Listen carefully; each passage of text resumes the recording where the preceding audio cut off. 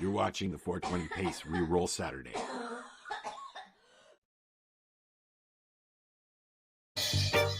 You're watching the 420 Pace. Stay tuned. We'll be right back after this toke.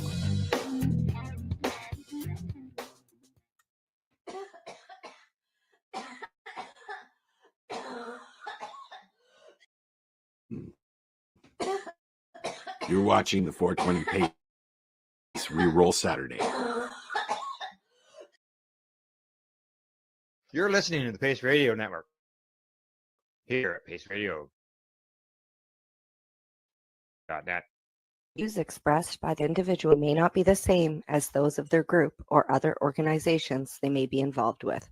All medical advice during our broadcast is not a medical opinion and should be checked with your medical physician.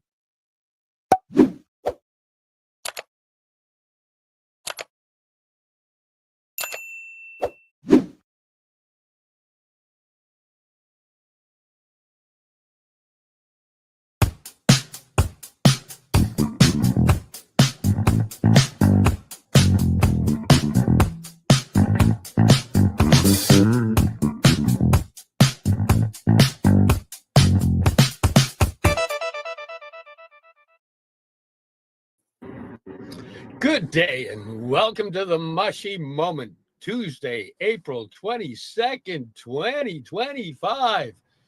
Man, that's a lot of twos. I'm loving it. 22nd, 2025, yeah. May 222025. Just flow. May, not even May, it's April. Oh my God, I'm jumping a month ahead. Oh, don't do that. They're already going way too fast. Yeah. Although we're in the good period where it's sunny, there's some warmth. I can walk barefoot on the beach. Water's still a little cold, but the feet can still go in there. It can be people out in British Columbia, I tell you, showing off. Well, you know, I wouldn't want to brag or anything. I'm sharing. I'm not bragging. I'm sharing it with you. I was out there not so long ago sending people in Nova Scotia pictures of my feet in the sand, and they were sending me pictures of 2 inches of snow on the ground. Yeah, I think I should have had bare feet in that snow showing it to you. Yeah, well, Chris and Nada tried, but just didn't work. Well, the other day I was at the beach making sand angels.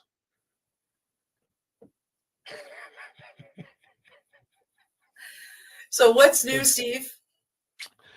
Let's see. Other than the shift in this weather that's actually giving us some vitamin D and some happy therapy from that gloom and gray and the rain and the I don't know. Been spending a lot of time with my dog. Mainly because she keeps yelling at me to take her out for walks. It's like, man, I thought I was supposed to be training her, but she's got me pretty trained. Yep. He's training you. Oh, plane. Yes. You might hear a few planes. They're repairing one of the runways at the airport, and apparently the planes are fairly loud. More than usual. So here in Nova Scotia, I have been, I've been involved with psychedelics now for healing since, well, for quite a number of years. Got heavily into it in 2021 when I went and jumped with Iboga, and been going pretty steady since. And, I've been looking for a community here in Nova Scotia because Nova Scotia is very quiet about it. There aren't a lot of people around. We don't have a lot of people in the province anyway. And a number of years ago, I found the Nova Scotia Psychedelic Society via watching the movie Dosed. And then I never really went back. And then here last year, at the end of last year, I think it was December, was my first meeting. I went November or December. I saw that they were doing a sharing circle. I had no idea what to expect, but decided, you know what, if I'm going to work in this field and I'm going to work here in Nova Scotia, I really have to, go in and meet these people and convene with them. This is my community. This is where I'm going to meet other integration specialists, other facilitators here in the area. So I decided to go. unsure of what to expect. And I walked in, and one of the co-founders, our guest today, was telling a beautiful story about one of his, I believe it was an ayahuasca ceremony that he was in. And he was very open and very honest with his story. And I walked in, and hearing his story brought me comfort, because I haven't had that kind of conversation with anybody at that point in time here in Nova Scotia yet. I haven't been able to sit down and go, oh, you did what? Oh, you did what? What was your experience like? Oh, that's so cool. I've done that plenty out in BC. That's kind of how you and I met. Like, come down to the Amsterdam and meet me. And we sat there and we had that conversation. It was blissful. And I'm finding that community here in Nova Scotia today. So today our guest is the gentleman that was telling that story. We had one of the co-founders of the NSPS on here, about a month-ish ago. And, we've invited the other co-founder on to tell his story, or stories, whatever he wants to share with us. One of that I've already gotten when I was at that meeting. And it made me feel very comfortable with this group of people. So, ladies and gentlemen, please welcome to the podcast, T.R. Appleby. There we go. Hey. Hello. What an amazing introduction. Wow. Yeah. Well, I could have told the dose story again, but that's really how I met you, and that's really how I found iboga was through you guys. And so yeah, to walk in and hear your story of Io was really cool that one particular night. That's that's amazing. I when you said that you went to dose and then you didn't really check back in for a while, my first thought was, yeah, there really wasn't anything to check in. We were scrambling to address COVID and like, how do we have this organization survive while all of this was going on. And then the other thing is so this organization existed informally from say 2016, 2017 until 2020. And in 2020, we had finally grown enough that we had enough people for a board. And when we were making that board, we very intentionally had medical professionals on that board. So when COVID hit, literally some of them were out in New Brunswick at a testing facility or dealing with other crises. So yeah, it's taken us some time to really get back on our feet, right? And that's right around when you came in. So I feel like we're on a new chapter of the Psychedelic Society, and I'm so excited at the people who are coming through our doors, right? Yeah, it's been exciting to be back and to be involved. I must, to be honest, before I get into my first question here, I have to say, when I walked into that meeting and it was the very large circle and we were storytelling, I felt at home and it was really beautiful. And I have to say that that's probably been my favorite meeting so far. It was just beautiful to have that community and that camaraderie and hear all of those stories from everybody. It was really magical. At some point when I realized that like I didn't need to talk as much anymore, people were doing it themselves. And I counted, there was well over 40 people there, which means one person was talking while 40 plus were listening. You could hear a pin drop, the silence. So many people were seen and had that attention. So, yeah, thank you for coming and being a part of it. And it's been such a long growing it. Like it's just. I need to hear these stories to remind me of why we're all doing it. Yes. Right. Yes, there were some beautiful stories told that night, and it got me very excited for being part of it. But one of the things that when we had Justin on, he talked about when you guys first started this community and what brought him and his thought process into starting this society. And I'd kind of like to hear that story from your side, the other co-founder. Well, I mean, I was in a quite low place in my life. It was my early 20s. I was in the middle of a pretty serious mental health crisis. I had just moved to Nova Scotia, basically separating myself from my family for a little while to really try to find my own grounding. Like I truly, I mean, it's hard going back to that point, but I was in a real crisis. And I ended up coming out here with Justin because I honestly didn't have any other options in my mind. And so after a couple of years, Justin we keep talking about how so much of our problems came from this isolation and came from the fact that we really didn't have resources to check in with what we were going on. Everyone around us were saying it's the mushrooms, it's the pot that's causing all of your problems. When for us, that was the thing that was finding us sanity. And we didn't have the community to teach about integration. I truly found out what that meant in like 2018, 2019, doing trip sitting at festivals. So come 2016, I have a pretty serious drinking problem, and Justin comes back from a psychedelic conference in New York City and says, I heard about these psychedelic societies, let's start one. And I go, of course, let's do it. I was really, frankly, desperate for community and really looking for a focus.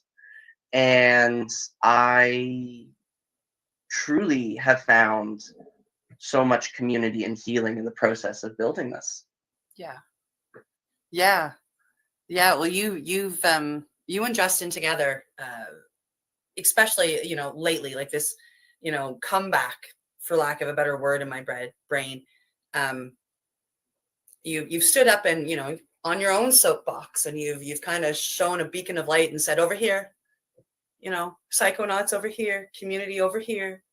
And you've got wonderful people like, I've chatted with, there's one of your board members who I keep telling her and I are going to be best friends. She doesn't know it yet, but she is an IFS therapist, and I am a facilitator, and I'm specifically with 5-MeO, and she's the right kind of integrate. We're going to be best friends, girl.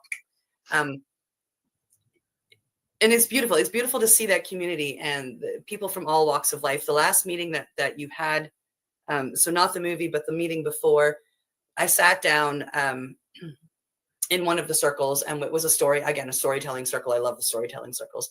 And there was one lady there, and if I had met her on the street, I never would have thought that she ever did anything. And, so when she starts telling her stories, and I'm sitting there just going, oh, I love you. It's beautiful. And then we had a couple of girls that went off to a retreat, and they told their stories, and you helped facilitate. You and Justin have brought this together, and you've put up the light, and you've enabled us to do that. And I think that's pretty beautiful.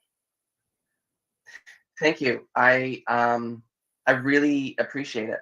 I do. And like I was saying earlier, these stories are so precious to me, hearing the effect on other people, because sometimes I'm so focused on trying to keep it all together. I mean, I've been a volunteer for this for so long that it's just easy on, okay, how do we get the ball moving forward? How do we get to the next step? And not really appreciate what we've done so far. I mean, it's small, but I'm hearing the ripples, right? I'm hearing people who come to the province for the first time and go, just Google Nova Scotia and psychedelics, and we come up. Yeah. And know that they're not alone. And that does me so much good, because when I came to the province, I wasn't alone. I had Justin, so I had one person. So it would have meant so much to me to be able to go into a group of people. Honestly, thinking about that, like me back then, is making me kind of like cry a little, like tear up. The idea of being able to walk into a room of 40 people and say, this is what's been going on with me.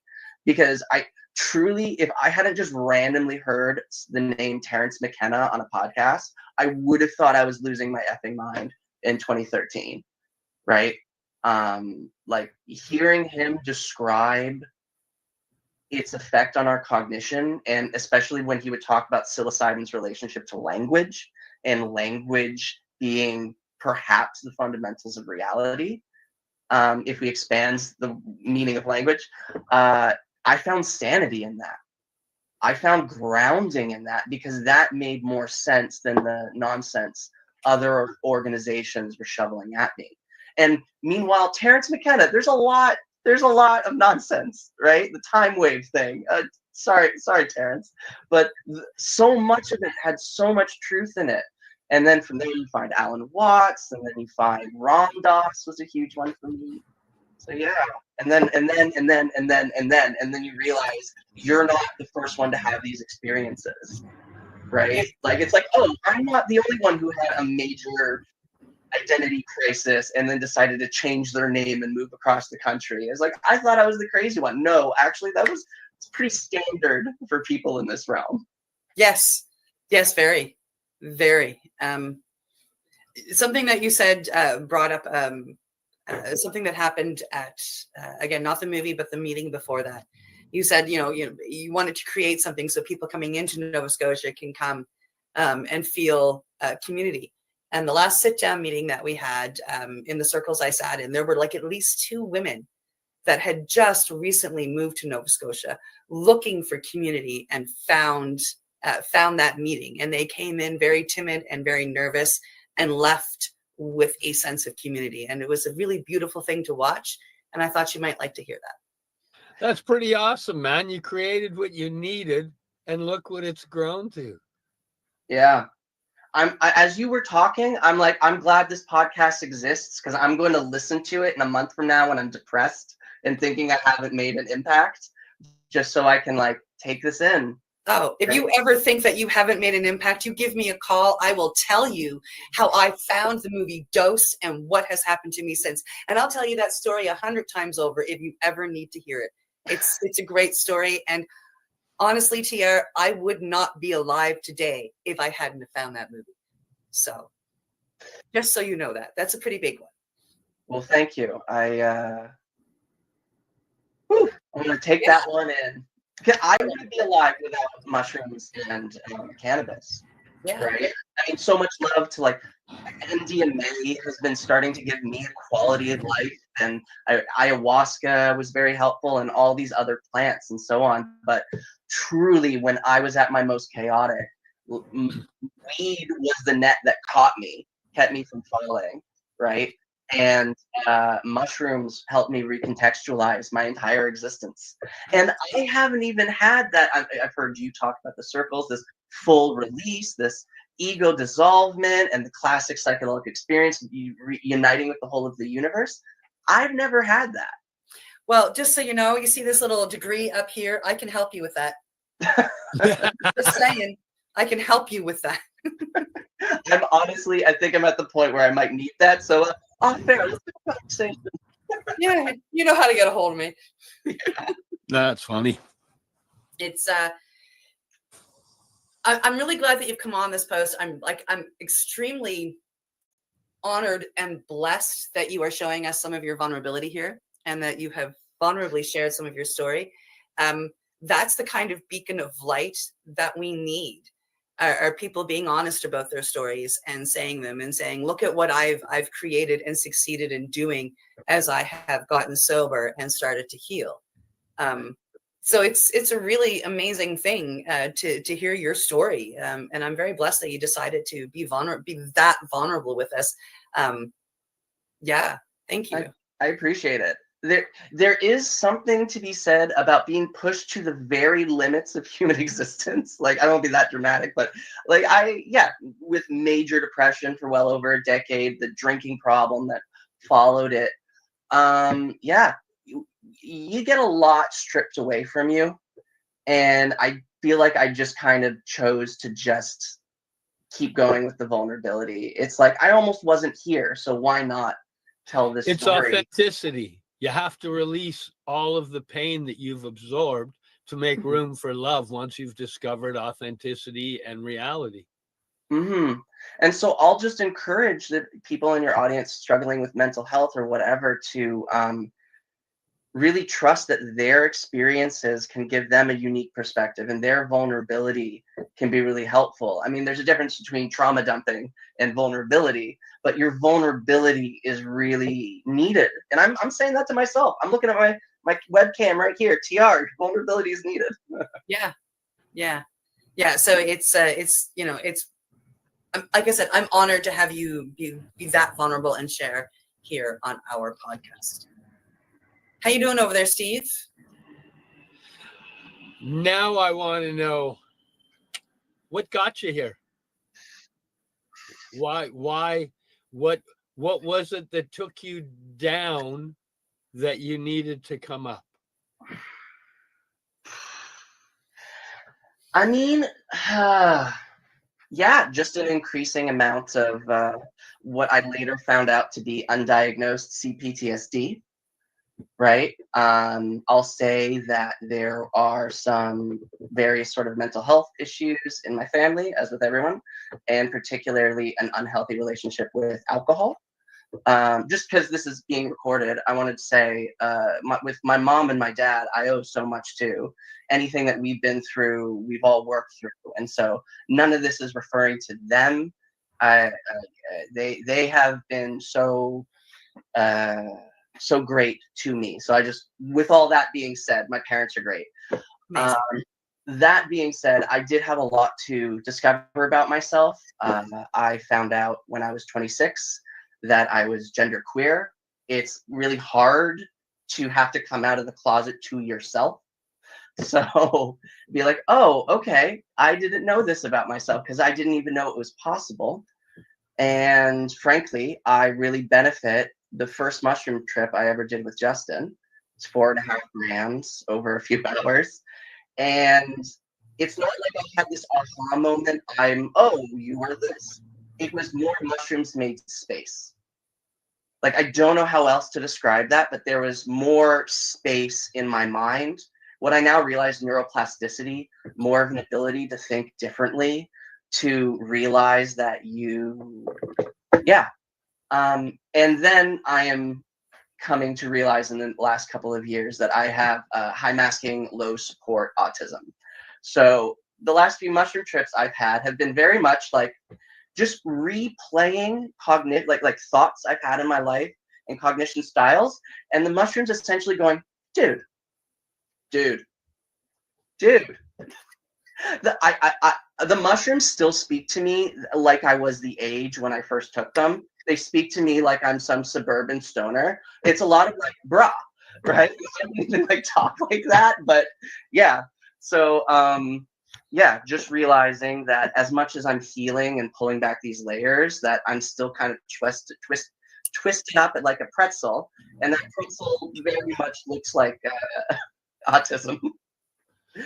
As Yeah. you processed each layer and came to the realization, were you able to look through your life and find those moments of weirdness that you'd noted in memory that didn't make sense, and now all of a sudden, oh, this batch makes sense?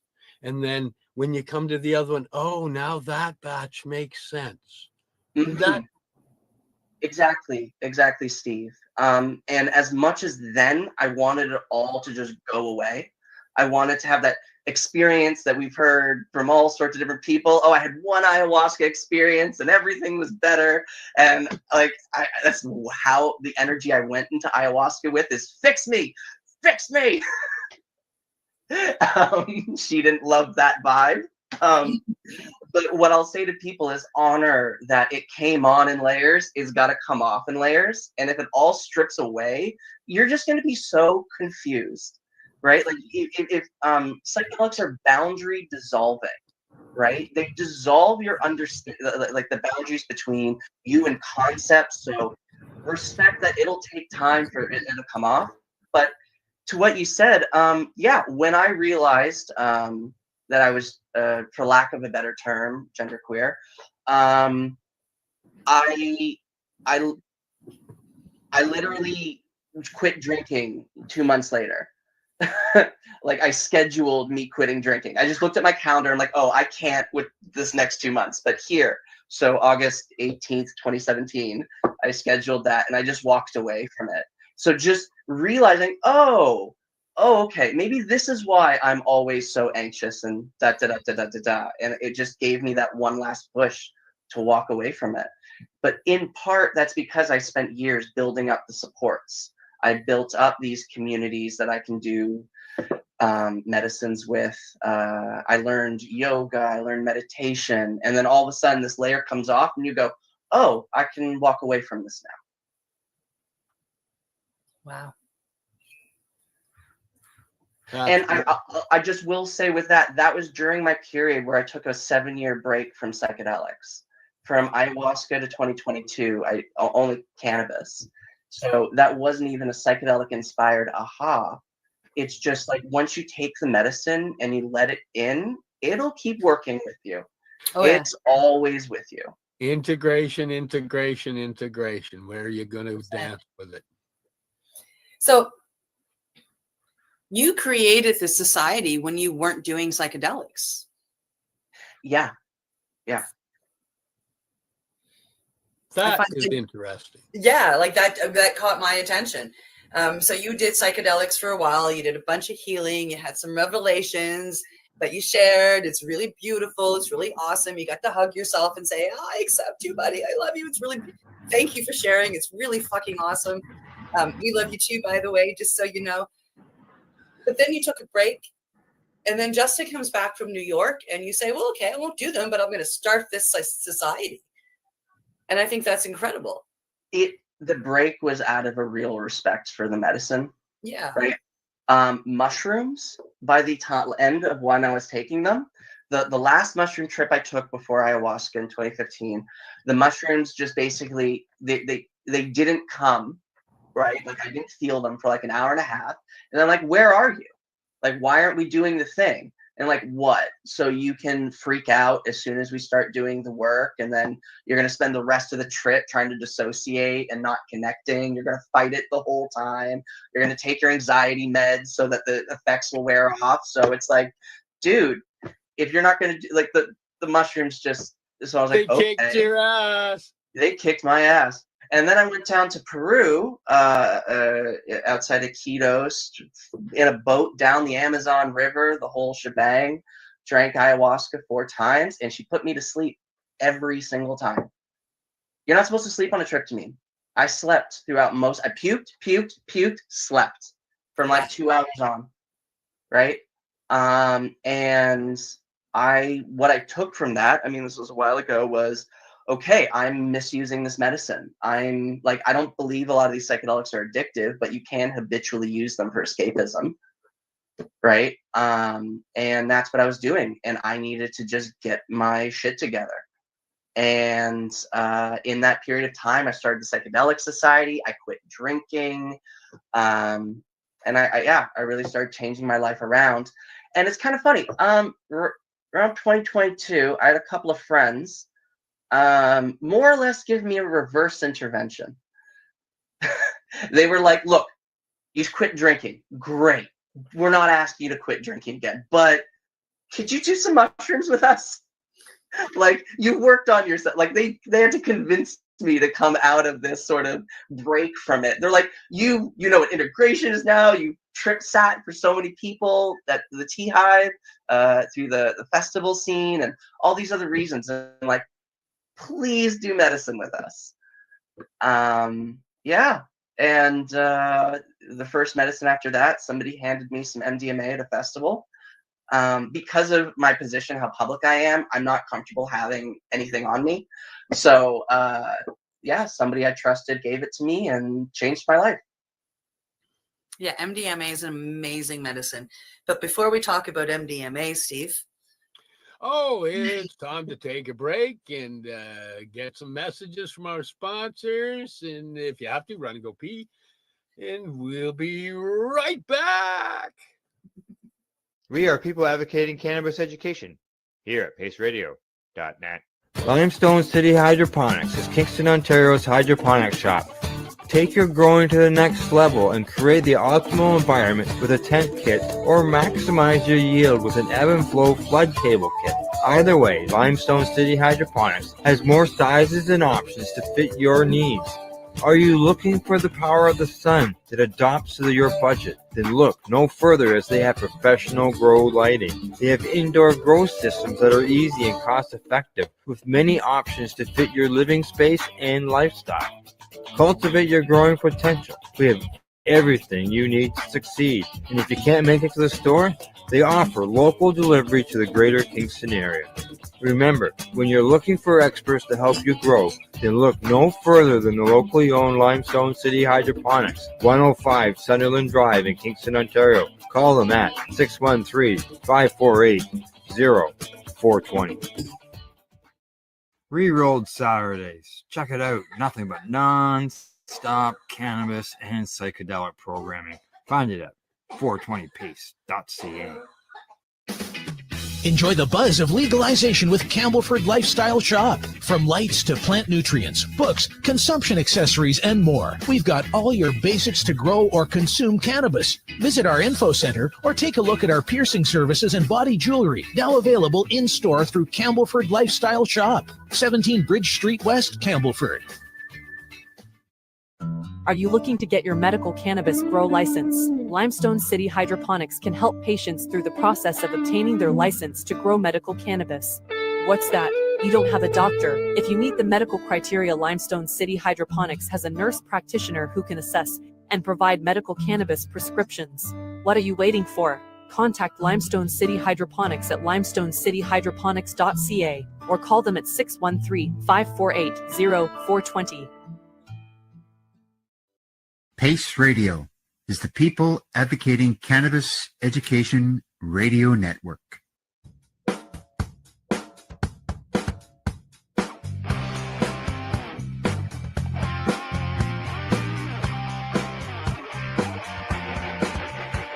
I'm having an awesome day, and I'm gonna make sure it stays that way. I'm having an awesome day, and I'm gonna make sure it stays that way. You're listening to the Pace Radio Network here at paceradio.net. And we're back. The ad disappeared, so I didn't know when it ended. It was a really weird little glitch. I waited till your face went, hey, it's time for you to. So we're back. It's been a technical glitchy day. Yeah. Oh. So we have been here. We have been chatting with T.R. Appleby, who is the co-founder of the Nova Scotia Psychedelic Society. And TR has been amazingly open with us, and it's been a wonderful conversation so far. I was just thinking when I ran out to refill my water bottle that, like, I've really been enjoying this conversation so far. So far one of my favorite podcasts. I've been enjoying this. I've been enjoying it too. I've got a pretty rough cold, like a sinus infection, and I've completely forgot about it this whole time. I'm just this is nice. It feels warm. I appreciate it. Yeah. So if we go back to talking about the Nova Scotia Psychedelic Society, actually, where were we before? I said let's wait and talk about MDMA until after. So let's talk about MDMA first. I assume that when this friend of yours gave you, this trusted source said, here, have some MDMA, you went, cool. Well, I don't want to hold it on my person, so I'm going to take it. Yep. Is that what happened? I was in possession of it for about 2 seconds. So that was your first MDMA experience? Yeah. It was 2022, right? Coming out of COVID, that was really, really hard. I'm also, my grandmother's Ukrainian, so that's when that all started. It was really challenging. A bunch of other really hard life stuff going on at that time. So I feel bad that it almost took all those rough things to get me to open myself to this medicine. But yeah, I took it at a festival. I'm not much of a dancer. I'm not much of a social person. The autism is showing itself. But I was like, okay, I'm going to take this drug. I've heard a lot about it. It's going to make me want to dance. It's going to make me want to connect with people. And it's going to help me take the stick out of my ass, which is what everyone's been saying for the last 30 years. And then I take it. And then I just I'm realizing I'm around a bunch of people who are drinking, and I don't like people drinking. There's a ton of loud noises that isn't my kind of music, and I just felt really uncomfortable. And then about a thought popped in my head. It's like, well, I can go back to my tent. I've got Star Trek on my iPod, and I've got lentil soup. And I'm like, oh, Star Trek and lentil soup. That sounds really great. So I start walking the 20, 30 minutes back to my tent. And by the time I get there, I just keep on walking. And I checked my pedometer, about 12 and a half kilometers that night, just through the parking lot, in the dark, just sitting with myself. Oh, you went quiet. We totally lost your voice. Can you hear me? Oh, there, you're back now. Okay. The point is the idea of me being alone in the dark would terrify me, but for some reason the MDMA was making me comfortable with myself, and I had the negative thoughts still running through, but they were almost at a distance, so I could choose new thoughts. Right? I was still sitting with my bullshit, but I could choose new directions. I also had it was a lot of compassion for myself. It wasn't turning me into somebody else. It was me loving who I am and not having the tolerance for the bullshit that I would put up with to just be a part of other situations.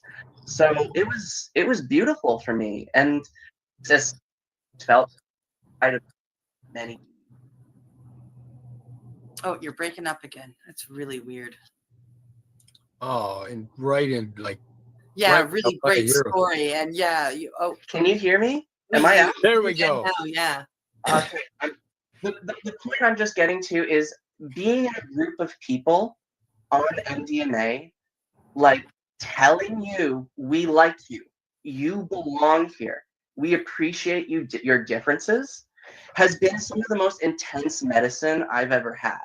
Right? And it's not the MDMA is making it happen, it's just letting me hear it. Right? And yeah, powerful medicine. Wow.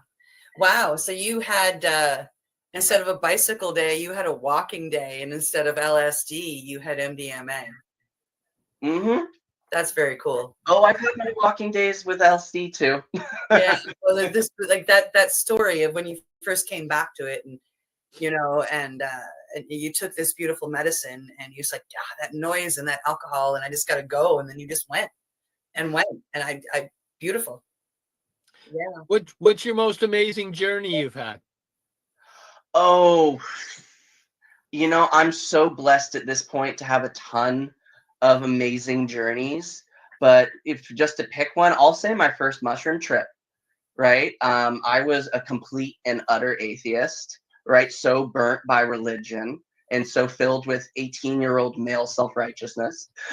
And after looking at the dark side of the moon, which for me, if I were to chase back my psychedelic history, it's Pink Floyd and Alan Parsons Project.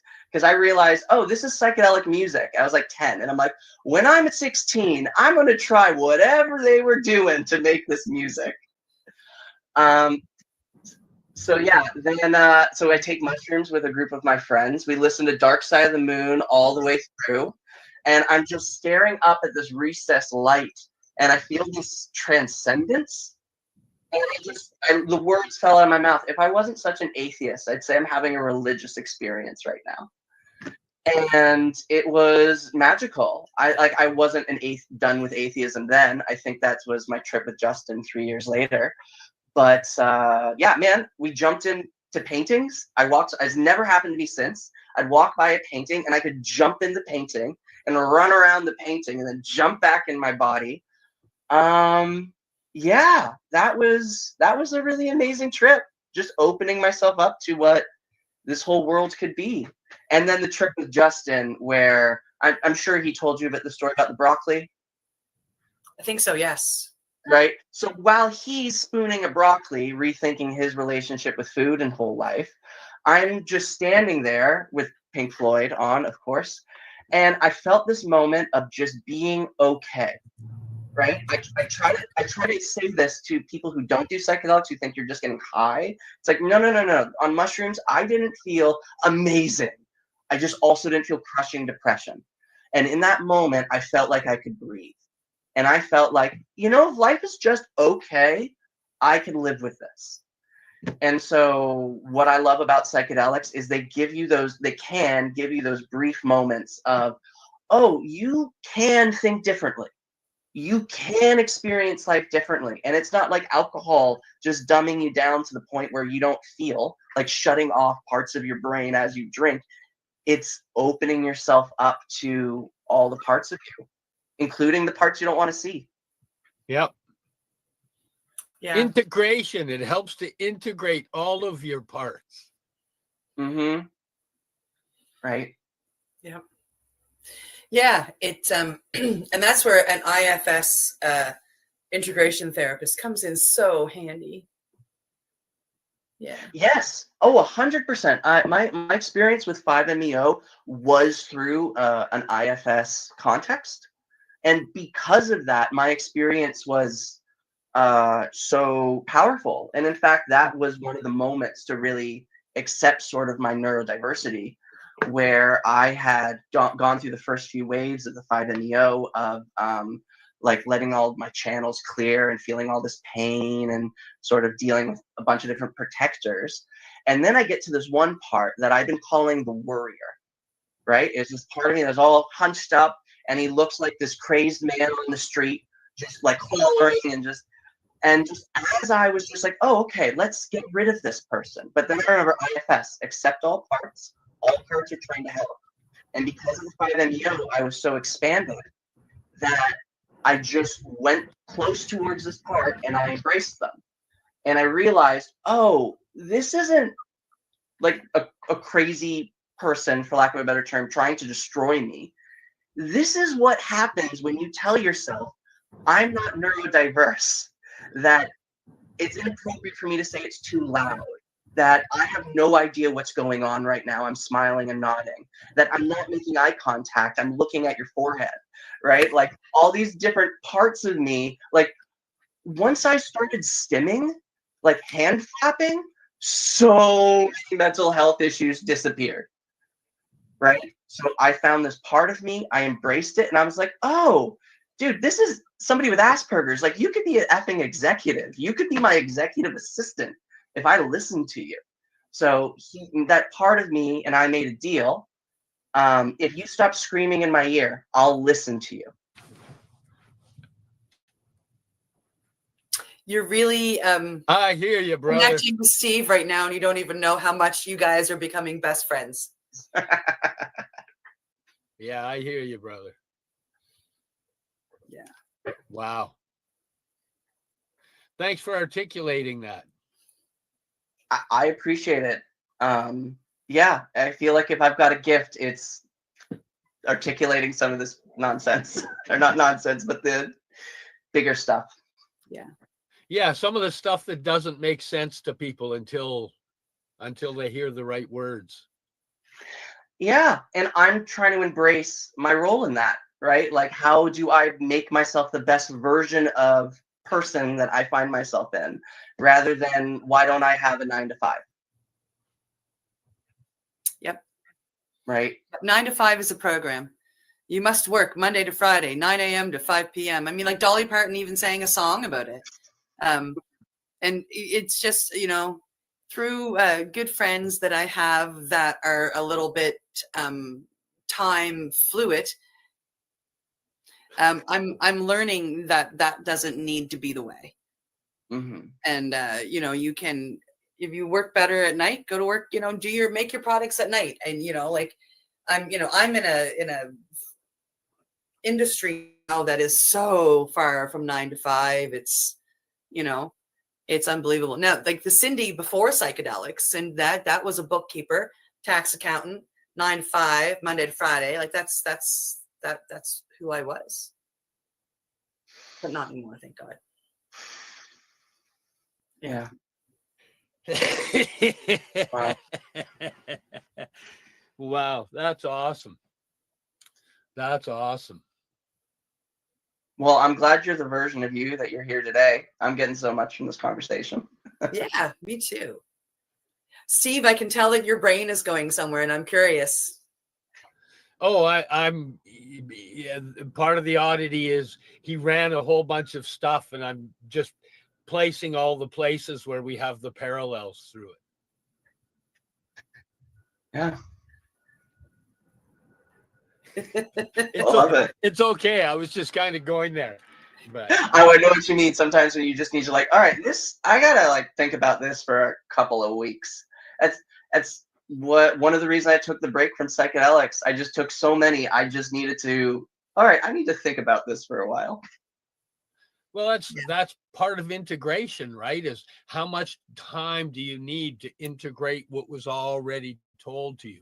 You've got to get it with your brain. You've got to get it within your system, your daily routines. Like integration is not just grabbing the info and leave. I've had a head full of data for years, but it wasn't until I started acting on the data and living in harmony with the data that anything made a difference.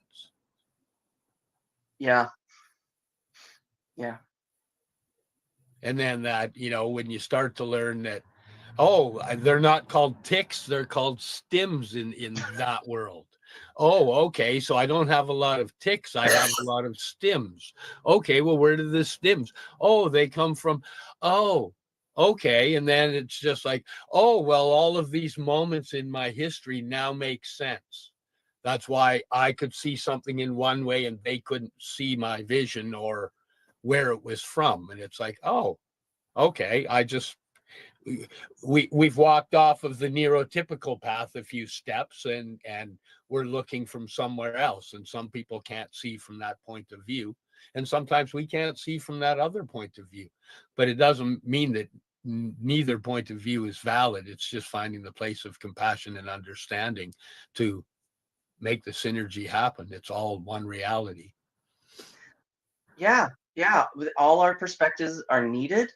And I'm starting to find, especially in the psychedelic community where people are interested in perspectives and healing, like our perspective is valued, right? Like when we start owning the way that we see the world, like neurotypicals can really benefit, and like other neurodiversities can really benefit from, like, oh, you experienced this way and you created this adaptation, so I can do this version, or give me permission to be this version of myself. One of the things that I love about 5-MeO is how somatic it is, right? Like dropping in from that data, which is wonderful to assess, but then dropping into the body. Like I didn't realize what that even meant. I had lived such a life in the head. So you can't do it until you've experienced it. So it's these moments of what is it like being in my body? And then the data, as great as it is to gather, you don't necessarily need it in that moment because you're just feeling intuitively. That whole me hugging the neurodiverse part of myself I ignored, that wasn't conscious. I mean, that was just a flow. That was something that was happened. I had taken so much 5-MeO. If there was choice in that, it was just to let it happen. Right. So that's surrender. Yeah, surrender, get out of your own way. Yeah. One of the first things that before I sat with 5 for the first time, I was told, like, just, like we did the practice of surrender. And we talked about surrender, like going into it. And they said, and listen to yourself, because in those moments that you are in 5, you are going to be incredibly honest with yourself to a point that it's many people. That's one of the things that scares people about 5-MeO or other psychedelics, but 5-MeO really friggin', like, I mean, when you do an ego dissolution, it takes you there, whether you want to go or not. And, it can be scary for some people because now we have to go face the truth, and we have no choice but to face the truth. And, it's hard, but then you're also talking truthful with yourself. I was very lucky, and the people I sat with the first time, my first facilitators, let me record the entire session. So I've got it all recorded. So whenever I think that I don't love myself, I can go get my little, tablet, which is where it's recorded on, and I can hit play, and I can hear how 5 took me from somebody who truly hated herself to somebody who was falling in love with herself again, inside 20 minutes. And it was incredible because for me, what happened, and I wouldn't call myself an atheist, but I don't believe in organized religions. But for me, what happened is I took the 5 and I vaped it, and I did a handshake dose. And for me, I'm an extremely sensitive person. So a handshake dose was more like a hug dose for me, like it was quite up there. And it shot me. And depending on who I'm talking to, I will say I was shot into the universe, but truly I was shot to heaven. I was shot into heaven, and the creator, God, Mother Earth, the universe, whatever you want to call that entity, wrapped me in a weighted blanket of love and whispered to me that I was love until I finally yelled it back to them, teaching me that I am love and I need to love me. And then I did 2 more vapes, which were beautiful. And it was just absolutely spectacular. But what I came away from that was the first vape, my first vape ever. I met the creator and I learned how to love myself for the first time in 44 years. That's, yeah, that's beautiful. Thank you for sharing that. It really can turn things around like that. I mean, then we have, like we said, the integration work to do. It's not a magic fix, but yeah. Wow. Yeah, it was taking that into integration and learning to hold on to it. Learning that I truly deserve that feeling, and the fact that I have it recorded, it's just absolutely spectacular. The fact that I can keep going back to it, it helps me to, spice up that integration years later. And then my last 5-MeO that I did in Toronto when I just went, the facilitator there recorded everything for me as well. And that's where I found confidence in myself. And I'm working on integrating that because the confidence is coming and going, but it's never actually been there before. So the fact that it's coming at all is a beautiful thing. Contraction and expansion. Everything has to come and go. There'd be no flow.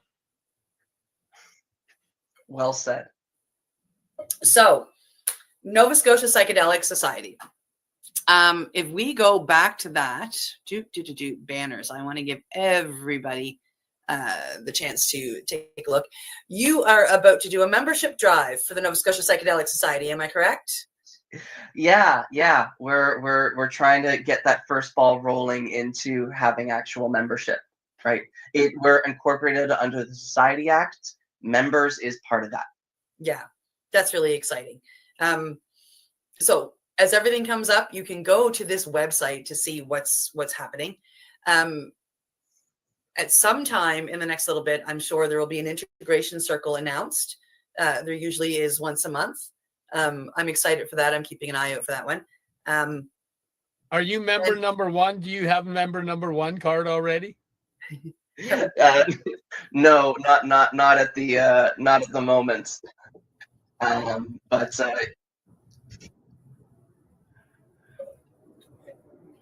yeah. Oh, we lost you again. Oh, we lost the volume again. All right, can you hear me now? You're back.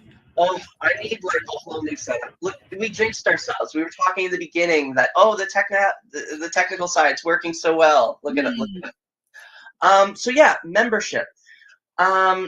Basically, right now, what it's just going to look like is a way to get anyone who makes a monthly donation is considered a member, a community member, and then it's going to take a little bit longer.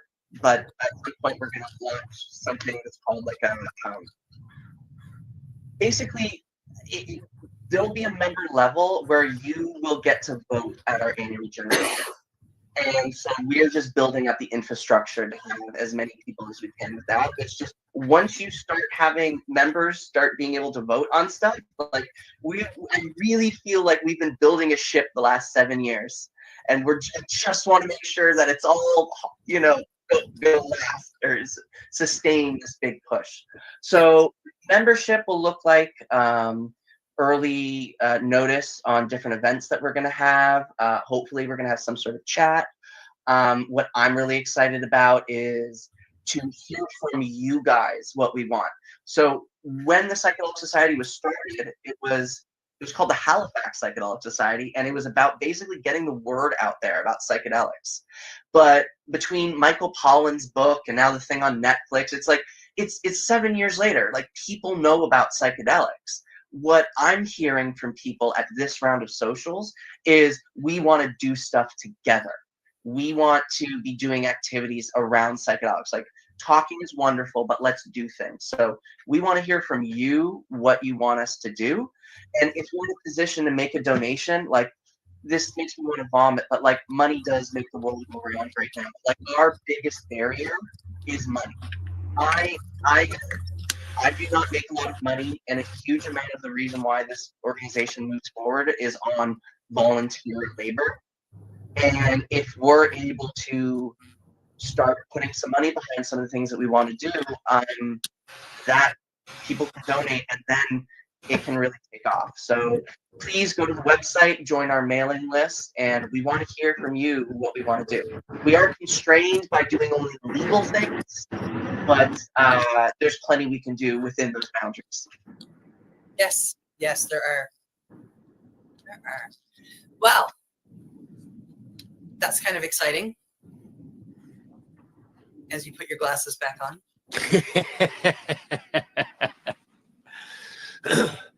I just keep thinking I don't know of any Richmond psychedelic society.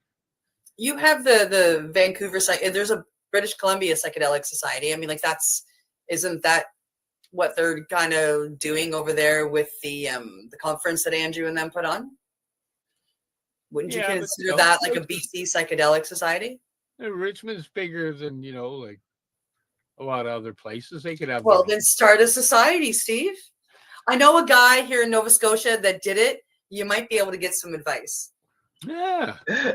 Well, I'll say, unless you actually want to have a bank account, you can do a lot just with a Facebook group, right? Putting Facebook group and a meetup, putting posts on meetups and other ways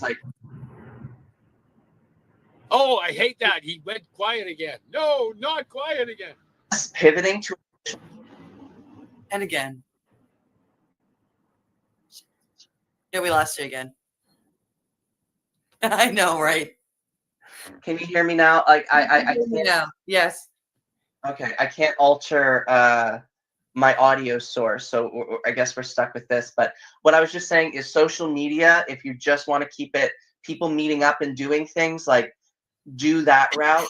Pivoting to a nonprofit added 5 years to our journey, right? But the ultimate goal is we want to provide major services for people. We want to have a membership that we have thousands of dollars in our bank account. Like we've talked about doing an in Halifax harm reduction center. That's one of our long-term goals. It's kind of why we became a nonprofit, is to have a bank account so we can get big enough to do by donation or for free harm reduction center. For anyone who I would love to bring one of Dana's Get Your Drugs Tested centers down here as well. It goes hand in hand with harm reduction and, like a consumption site, a safe consumption site. I think that they are all needed, and not just in Halifax, but I mean, I think that, to start, Halifax, Sydney, and Yarmouth are these centers should be one in each, and spread across the province eventually. But I agree with you, these are not free services. They are not cheap, and having the equipment and having the know-how and having the knowledge, and for a safe consumption site, having the right people there, it can cost money. Oh yeah. And for anyone out there who is interested in this, and especially academics, we thought one of the best ways to start this was to do a study on the effects of psychedelics and cannabis on its toll on emergency rooms. Because if we can come at this from a data perspective, saying to the province, we can save you money, and you guys aren't trained to deal with someone on acid, and you don't want to deal with people on acid. I do harm reduction at festivals, and the first aid who trusts us love us, because they don't want to sit there with someone for 8 hours going through an emotional crisis. But that's what we're great at. And right, so academics who want to do studying like that, please contact us or do the research on your own, and then we can go from there. Yeah. Oh, is it almost that time? Anytime. This is a really great conversation. Oh, okay. Hey, you have to come back and chat with us again, TR, because I've really been enjoying this whole thing. It's been an educational, lively, and full of emotion and vulnerability podcast, and I love it. Thank you so much. Yes, thanks very, very much. This has been awesome. I really enjoyed it. I don't know quite what we did, but I think it was really nice. I really appreciate it. Thank you for letting me talk. Awesome. It's that time. We've got to say goodbye. Thank you guys for joining us. Thank you for joining us, TR. Again, I thought it was absolutely incredible. You shared a lot of valid information, and people that are looking for hope, all they need is a spark. And you dropped a lot of sparks in this podcast. Thank you. Stay tuned for our sponsors, and we'll see you next week. Much love from the Mushy Moment. You're listening to the Pace Radio Network here at paceradio.net. The opinions of the individuals during this broadcast are their own and may not be the opinions of their group or other organizations they may be involved with. All medical advice during our broadcast is not a medical opinion and should be checked with your medical physician. Enjoy the buzz of legalization with Campbellford Lifestyle Shop. From lights to plant nutrients, books, consumption accessories, and more, we've got all your basics to grow or consume cannabis. Visit our info center or take a look at our piercing services and body jewelry, now available in-store through Campbellford Lifestyle Shop, 17 Bridge Street West, Campbellford. Limestone City Hydroponics is Kingston, Ontario's hydroponics shop. Take your growing to the next level and create the optimal environment with a tent kit, or maximize your yield with an ebb and flow flood table kit. Either way, Limestone City Hydroponics has more sizes and options to fit your needs. Are you looking for the power of the sun that adapts to your budget? Then look no further, as they have professional grow lighting. They have indoor grow systems that are easy and cost effective, with many options to fit your living space and lifestyle. Cultivate your growing potential. We have everything you need to succeed. And if you can't make it to the store, they offer local delivery to the greater Kingston area. Remember, when you're looking for experts to help you grow, then look no further than the locally owned Limestone City Hydroponics, 105 Sunderland Drive in Kingston, Ontario. Call them at 613-548-0420. We are people advocating cannabis education here at paceradio.net.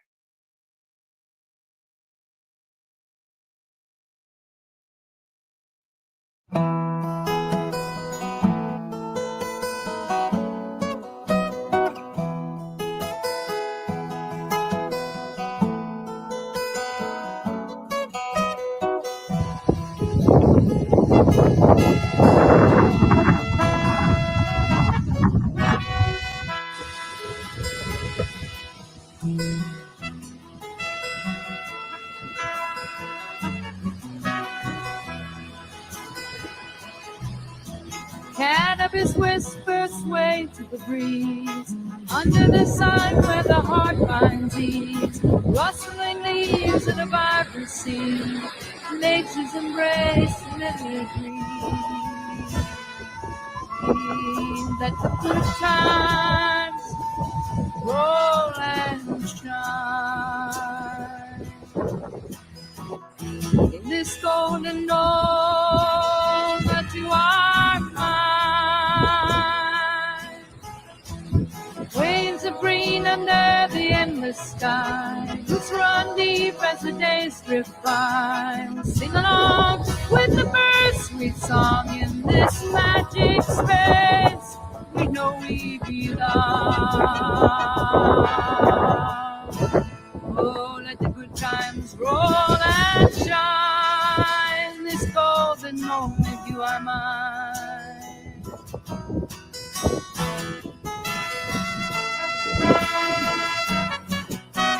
Rolling hills with the sun on our face, every spirit's in this sacred place. Every action, every moment we find, with heartbeat our souls intertwined. Let the good times roll and shine. In this golden moment, you are mine.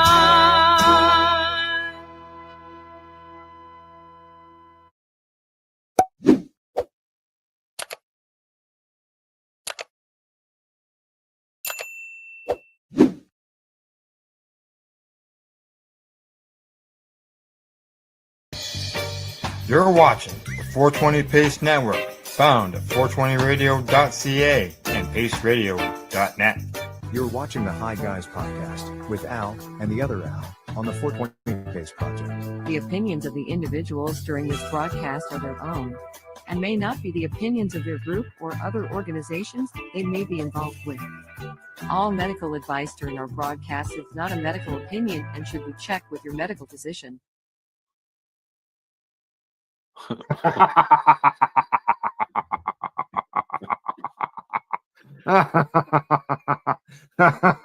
Well, guys, if you can't hear us now, this is what the third attempt. They say 3 times the charm. All right, here we go. Okay, can you hear us? Can you hear us? This is what the third attempt. They say 3 times. Hey, I can hear myself. We can hear us. We can Hey, hear we're back. We're back. We're back. Hello. Hey. Can you hear us now? Hello? Hello? Hello? Hello? Hey, I can hear you. All right, buddy Weeds. Thanks, buddy. Hello? Hello? Hello? Boy, All well, right, hey, we're here well, now. 3 times the charm. Third time charm. so- You are a naysayer, Al. I just want to say you said no, it's not going to work, but we'll try again because you're a naysayer. Can you hear this? Can you hear this? It's cold. It's cold. Yeah, but because you of all see, of these things. now it does say it's a Facebook. It was not Facebook, but it was just It was a issue StreamYard there. issue. StreamYard. Yeah, and looks like maybe we just finally got it there. And Buddy Weed says, "Hi guys." Yeah. At least now you can hear us, buddy. At least now you can hear us. It's not the silent show. Like the old silent movies. Okay, now I got to roll a doobie. Yeah. Hopefully we don't drop at any time though. Shh, you naysayer. Oh, I see what happened. 1, 2, 3, 4, 5, 6, 7. Oh. Here, I'll let me look and I can add it. You gotta drop one because what do you call it? Didn't load, so I'm changing it, and now it's loading. Oh, okay.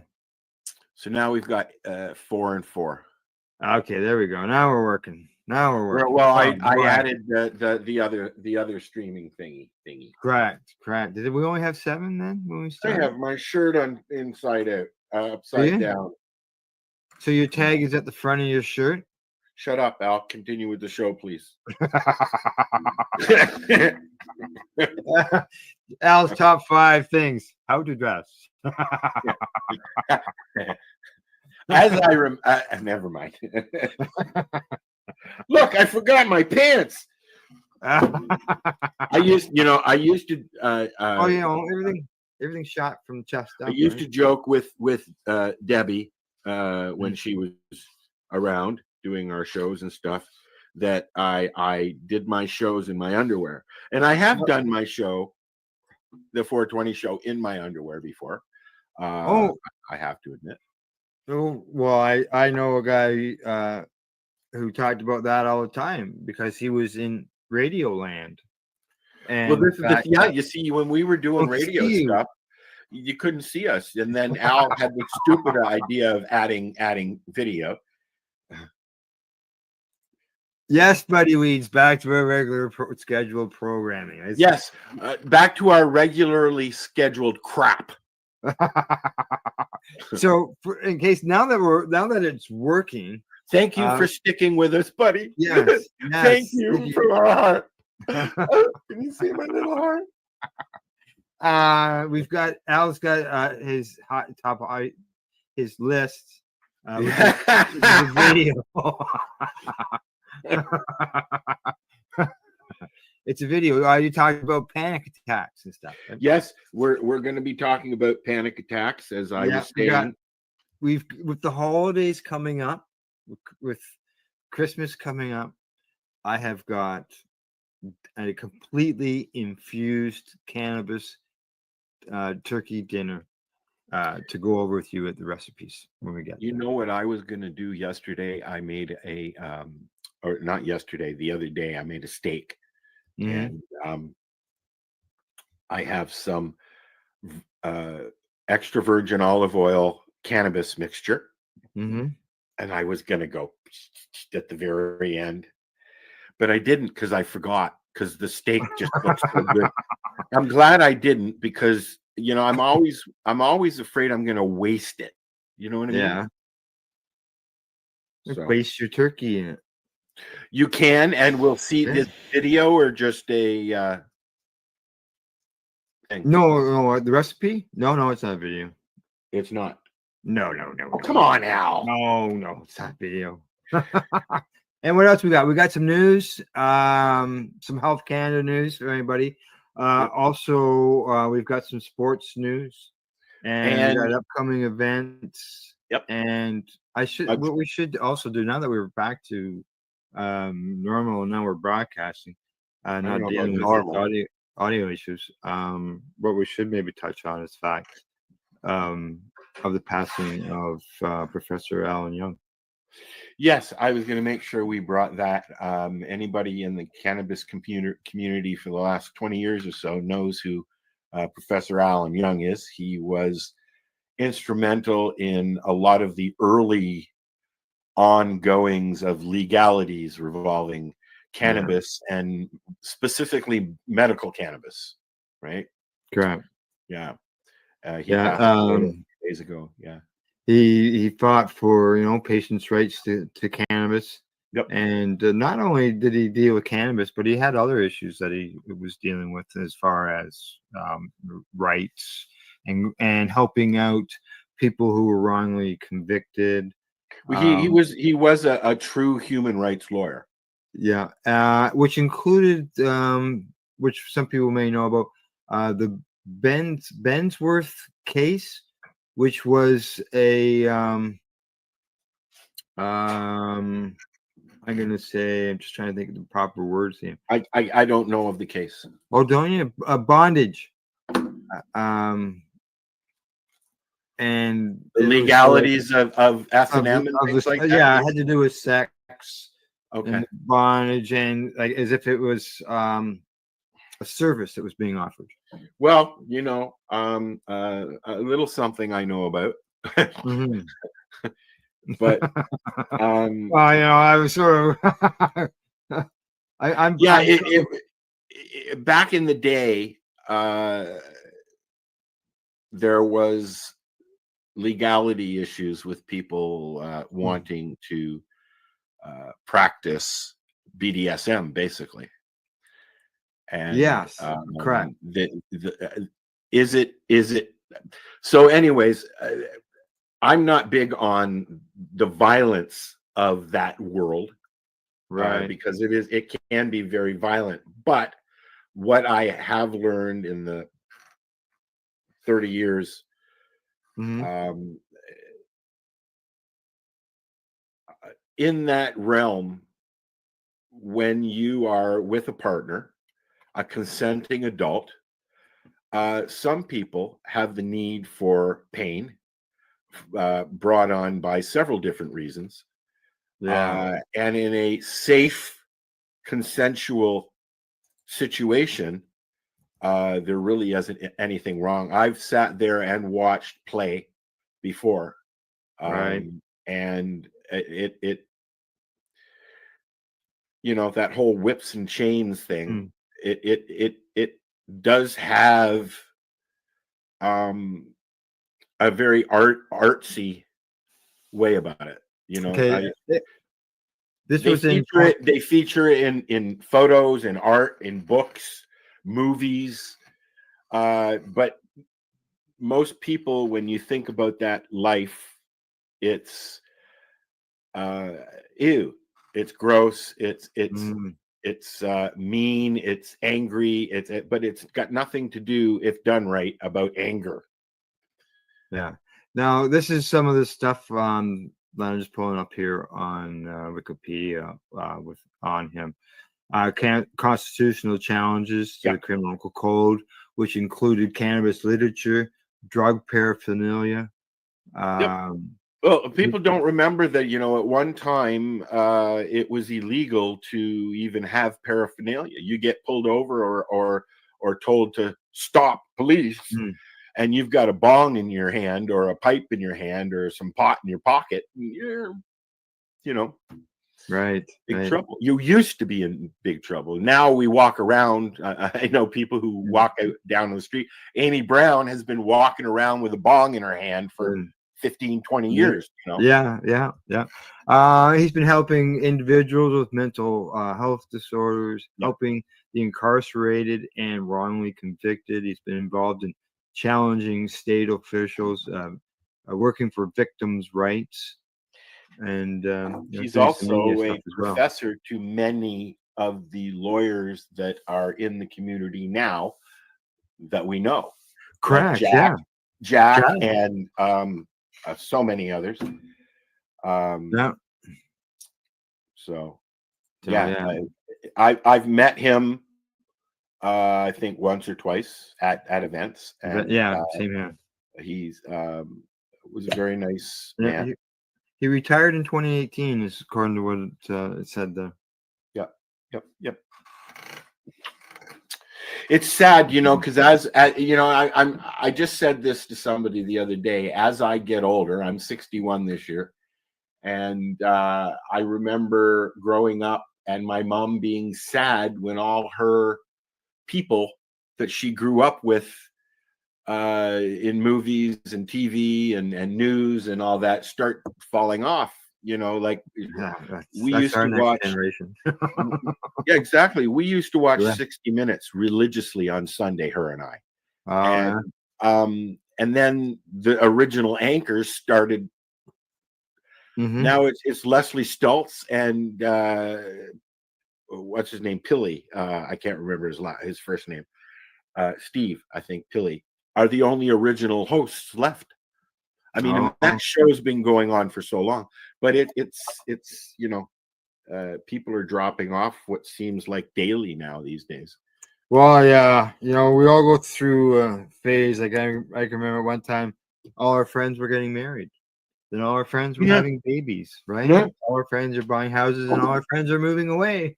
Now all our friends have bad backs and shitty knees. And, yeah. and we can't. And we sit around. We don't go for walks anymore. Yeah, right. Oi! All right. Nurse!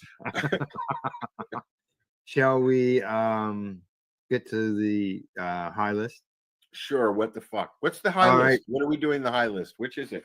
What was the video you talked about with I have panic to- attacks and stuff? Yes, I've got it. I'm working on it now. Okay, I'll start the intro. You ready? You let me know. You go ahead. Okay. All right. Start it. And Here we I've got the video loaded here. Okay. Here's all 5 seconds of it. It's certainly high on the list. Now, I just want to say, I don't remember what I was going to say. So let's watch the. Watch the video. So I suffer from panic attacks. Unfortunately, fortunately though, because of my microdosing with shrooms, I don't get them as often as I used to. This used to be something that happens when I'm going out, when I'm about to go out, when I got an event, this and that. I have panic attacks. So I thought today that we would watch how to help somebody having a panic attack. It's 8 minutes long, so it's a little bit long, but yeah, hey, we'll sit here and watch it with you. Alrighty. I'm Joe Walls, and I'm a psychotherapist at My Therapy NYC. And today I'm going to talk about how to help someone having a panic attack. What is a panic attack? Over 6 million adults in America, that's roughly 2.7% of the population, have panic disorder and experience panic attacks repeatedly. However, as many as 1 in 5 adults may experience at least one panic attack in their lifetime. A panic attack is a sudden, intense episode of overwhelming fear and anxiety. A person's brain and body undergo a fear response, but without the presence of any actual threat. Essentially, a panic attack is a false alarm. The body of the sufferer is unnecessarily going into the fight, flight, or freeze response. Along with being frightening, panic attacks can be confusing, often with no clear cause or way to predict an onset. They may occur in high stress situations, but also when a person is calm or even when asleep. How to recognize a panic attack. First, it's important to note that a panic attack can often resemble a heart attack to an outside observer, or even to the person experiencing it. When encountering someone who seems to be having a panic attack, you should first try to determine whether the symptoms have a physical cause or are the result of heightened anxiety or fear. Not everyone experiences panic attacks in the same way. If you know that a friend or loved one experiences panic attacks, it can be helpful to ask them what symptoms they experience. Generally, panic attacks last 5 to 10 minutes, often reaching peak intensity by the 10.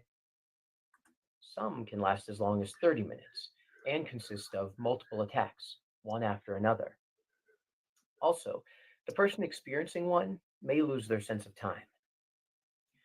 Here are some of the symptoms that may be part of a panic attack: abdominal distress, chest pain, chills or hot flashes, a choking sensation, dizziness, feeling like you're going crazy, like you're dying, feelings of terror, dread, or doom, heart palpitations, numbness, shaking, shortness of breath. What to do to help someone who's having a panic attack? Remain calm. It may be scary, but try to stay calm. Talk in a calm voice and reassure the sufferer that you won't leave, it won't last long, and that they're safe. Learn the warning signs and symptoms that were outlined earlier. Breathing. Engage in calm, slow, normal breathing that the person can mirror, but don't call attention to it. And do not use a paper bag. That could lead to hyperventilation. Name it. Gently identifying the event as a panic attack can help give the person context for what they're experiencing and help alleviate any fear caused by a new or unknown sensation. Ask how you can help. If this often happens to a person, they may have a standard coping mechanism. You may want to ask in advance if it's a friend or loved one. Also, you may receive a curt response. Don't take offense. It can be difficult to behave logically or politely when suffering a panic attack. Also, the person may want you to leave.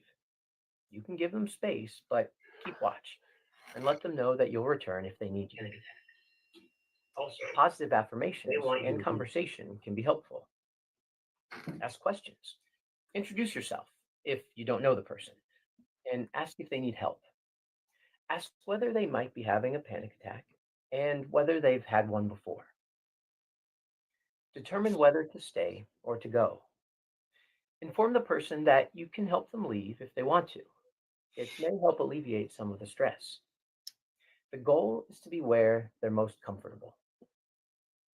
Offer positive, supportive words. Being kind and non-judgmental helps the person to feel safe and to understand that you're there to help. Validate their distress. Offer an empathic response, letting them know that you recognize the difficulty they're facing and are there to help. Help them stay grounded. Assist the person in focusing on what is really happening around them rather than what they fear they're feeling.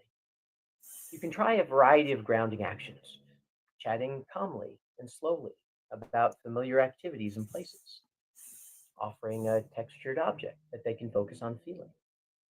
You could try the 5-4-3-2-1 technique, focusing on things that are in the room and the different senses. 5 items to see, 4 objects to touch, 3 noises to hear, 2 different smells, and 1 taste. Focus questions. What's the day of the week? What's your location?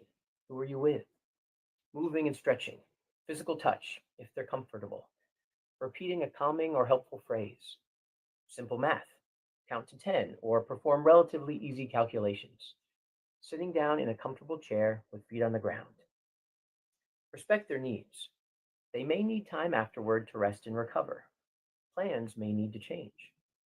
Alternatively, if they are up for the plans, continuing with those plans can help reinforce the idea that they can survive a panic attack and continue with their lives as normal. Encourage and assist in finding help. When the attack is over, later, help them find a licensed mental health professional. Recommend self-help books that you may be familiar with. Help them find related support groups. Help them look for other support resources, including organizations like the Anxiety and Depression Association of America. What not to do when someone is having a panic attack. Don't compare panic to common fear and stress. Panic attacks are more severe and may be difficult to understand if you haven't had them before. Don't shame or minimize the person or their experience. Similarly, avoid being critical or judgmental. Avoid saying things like, just relax. There's nothing to be afraid of. You're upset over that. What's wrong with you? Don't say those things. And don't make assumptions. Ask what they need. Don't just assume. And don't give advice. Some techniques, if new, could backfire, like some breathing techniques could lead to hyperventilation. Don't tell them how to manage symptoms. Just try to assist. When to get help. Generally, time and support are the best things to provide until the attack passes. It may feel like it isn't enough, but it often is. And calling emergency services when they aren't needed can make the situation more stressful. As mentioned before, a heart attack or other serious condition could possibly be confused with a panic attack. Try to be mindful of when you may need to call for medical assistance. Here are some of the factors that may indicate you need to call 911. The person never had a panic attack before. They're experiencing chest pain that feels like squeezing, not stabbing, and it moves to the arms and shoulders. They're experiencing chest pressure that lasts more than a few minutes. Their symptoms last for more than 20 minutes and get worse rather than better. They're vomiting. They're losing consciousness. That brings us to the end of our discussion today. Remember, panic attacks can be very frightening and stressful, both for the sufferer and for someone witnessing them. I hope you found this video helpful, and I'd like to invite you to share your comments and thoughts and questions below. And for more information, check out our website at mytherapynyc.com.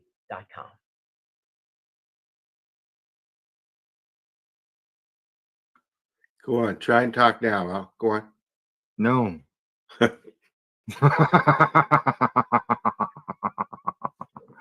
So very good information there. Yeah, I think so because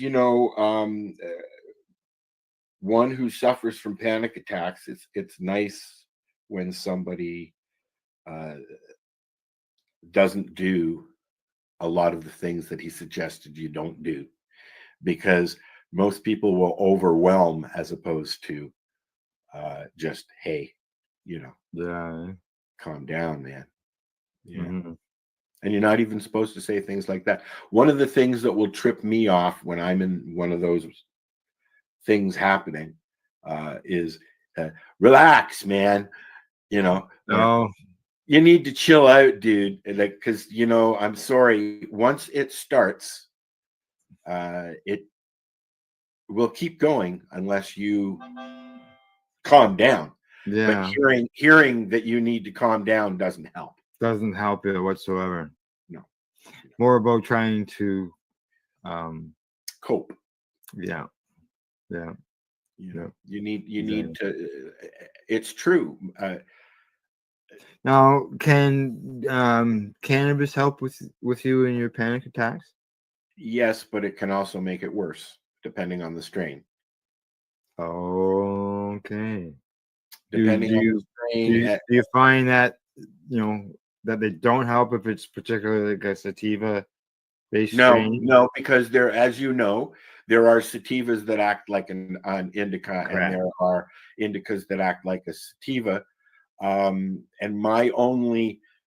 if cannabis is setting you off the strain that you're using, one of the reasons I get more than one strain when I get is because when one strain's causing issues or not helping relieve another issue, I'll mix it. And then usually you can find a happy balance. Good. Just so you know, Buddy Weed says great information and thank you. You're welcome. There you go. All right. Yeah.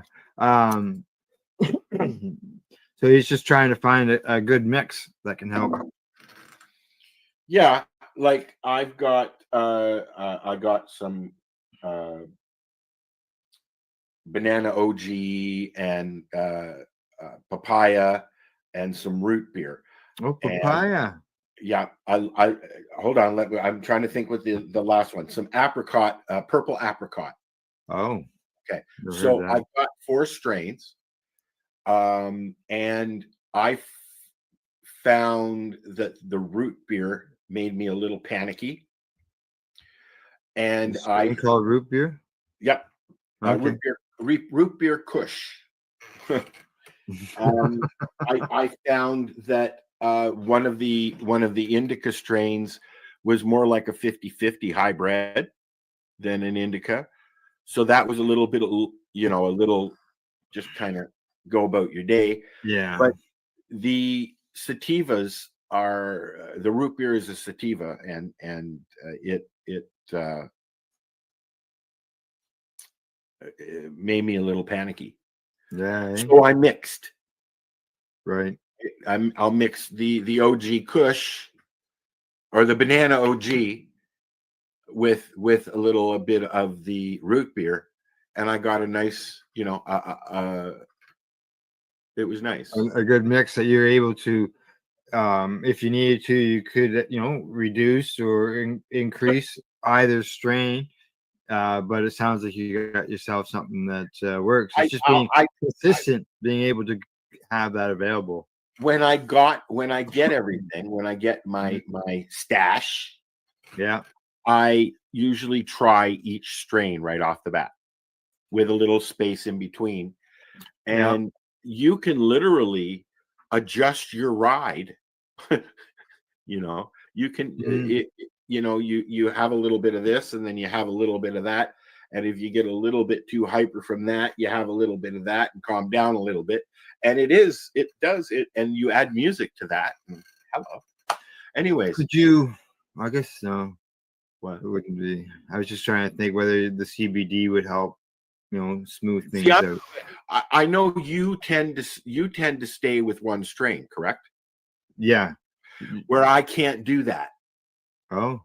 I can't. I have variety, but I do have my main strain crap. Yeah, I mean, there are strains that I like and that I'm going to grow so that I always have it, but I can't. I tend to get a little grumpy when I use the same strain a lot. Oh, yeah. Right? Just because the variety. Yeah, I get used to it. And I've learned that, there really are strains that you can do morning, afternoon, and night. Mm-hmm. And then there are also strains that will knock you out. Yeah. So but let me just say, it depends, that each strain that you use depends on the person that is using it. When that first time when you got stoned and you didn't like it, probably because it was a shitty strain. Oh yeah, more likely. Yeah. And I know people who are like that. Negative, actually. I have had negative effects from strains that I've smoked with you at an event, and nobody knew it. And nobody knew it. Well, I guess maybe you did, but you can just get really high. Holy fuck! Come on. Yeah. That's when I go outside and I get some air and I switch strains. When a friend says to me, I'm really depressed, or I'm really hyper, or I can't calm down, I'm like, and they are over consumers, some people would call. I always say, jokingly, but I mean it, switch strains. It's time to switch strains, because I know when I use the same strain for too long, it affects me. Yeah.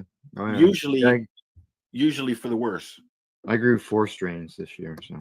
Well, and that's what I once I get into a cycle, I hope to always have 4 strains available. Good. All right. Do you feel like some You feeling a little hungry? Yeah, I've only had a toasted cheese sandwich so far. All right. Well, I got the recipes for you just to cure that munchies. All right.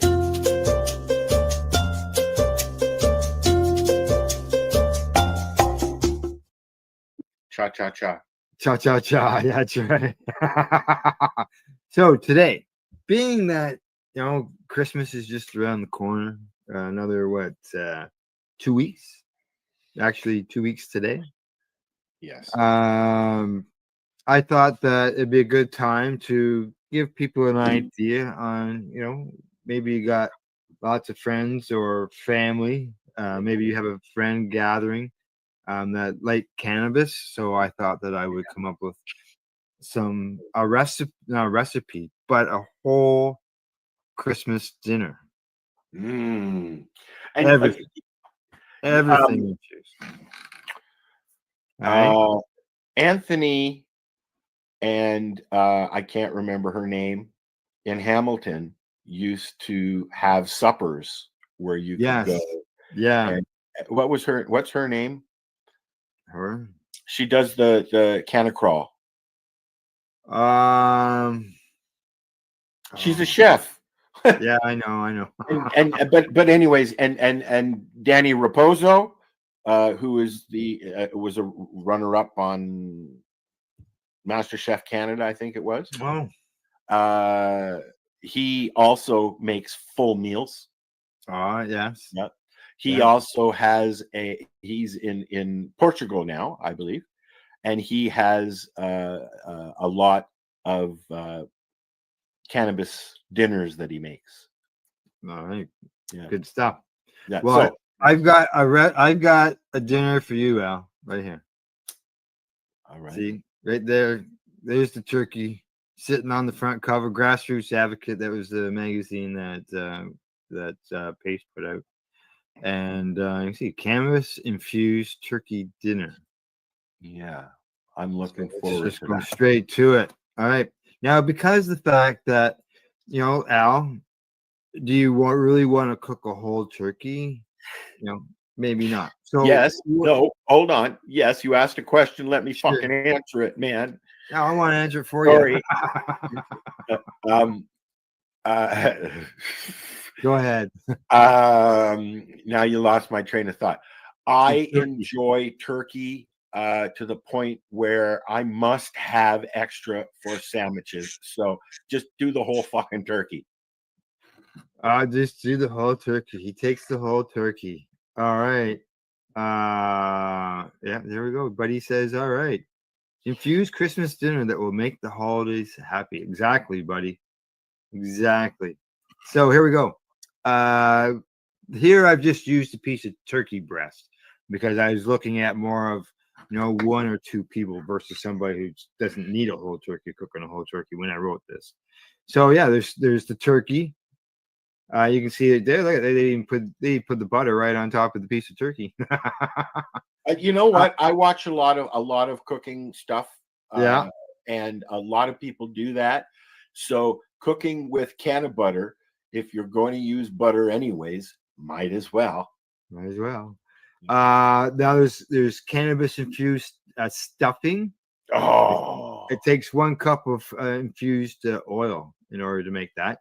So you've got your turkey, you've got your stuffing. Both of them are done using cannabis. And then you've got your rosemary cannabis mashed potatoes. Right. Followed by, and they use canna cream in that one. Followed by your easy cream corn that's infused with cannabis butter. I'm gonna have to print this off, I think. And then, if that's not enough for dessert, you're having not my grandma's crispy apple crisp.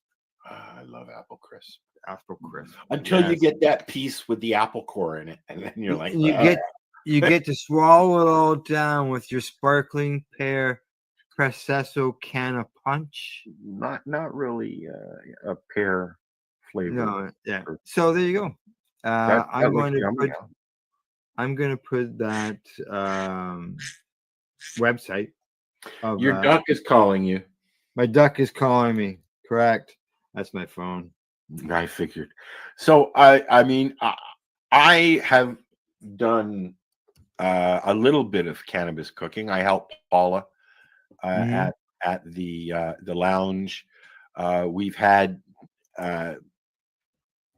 the gal that I was talking about in, and but I've not made a full meal. I play. I've made cookies. I've made. I haven't done ice cream yet. No, neither have I. But I've made cannabis treats. I've made mushroom treats. Mhm. But you, sir, have taken it a little bit further, and you have a chocolate machine that you infuse chocolate and put it in. Yeah. Yeah, yeah. We would have a chocolate fountain, and we would melt Oh, cannabis and cannabis butter in with the chocolate in the fountain, and it would just flow out of the fountain, and you just dip your fruit or whatever you wanted to dip into. okay, Usually, you it need was to fruit. stop, or I'm going to turn into Homer Simpson. Oh, it was so good. I tell you, it was great. But yeah, I've cooked a lot of different things, just at home. And I just basically if a recipe or whatever called for butter, I just put can of butter in it. The Now, same as how's the wife feel about edibles? for herself, Yes. she knows go low and slow, low and slow. So she doesn't mind edibles now and then. No, it's not as if she eats any or anything Yeah. like that, but it's not as if she hasn't, right? See, my issues with the edibles that are available out there in the market, and when I say in the market, I mean Mhm. everywhere, both legal and illegal market, or the indigenous market, or whatever you use. Most, unless otherwise posted, most gummies, candies, pops, drinks are made with isolates and distillates, which I don't like. Correct. Yeah, yeah. You've said that before. You don't like them. No, I And don't then like. a lot of that is sugary stuff too, right? Which I also have to. Yeah, yeah. Diabetes, right? No, Yeah, you gotta watch that. Diabetes. Yeah, you gotta be careful for that for sure. No, Remember? Go ahead. that's what's nice about the THC base that I get from Legacy 420. Just put it in what I want, right? If I want to put it in some yogurt, I can just put it in some yogurt.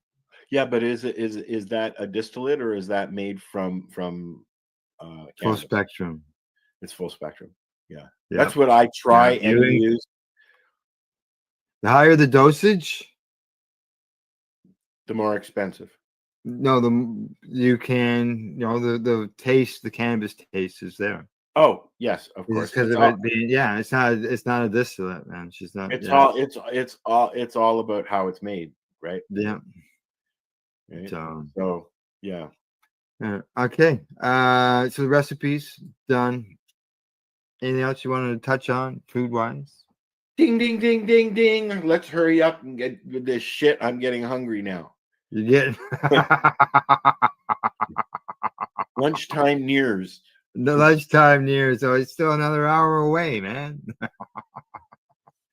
Okay. First, okay. From there, we'll move on to the next segment. All right. Instead of running a promo that was going to take 2 minutes. Why not? Go ahead. Okay. All right. Hey, it gives you time to run and grab a snack. No, I'm good. I got my doobie. Okay. All right. You're good. All right. As everybody knows, who maybe you don't know, we have put out a movie, like a sort of bit of a documentary type movie on the Apple. And it was released last week. And it's about 50 minutes long. We get to see how the Apple is created. I see that. And uncreated. And, yes, exactly. And so I'm going to run a quick promo on that, and then we're going to come back with a review, some of my own. So we'll talk to you in about 2.5 minutes. This, guys, is a BT bottle with a little straw on the end of it. Okay. Back in the day, we used to have glass bottles, soda pop in glass bottles. Okay. Soft drinks. And this was built for the old school hash. This is the hash that your uncles and your grandparents would get. And this is the stuff that we would all treasure whenever we could get it because we thought it was the best stuff because it's the constant. It was our form of concentrate. Correct. Right? When we were young, right? Yes. This is, To answer your question now. Oh, here we go. All right. Now you're going to cut this out if it doesn't work, right?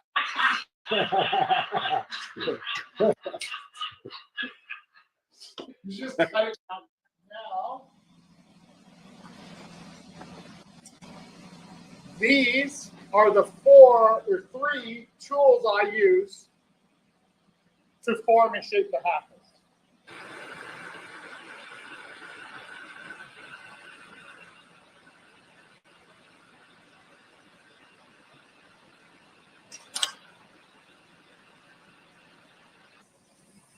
So now once the prep work is done over on the lathe, it now has to come over to me to put the mouthpiece on and finish off the top part. So first up, I just need to clean up and close off the top that's left over.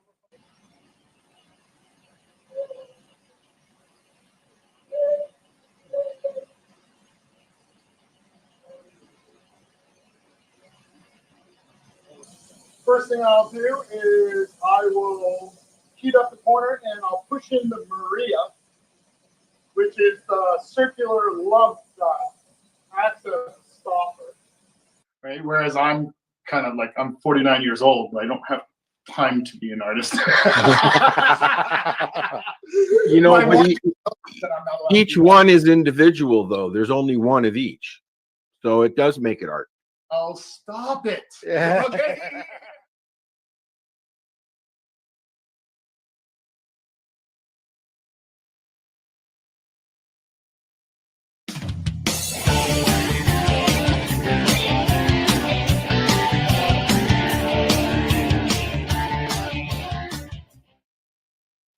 Dave, where'd you go, Al?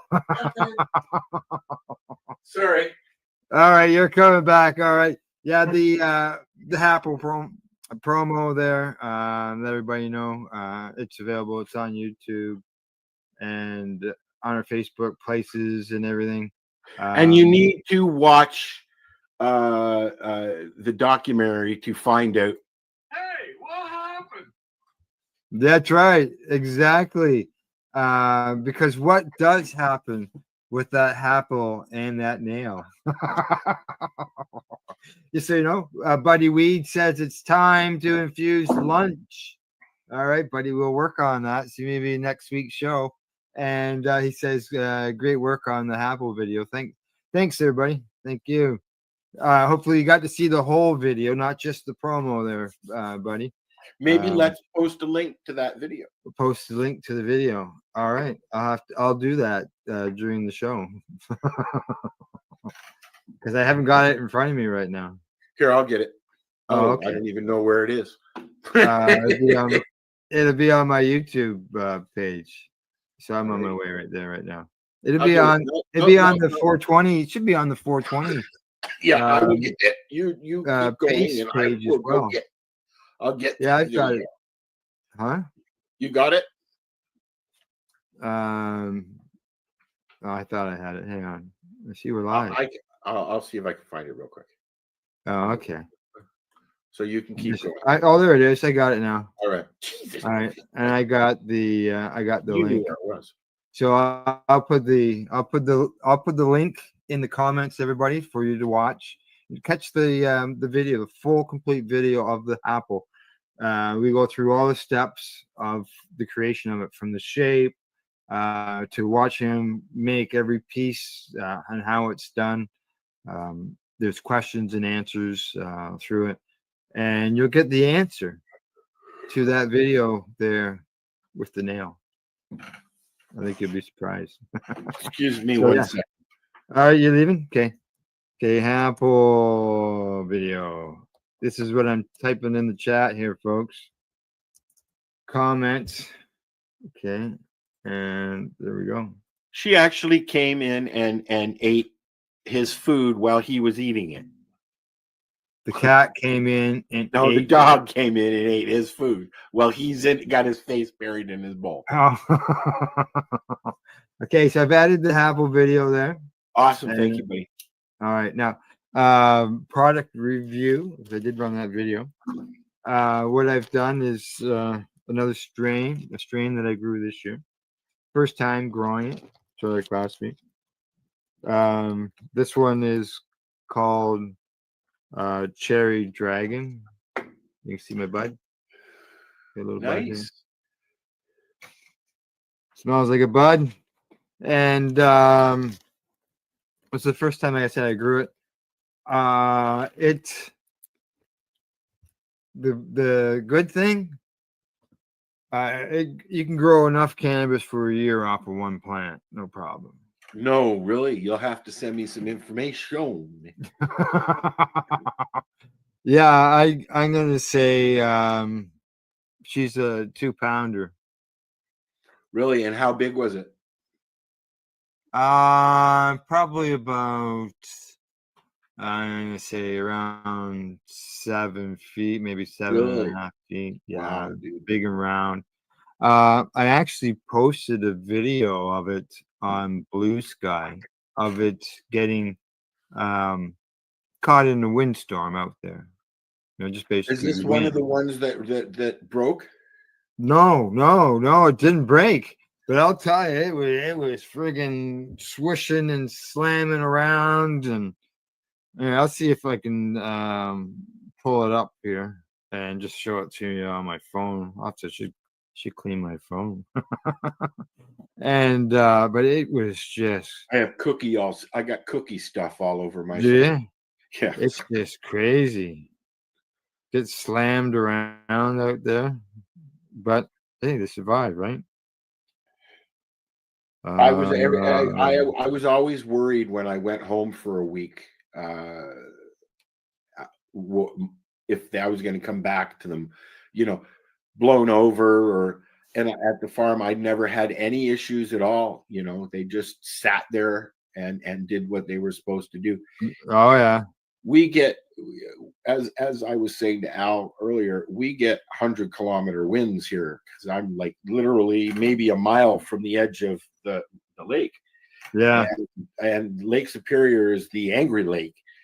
So I've got 2 panels from my greenhouse that have blown out. Yeah. And they were in there 5 feet tall, big buds on the top, and they made it. They made it through ways. Right? Yeah, it sucks when they break though, I'll tell you. Yeah, but you figured out a way to repair it. Yeah, I did. Okay, here's the. I don't know if you can see it here. Oh yeah. Wow.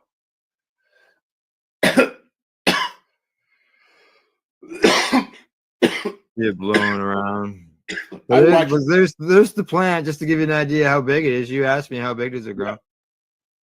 I like to watch the trees off in the distance there, over in the forest in front of the house there. Now in the wind, because they're just like, whoa, you got like 20 foot high birch trees that are just like going like literally like this, eh? Yes. And then every now and then one goes and it's like, oh cool. The that never broke during any of the wind or anything. Wow. So I was happy with that. It was easy to trim as well. Hand trim, or did you use a machine? Hand. And yeah. And then so I got some information on it. Okay. Cool. All right. There you go. Oh, it's from the same site that you showed me last week. Correct. Or is this the one that you showed me? No, that was a different one last week. Okay. Last week was Trophy Wife. This week is Cherry Dragon. And are these feminized or regular? These are regular seeds. They're $6.50 a seed, as you can see. Same as the other one. Yeah. Cherry Nor by Panama Dragon, crossed with the Panama Dragon by crossed with Cherry Nor. So it's crossed back to each other. It's a hybrid. No. It is shorter and taller plants. I'm going to say mine was a taller plant, which leads towards the Panama Dragon. It says it's rich and diverse terpene profile with a wide range of flavors and varieties, skunky along the earthy floral and fuel tones. Yeah, I have to say so. Callus to leaf ratio, calic high leaf ratio. Easy to grow. Yep, it was easy to grow. Stuck the seed in the ground, watered it, looked after it, fed it, went out every day, multiple times a day. So you can see THC there, 25 to 28%. CBD is 1 to 2%, and harvest in the middle of October. So there. Awesome. I would say probably the only negative that I found with it. You want to share a link to that? Sure, I'll share a link to that. The only problem I did find with it, as you saw, lots of wind. Okay. Yeah. It did end. I was hoping that would help keep things dry and stuff, but I did end up with some bud rot. Whether that's because of any moisture, I'm not sure, but there was some bud rot in it. But like I said, it's a 2-pound plant, and the bud rot I threw out didn't affect the yield. Good. To that point that I threw it out or gave up on it or anything like that. Okay, so I'm gonna throw that. My horse just walked past the door. What's that? My horse just walked past the door. Oh, did it? All right. Now I don't know if you noticed there. It was red. The leaves go red in it. That's cool. I like seeing the different colors that cannabis can produce, because there's in a very subtle way they're very vivid. Yeah. Yeah. Vivid subtlety. Okay, I can close that tab off. I can close that tab off. All right, so yeah, Cherry Dragon. As far as the effect, I had a doobie before the show, and yeah, I could feel it here, and it was calming effect. It might be good for panic attacks with it being calming. Yeah, could be. Yeah, maybe when the mail opens back up again, I'll send you some. Okay. All right. And then you can let me know down the road. You just never know. Might be good stuff for that. So, all righty. Shall we move on to the next segment? Unless you have some questions on the buds. What are we? Well, no, I have lots of questions on the buds, but no, we can go on. Okay. All right. Here we go. It's that time.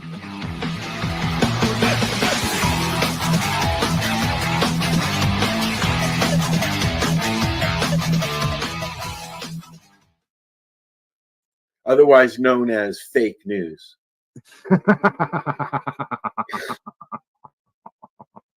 Come on.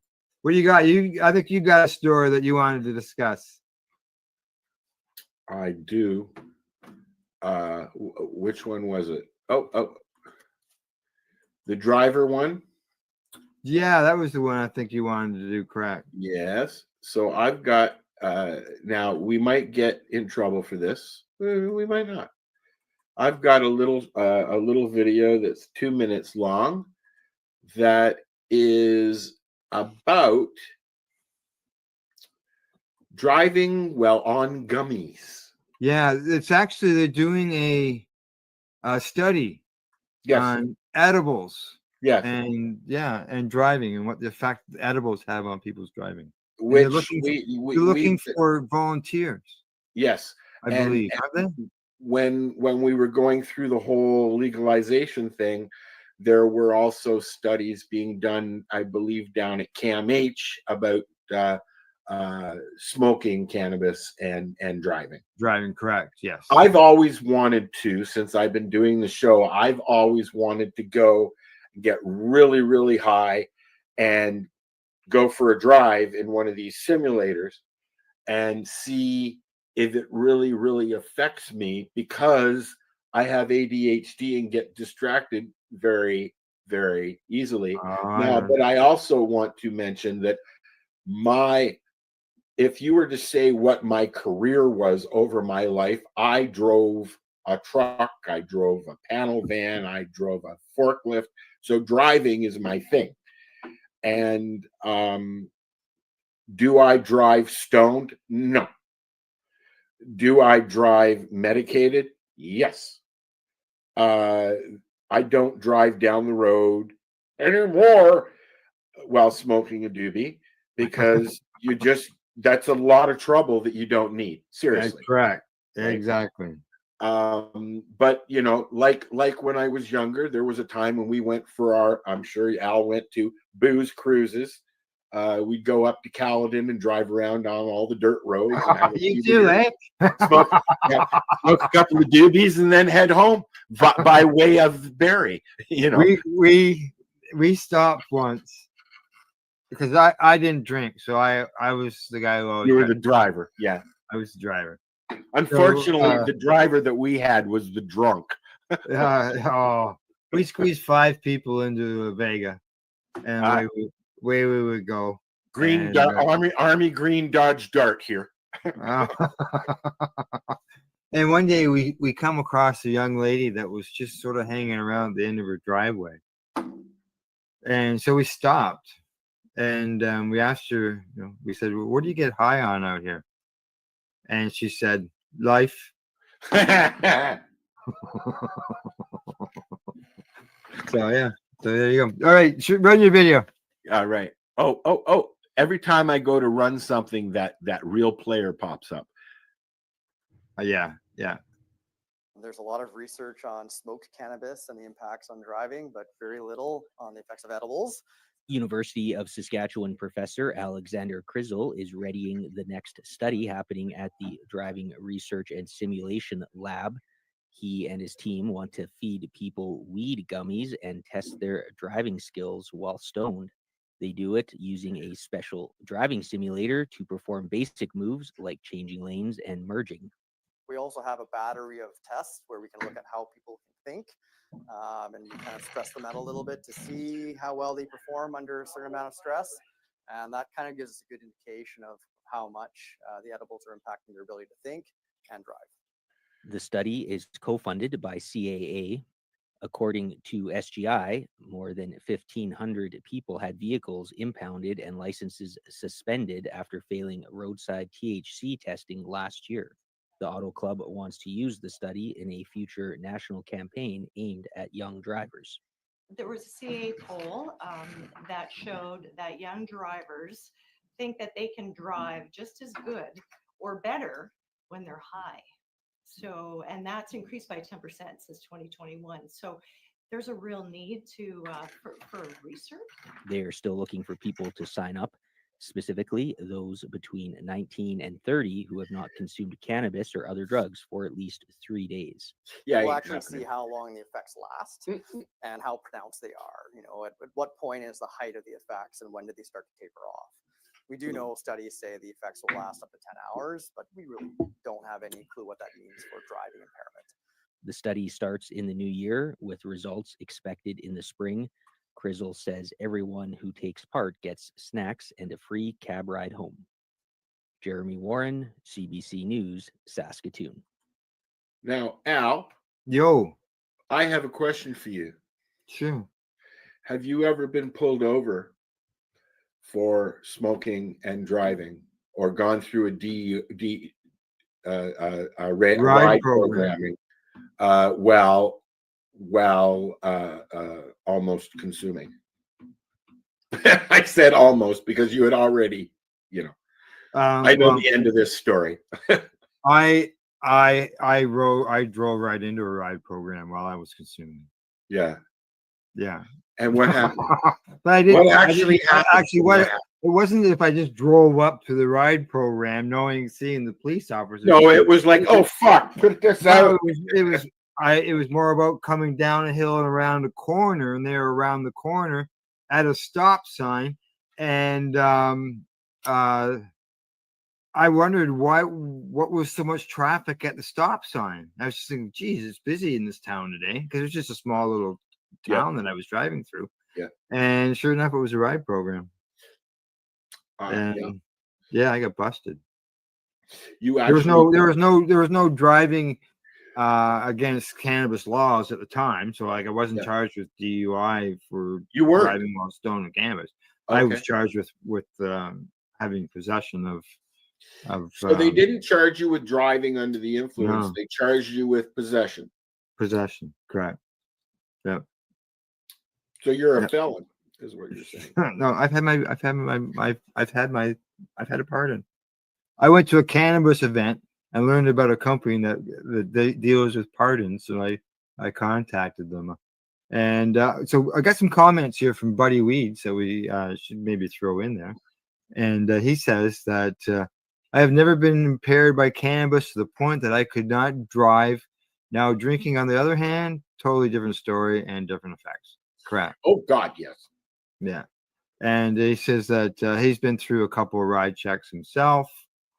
And over the years, there's no doubt about that. And he says he pulled out his medical license and they sent him on his way. Really, eh? Because normally, that's not permission to drive by having a cannabis license. Yes. Right? The same as a prescription. If you got a prescription for opiates, but you're taking a pile of them and you're stoned on which is one of the reasons why they changed the drink the consuming and driving laws, because one of the things they were trying to combat is the pills and driving.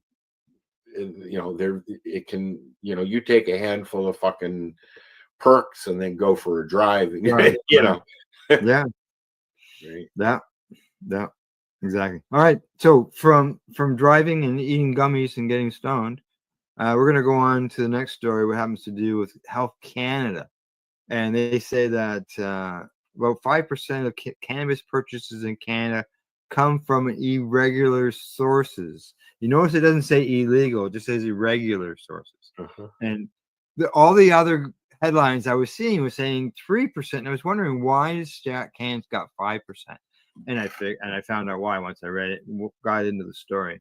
And this is done through the 2024 Canadian Cannabis Survey. You can see it right here. Which they were asking the public to answer questions. Yes. Yeah. They say the amount spent per month on cannabis decreased from $73 to $63. Now, is that because of price compression? Because that's over 6 years, and as we know, the prices have gone down. Has it been 6 years already? Yeah. Jesus. Okay.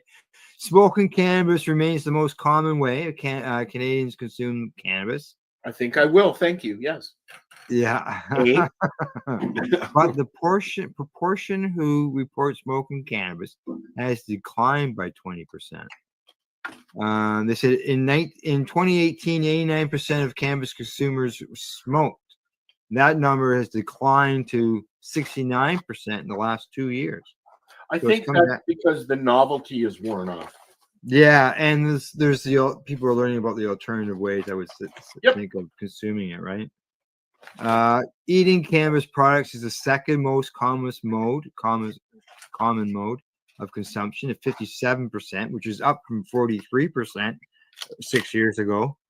And vaporizing, which includes vaping dried cannabis and extracts. And, I got a vape pen right here.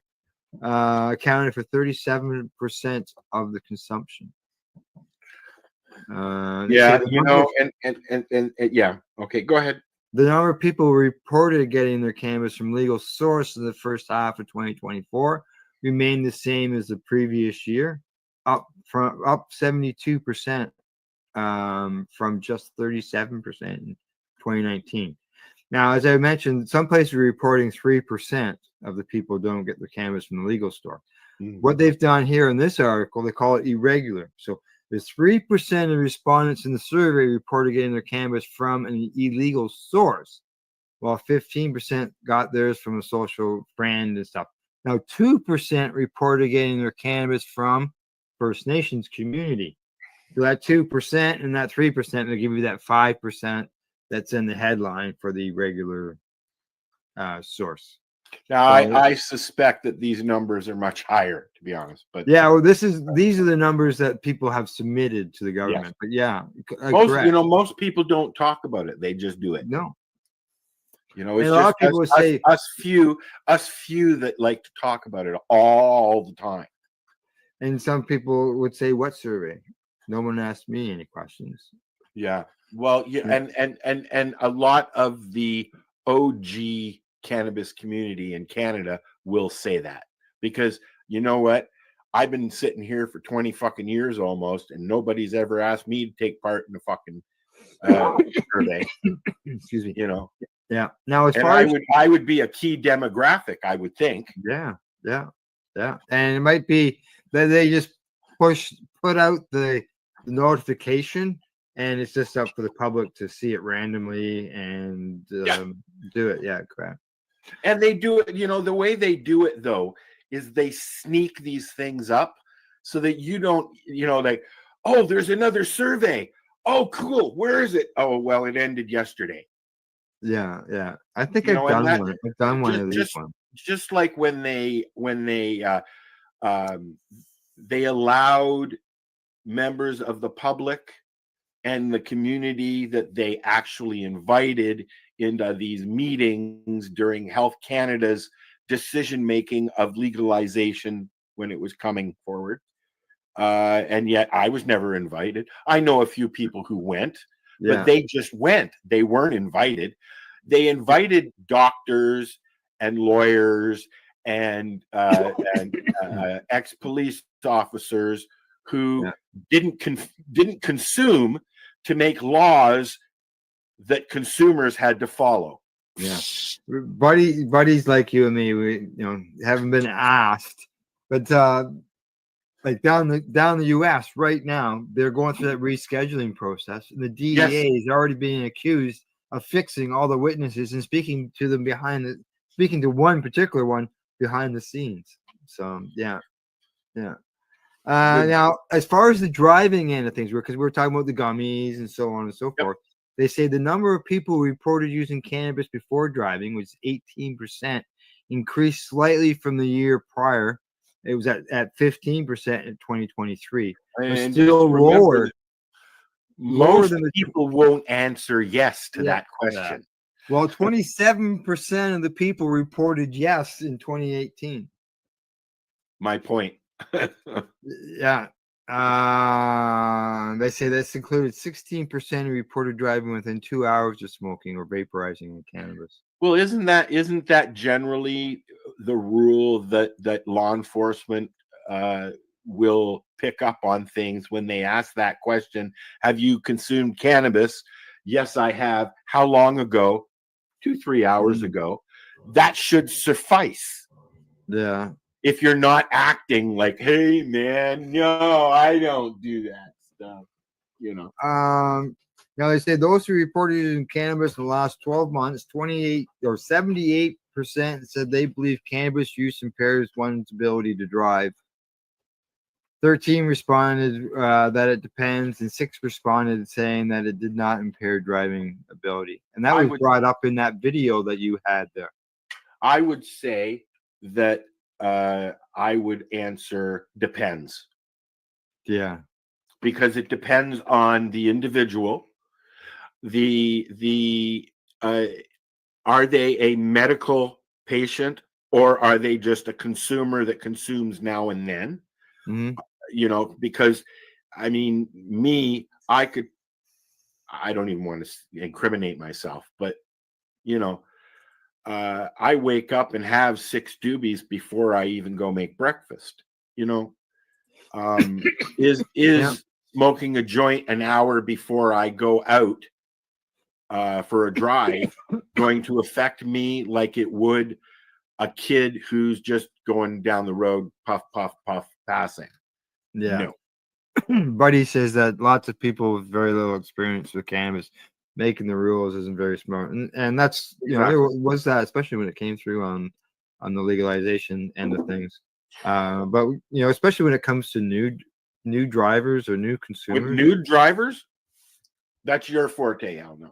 Yeah. Like I've seen people get stoned off a 110 milligram gummy. Oh fuck! I've gotten ripped off fucking cookies before. Yeah. So yeah.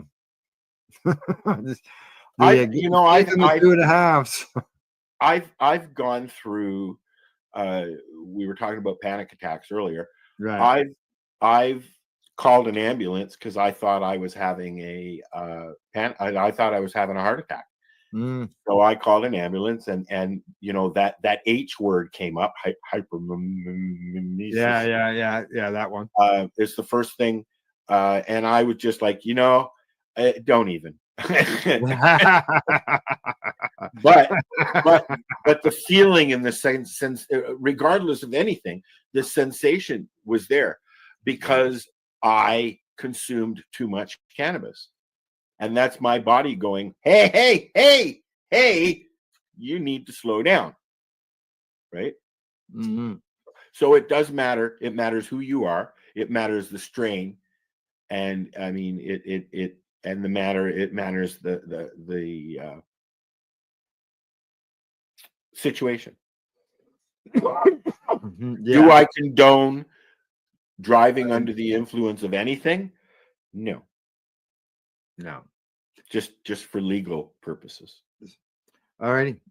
We've gone from the headlines. It's time for us to take a quick little break, and then we got 2 more segments to go, and that's some sports, and we got some events and entertainment still to come. So we'll see you in about 23 seconds. Are you looking for nonstop, continuous cannabis and psychedelic programming? If you are, then turn your browsers to 420radio.ca or paceradio.net, where you will find the 420 Pace re-rolled Saturday. Everything gets started at 8 a.m. Eastern Saturday morning.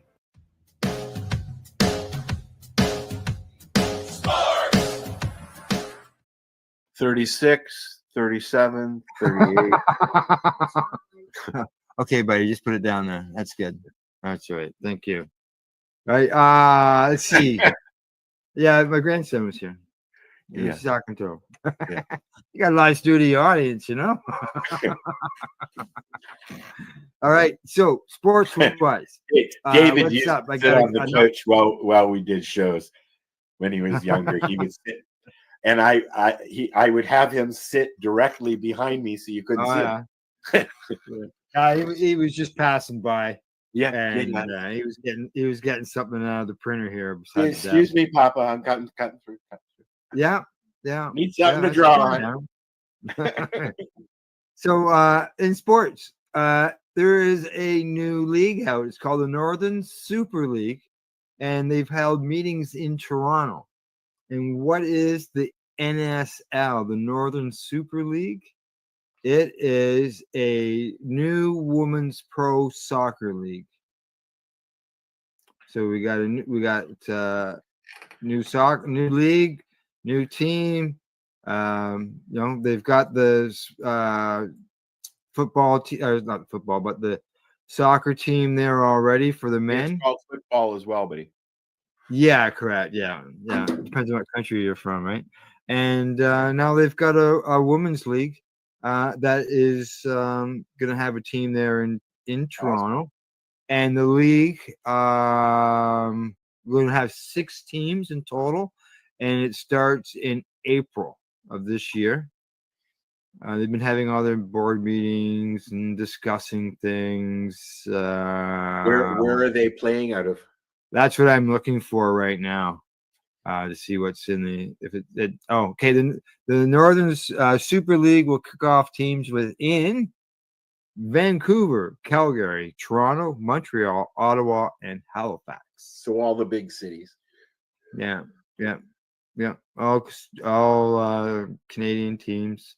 And Will they be playing against American teams? Does it say, or is it just no? Canadian? It doesn't say. It doesn't say anything. It's all Canadian teams. I would think, like, if I would maybe look at that come expansion, maybe if they expanded, like the the PWHL, the Women's Hockey League there, professional league, they're expanding.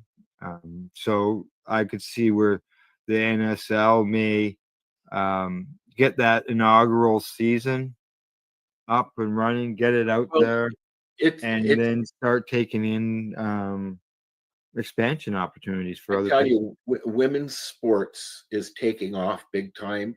Mm. I actually, during the fight, I actually enjoyed that women's bout more so than I did the others. And I didn't watch it, but I can tell you that I've seen posts online agreeing with you. That was a real fight. Okay, the first fight, or the first two fights, I guess, because there were four, right? The first couple of fights were lightweight, welterweight men's. They weren't very good. I mean, but you could see that women's fight was authentic, and they wanted to have that fight for a long time, and they've said that they're going to do it again. I like I said, I enjoyed it. I enjoy women's sports. The WNBA has got a world of its own now. I remember when that started. Hell, I remember when the Blizzard came to Toronto. Yeah. Are they still called the Blizzard? No, I think they used to play at the University of Toronto field on Bloor. Oh, okay. The Blizzard, that's where they used to play, and then they I don't know if they're still around or not, but I don't know. I'm just doing a quick Google search, and let's see. There's the Calgary Blizzard Soccer Club. So maybe they moved to Calgary. The Scarborough Blizzard Youth Soccer Club. No, that's not it. So they must have moved to the Calgary. Toronto Blizzard, the High Performance Academy #1. Yeah. Oh.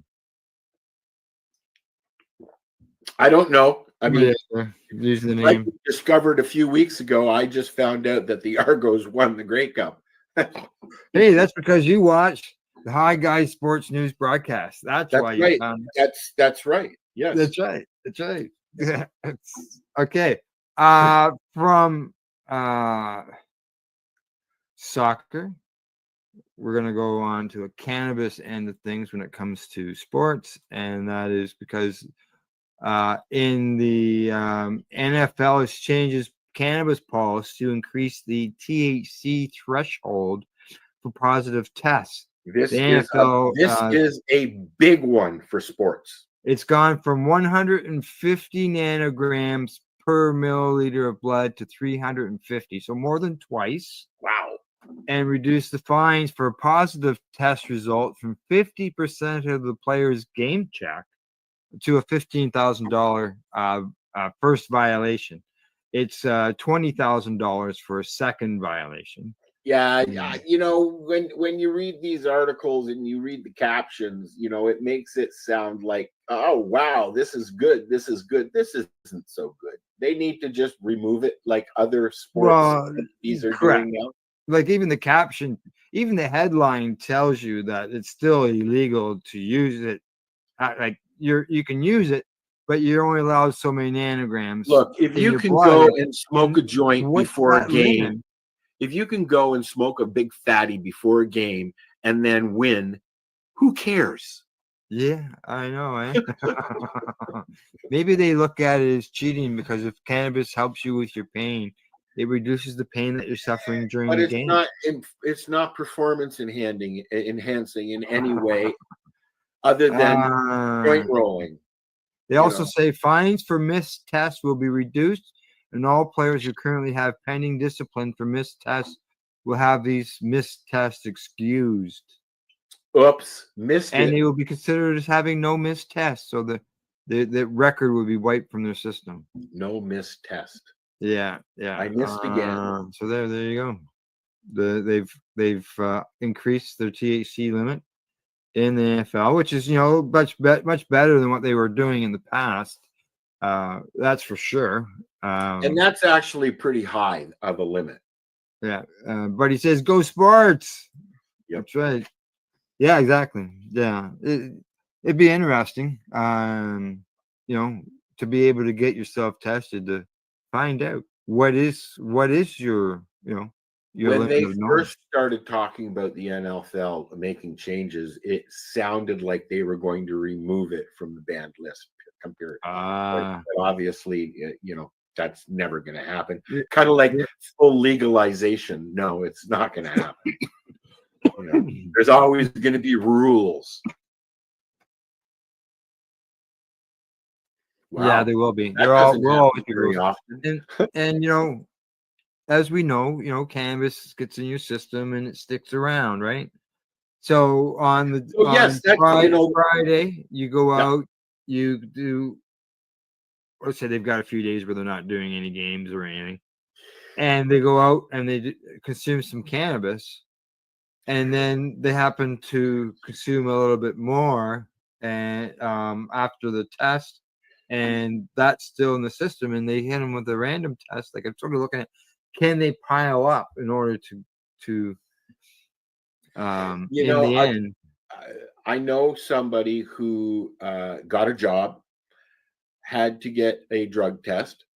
I'd had to take them, and had not consumed cannabis for 2 months leading up to this drug test because they knew that he was going to have a drug test to get this job. 2 months, so that's 60 days. And he failed. Yeah. What I found surprising, he suffers from panic attacks. So a few days before we went, I gave him a microdose of mushrooms, not thinking. Oops. He's going with a test. We went to get his drug test done. Yeah. And he came back. He failed his cannabis test, but nothing came up for psilocybin. Let me explain why. It passes through your body within 24 hours, if not faster, because it literally passes through your body out your poop. Yeah, ours and THC is absorbed into your system. It's in your fatty tissues, right? Well, it's not absorbed. My point is, the moral to my story is, it's not absorbed into your body as cannabis. Sure. And also pills absorb differently as well. So it'll be. No it'll be disaster. interesting. You'll never know. You'll never know what people who pass the test. But it'd be nice. Well, yeah, you only know about the people who don't. Yeah. What examples can you come up with that would equal 350 milligrams per milliliter in your blood? Look, I understand some jobs you have to remain lucid. You can't have any other substances in your body because of danger, because of safety, because of this, because of procedure, whatever. You're an airline pilot. And you've got. I wouldn't want my airline pilot smoking a joint while he was flying through the air.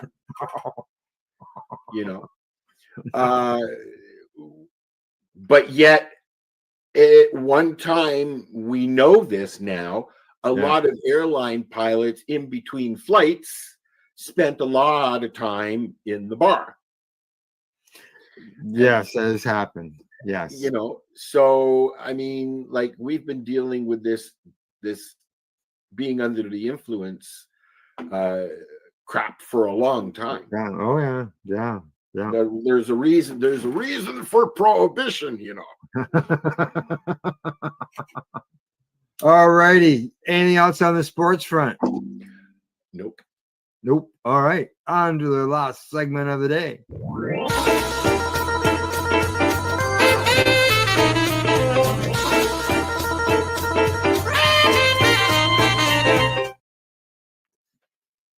sorry. Yeah, it's the I like saxophones. I like those. I played the trumpet. I was the second trumpet in the school band. So Yeah.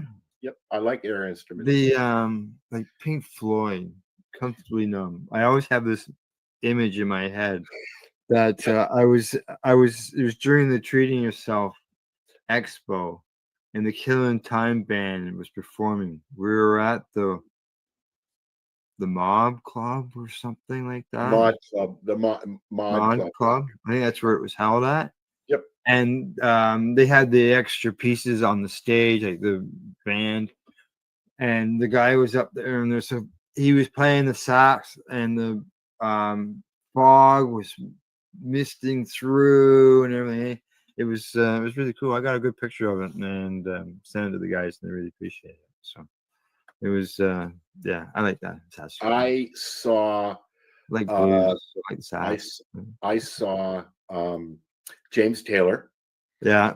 At the Scotia Plaza or Scotia Bank or Scotia, whatever they call it now, Air Canada Center. And Blue Lou from the Blues Brothers played sax in his band because he has a lot of studio musicians in there. Right. So I thought that was fucking. I loved that because I grew up enjoying the Blues Brothers stuff. Yeah. So it was neat to see somebody from a movie that I saw as a kid playing on a stage with a man who I've adored as my whole life. Right? Yeah, yeah. Yeah, I thought that was really cool. Okay, events. Speaking of concerts, no, we'll talk about that after. Yeah, yeah. Don't even go. It's just go on. No, come on, go on. Yeah, more on that later, folks. Yeah. Upcoming events. A reminder. I mentioned this last week. I'm going to repeat it this week because it's happening this weekend. Yes, Saturday. And that is the Great Hash Rising Showdown 2.0 is happening. As well as let's just see. Yeah, I'll just bring that up. And if you're there and you see Sherry Ann Baker doing her thing there, say hi because it'll show up here. Yeah, that's right. Exactly. So here you go. The Great Hash Rising Showdown 2.0. Santa Claus is presenting this from 1 till 7 p.m. December the 14th to take part in this hash rosin extravaganza. The first elimination round tickets. Only 100 judge kits available. Wow. Judge ticket includes your judge sample kit plus dinner. Ooh, where is this? Over $4,000 in prizes available. Now where is it? Well, it's in collaboration with Can I Kick It? Yep. And the email address tells me it's a sublimination event, so the subliminator, maybe, I don't know. Time 1 to 7 tickets. Location TBA to be announced. Yeah, of course. Yeah, it tickles my butt now that I'm way up here, and there's all these events have come back because there was nothing going on when I left because of COVID. Right. And now it all kicked up, but I'm sitting way up here doing nothing. Nothing, I say. Well, I mean, I sit with these guys. I sit in Al's pocket. Right. So if you see Al at an event, look in his pocket. I bet you I'm there. You bet you're there. Exactly. Okay. Moving on to the next event. As a reminder, Canna Crawl winner. Winter event. Festival, September the 14th. Music, food, 40 plus exhibitors, door prizes goes from 2 till 10 in Hamilton. And this will be in Hamilton, yes. Yeah. And what else this got here? Event details, 2 to 10, blah, blah, blah. To 10. And for any law enforcement that may be watching, the event location, TBA. Yeah, and it doesn't even say that in the information down below. But that's usually what it is. Crap. TVA. We used when we were doing our thing there at Gunjanistas, our weekend thing, Yeah. Canicade, we would well, we didn't have to worry about that because we were always in the same spot, right? But there's a lot of pop-ups now. But you'll usually find that a lot of things in Toronto are now down at the, what do they call it? The dank the dank forest. There's like 3 or 4 different places in Toronto now that seem to be hosting these events. And they're doing it quite openly again, which is really cool, because I think we need that. We need these events. We need to be able to go out and sample and be with the community. And this isn't just about going to the store, buying some weed and going home and smoking it. No, socialize. Culture is yeah, of socializing and with cannabis is bigger. I mean, like, how would alcohol consumers feel if you weren't allowed to go to a bar and socialize with your friends over a beer? Yeah, we can't do that. Or go to a restaurant. We have to do it here online. Yeah, go to a restaurant, order a beer, and then sit there and drink it in front of your kids. The first time I smoked a joint was in a hash bar while I was consuming a rum and coke with my mom. I was probably 12, 14 years old in there. And it was in Amsterdam in the red light district. So I was smoking a joint, drinking alcohol, and watching people screw in the windows. There you go. Yeah. I mean, quite literally. Yes. Yeah. Still goes on. Well, yeah, there are some restrictions though now. I think when it comes to, they don't like tourists there because tourists. They have. Did you know cannabis tourists shit on people's lawns? That's what they say. That's why they banned them. They have done due diligence to try and stop tourists coming into Holland and other cities of Amsterdam, where cannabis is consumed natively, and you're not allowed to. Like if we were to go on a trip, I couldn't just walk into a store and purchase cannabis. There's laws now. The store can get shut down if they sell to tourists in some areas. Right. Did you have a video to run in here right now on events? Yes, we can run one of Sherry Ann's videos from Kind, which we haven't done yet. They never run the event and the things. I thought maybe we should run that. Yes. All right. So let's bring that up. And I have to find it again. There we go. Is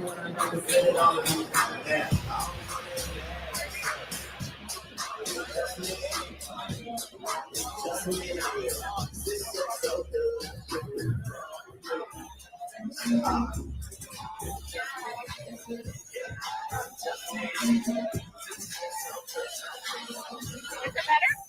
No. That's the red guy. Oh, we're drunk. No, we're not. Everything's red, alien like. Yeah.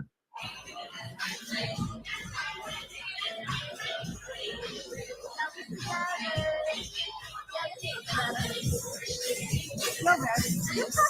Well, that was I tried their stuff.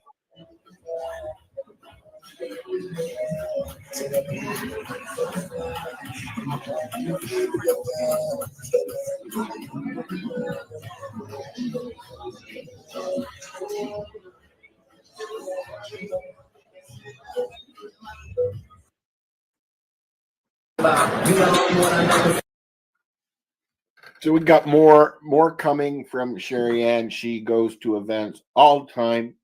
Yeah. And puts little things together, and we're going to start packaging them a little bit differently so that we can actually enjoy a clip. I noticed in that one, it kind of looked like there was a Christmas tree.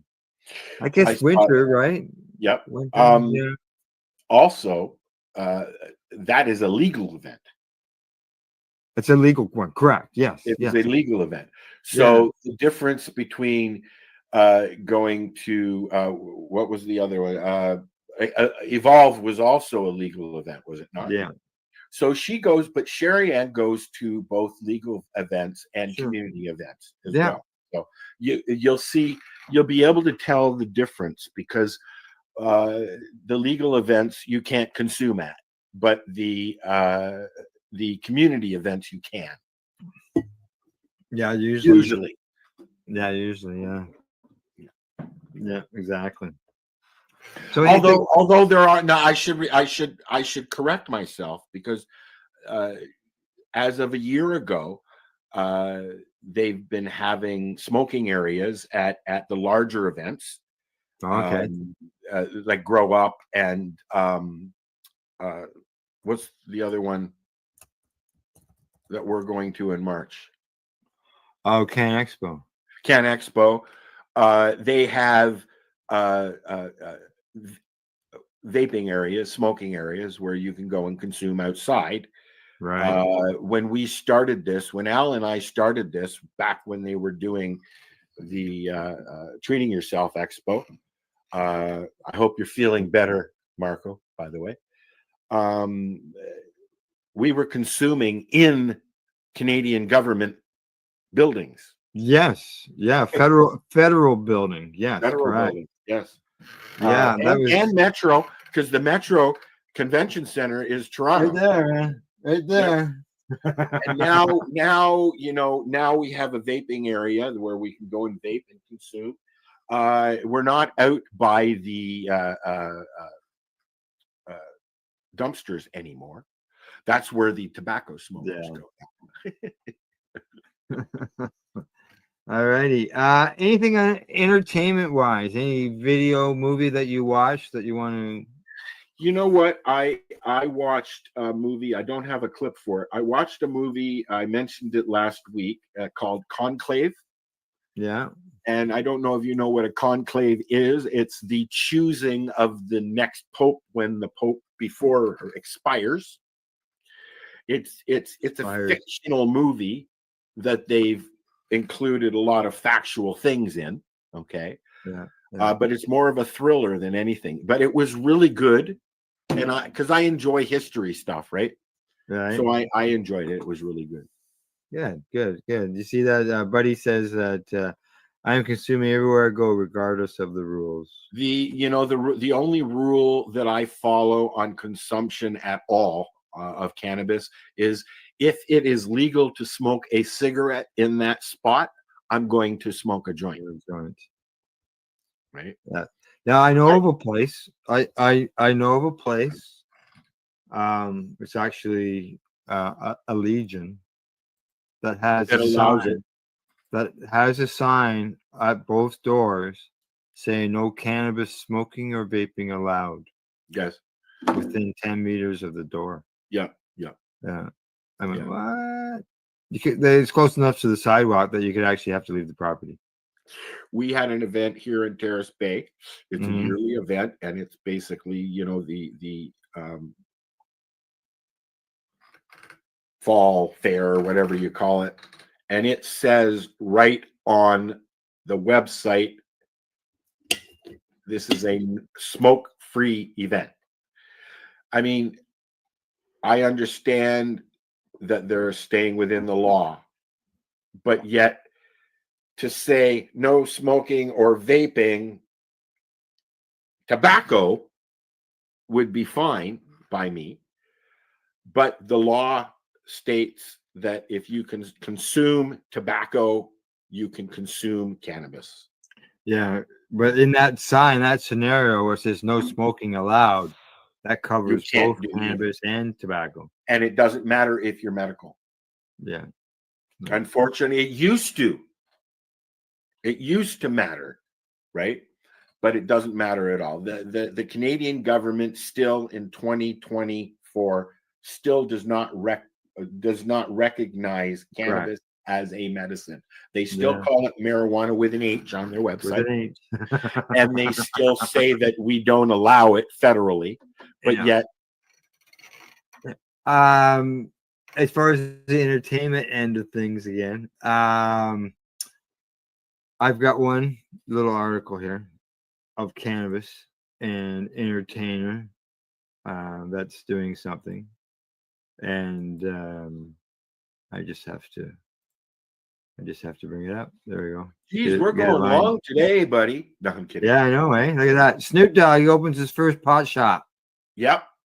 So he's got his own stores now. Yeah, this has been coming for a while now, I think. Yeah. Yeah, because I know he had his own brand going on that was connected to Tweed that I think is no more. But opening dispensaries with his name. Yeah. Well, you know that a lot of people are doing it, so why not? I think one of the first big time celebrities, if you want to call them that, to be public about working in the cannabis industry was Jim Belushi. Because he did his reality show about the Belushi farm, and you know what? Yeah, buddy says can't stop me from eating it there. If there's a will, there's a way. There is. And the thing is that you're eating it, so nobody's gonna know any difference. You're just eating it, whatever it is you're eating. I tend to eat. It's a smell. It's a smell. I tend to eat things before I go to a concert because I can't smoke. I have not been to a concert in the last 5 years since legalization where I've smoked. Well, I'll tell you, things have changed. I'm sure. So before we go to my last little thing here, you're going to see BTO sometime soon. Yeah, actually in April, I'm gonna go see BTO, April Wine, and the Head Pins. And how much were the tickets? The tickets online, they list them anywhere from I'm thinking $70 to $125. Yeah, which is normal now. It's not. Just make sure you click on. Just make sure you click on the right link. That's all. That's all I can tell you, man. Yeah. Make sure you click on the right link because it gets costly otherwise. How much did the tickets cost you so far, Al? He doesn't. A few bucks. Let's just say a few bucks. I was gonna say.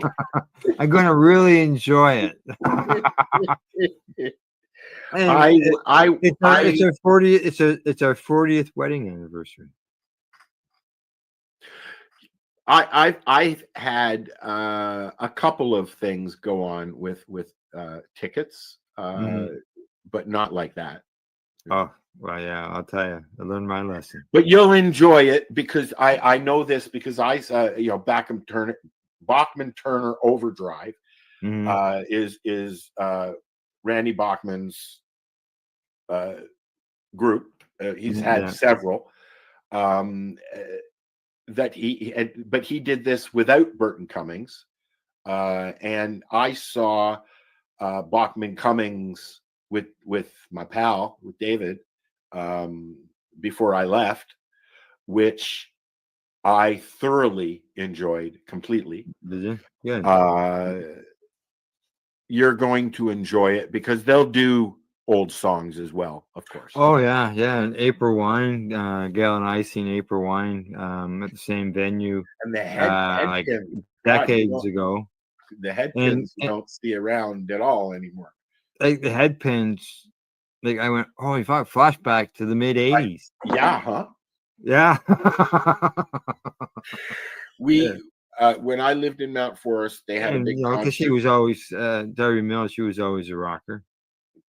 Yeah. Yeah. I saw April Wine, Loverboy, Ted New or Ted, not Ted Nugent,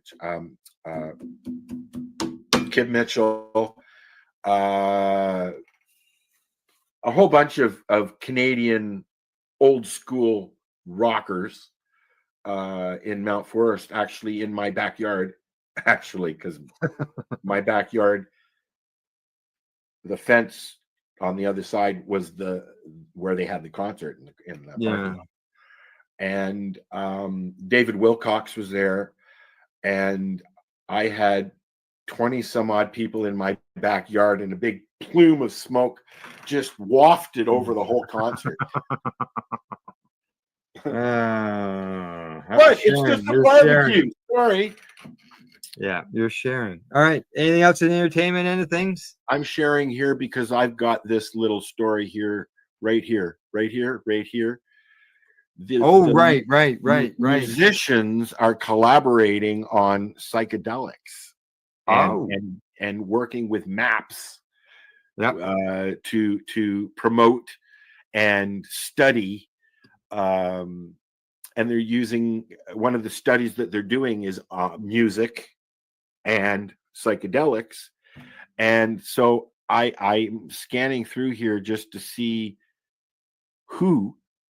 I know that I saw Melissa Etheridge, who is in the cannabis industry as well, is involved.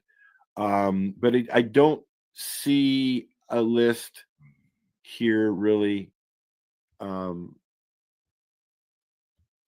Of who? Boyd, Etheridge, Yitzy. I've never heard of those. Reggie Watts,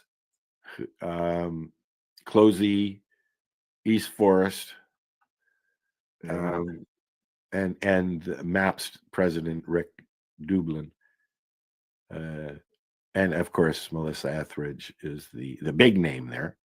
Yes.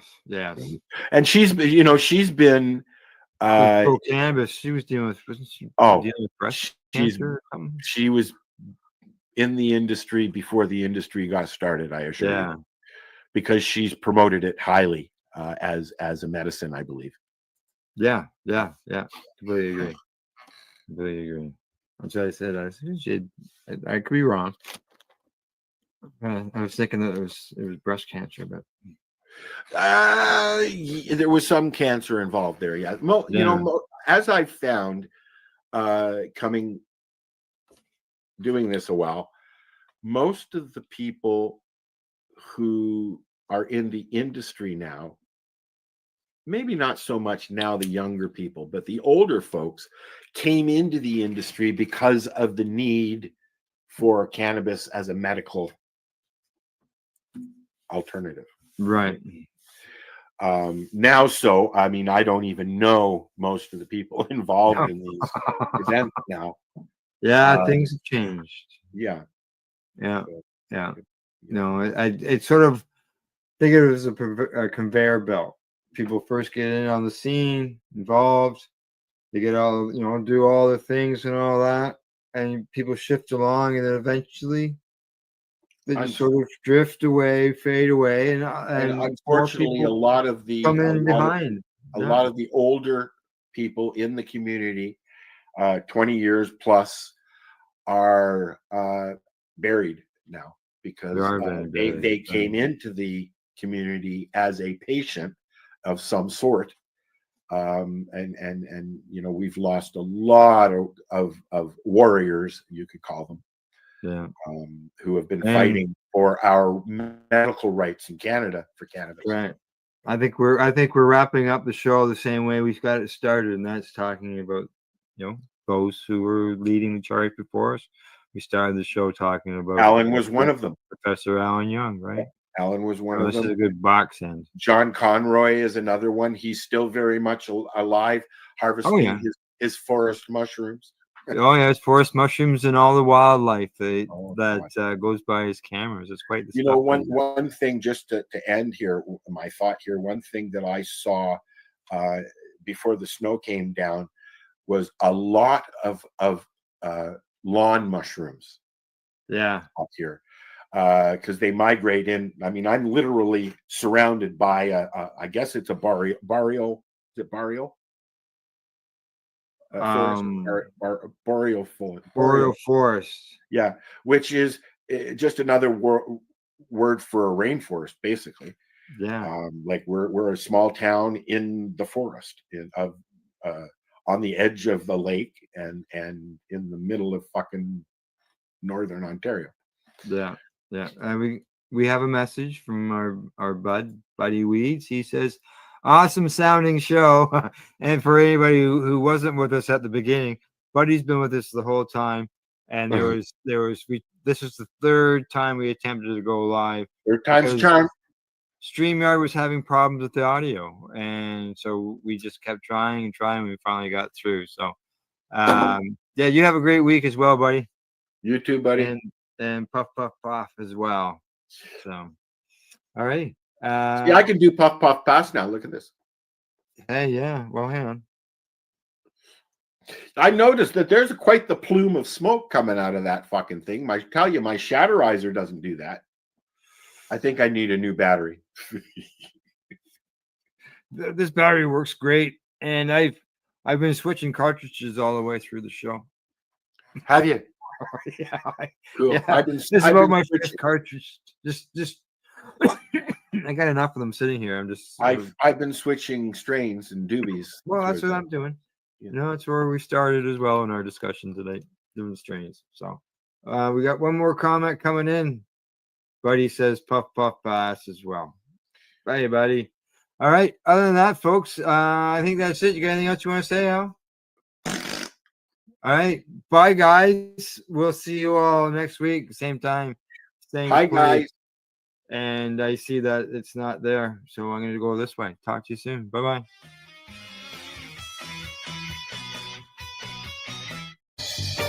You're watching the 420 Pace Network, found at 420radio.ca and paceradio.net. Are you looking for non-stop, continuous cannabis and psychedelic programming? If you are, then turn your browsers to 420radio.ca or paceradio.net, where you will find the 420 Pace Re-Rolled Saturday. Everything gets started at 8 a.m. Eastern Saturday morning.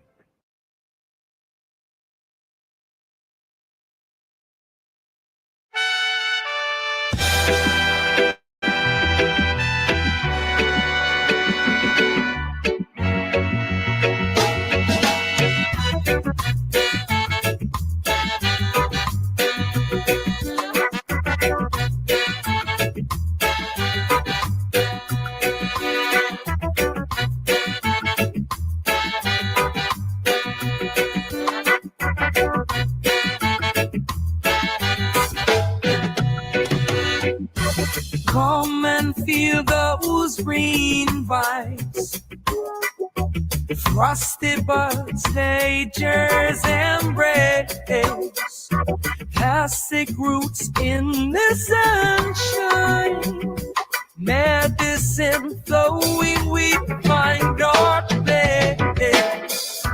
High on love, we elevate now. Nature's gift that celebrate. In the garden, watch them grow. Nurture dreams in the warm sunlight's glow. From the sun, rise up and thrive. In this rhythm, we feel so alive. High on love, let's elevate. Feel the peace that we create. When the evening falls, we'll gather around, share the stories of the healing found. With every puff, we sow the seeds. In this fight, we fulfill our needs. High on love, we elevate on. Feel the joy that can't away. In the garden, watch 'em grow. Nurture drinks that laughs aflow.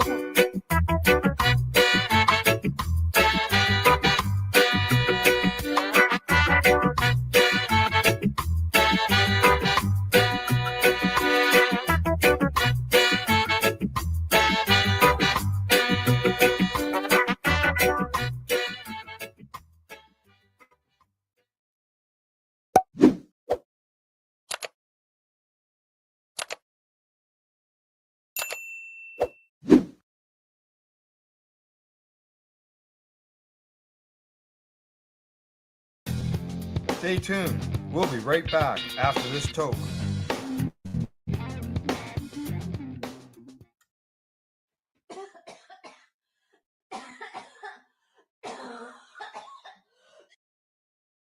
You're listening to the Pace Radio Network here at paceradio.net. The views expressed by the individuals during this broadcast are their own opinions, and they may not be the same as those of their group or other organizations they may be involved with. All medical advice during our broadcast is not a medical opinion and should be checked with your medical physician. Look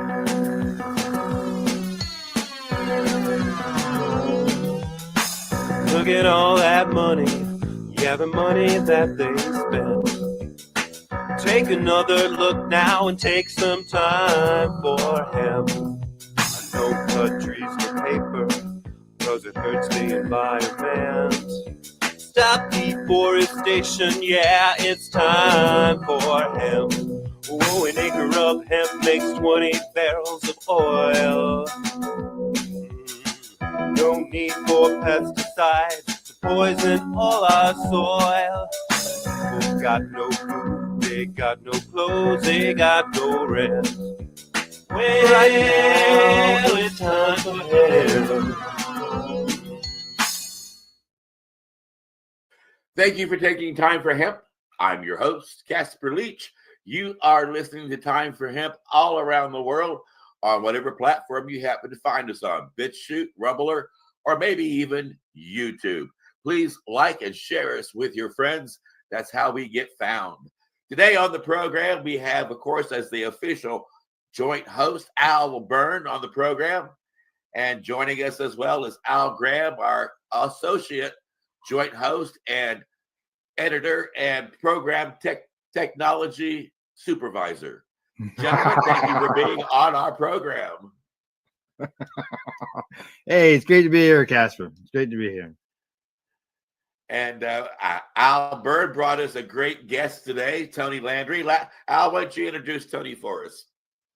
Sure. And I really appreciate being minimized as just co-host, because you're throwing titles out tonight. Actually, you're the official joint host. Joint host, yeah. Okay. Well, anyway, my guest today is a guy that I've known for quite a while. We're working in a different setting than this. Tony is from Louisiana, and frankly, I'm a northern boy, and Louisiana was, not some place I've ever thought about visiting. And then I ended up with one of my senior assistants in Vietnam was an officer from Louisiana, and I came to greatly admire him personally in the way he lived his life and how his neighbors and he thought about things. They're farmers. And changed my whole mind about Louisiana. And then I met another guy named Etienne Fontaine, if anybody knows Etienne, and another great Louisiana guy. And then I met Tony Landry, and I thought, God damn, this Louisiana place is shaping up. So I'm still a Yankee out of place down there, but Tony is an expert, and I give him more credit than he will acknowledge, but he's wrong and I'm right.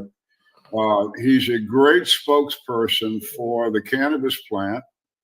He's a standard bearer for veterans, demonstrating great tenacity and thought and wisdom in addressing the legislatives of that state of Louisiana. And he has become very, very, very well known and respected for what he's done and what he knows.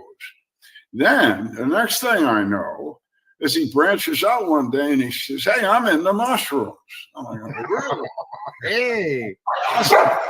Well, hell, we're all in the mushrooms, but but he's serious about it. I just eat them, But Tony's going to tell us about being a veteran.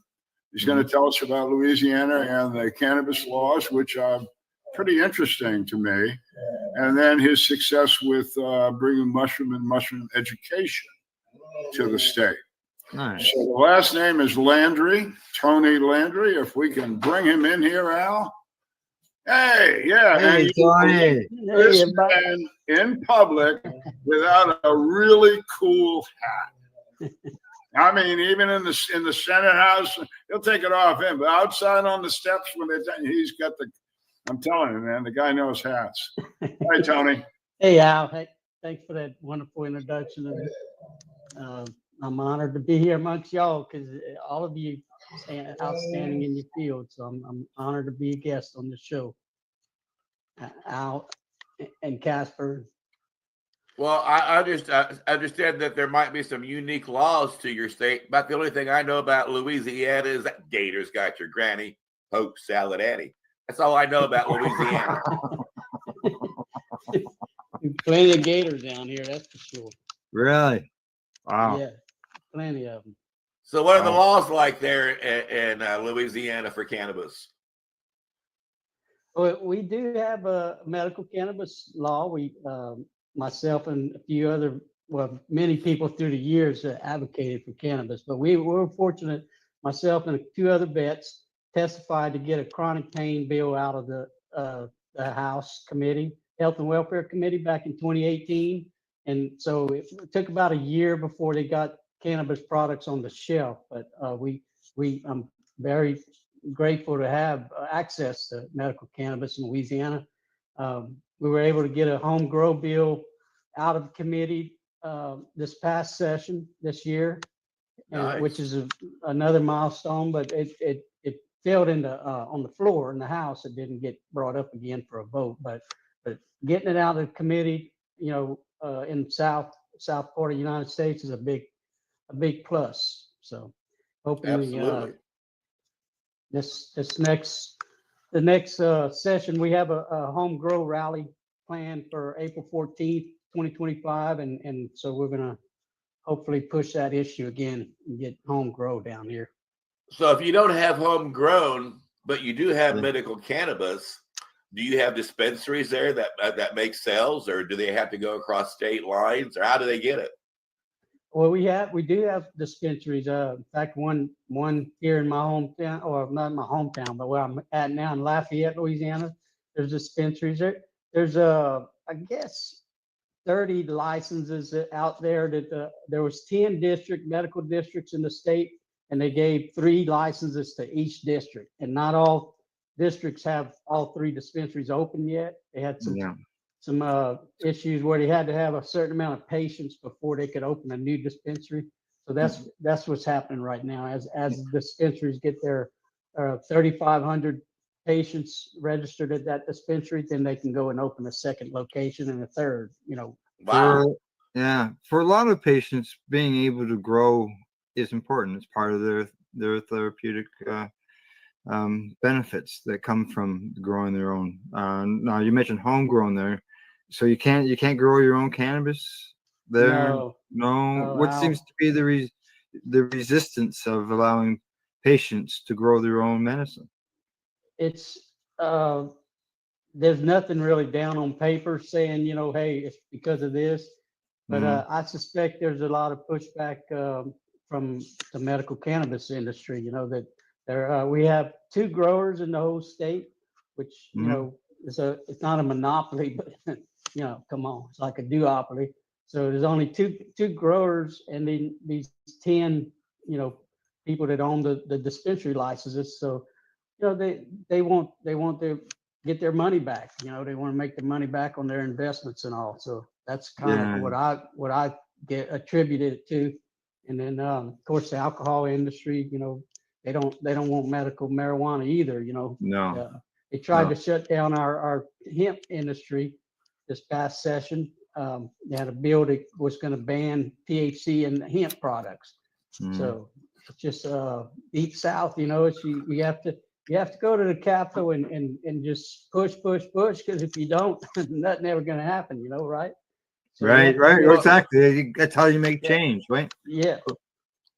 One of the That's things what I that do, used to just- frustrate Jack Hare when I was working with him way back in the day when it came to working for legalization was he understood that growers would donate to his cause, but he also understood that growers lobbied not to have it legal because as long as it was outlawed, they made a whole lot of change. They could sell it on the black market for a whole lot more money than they ever could when it became legal and people were growing their own and they had other people legally growing it.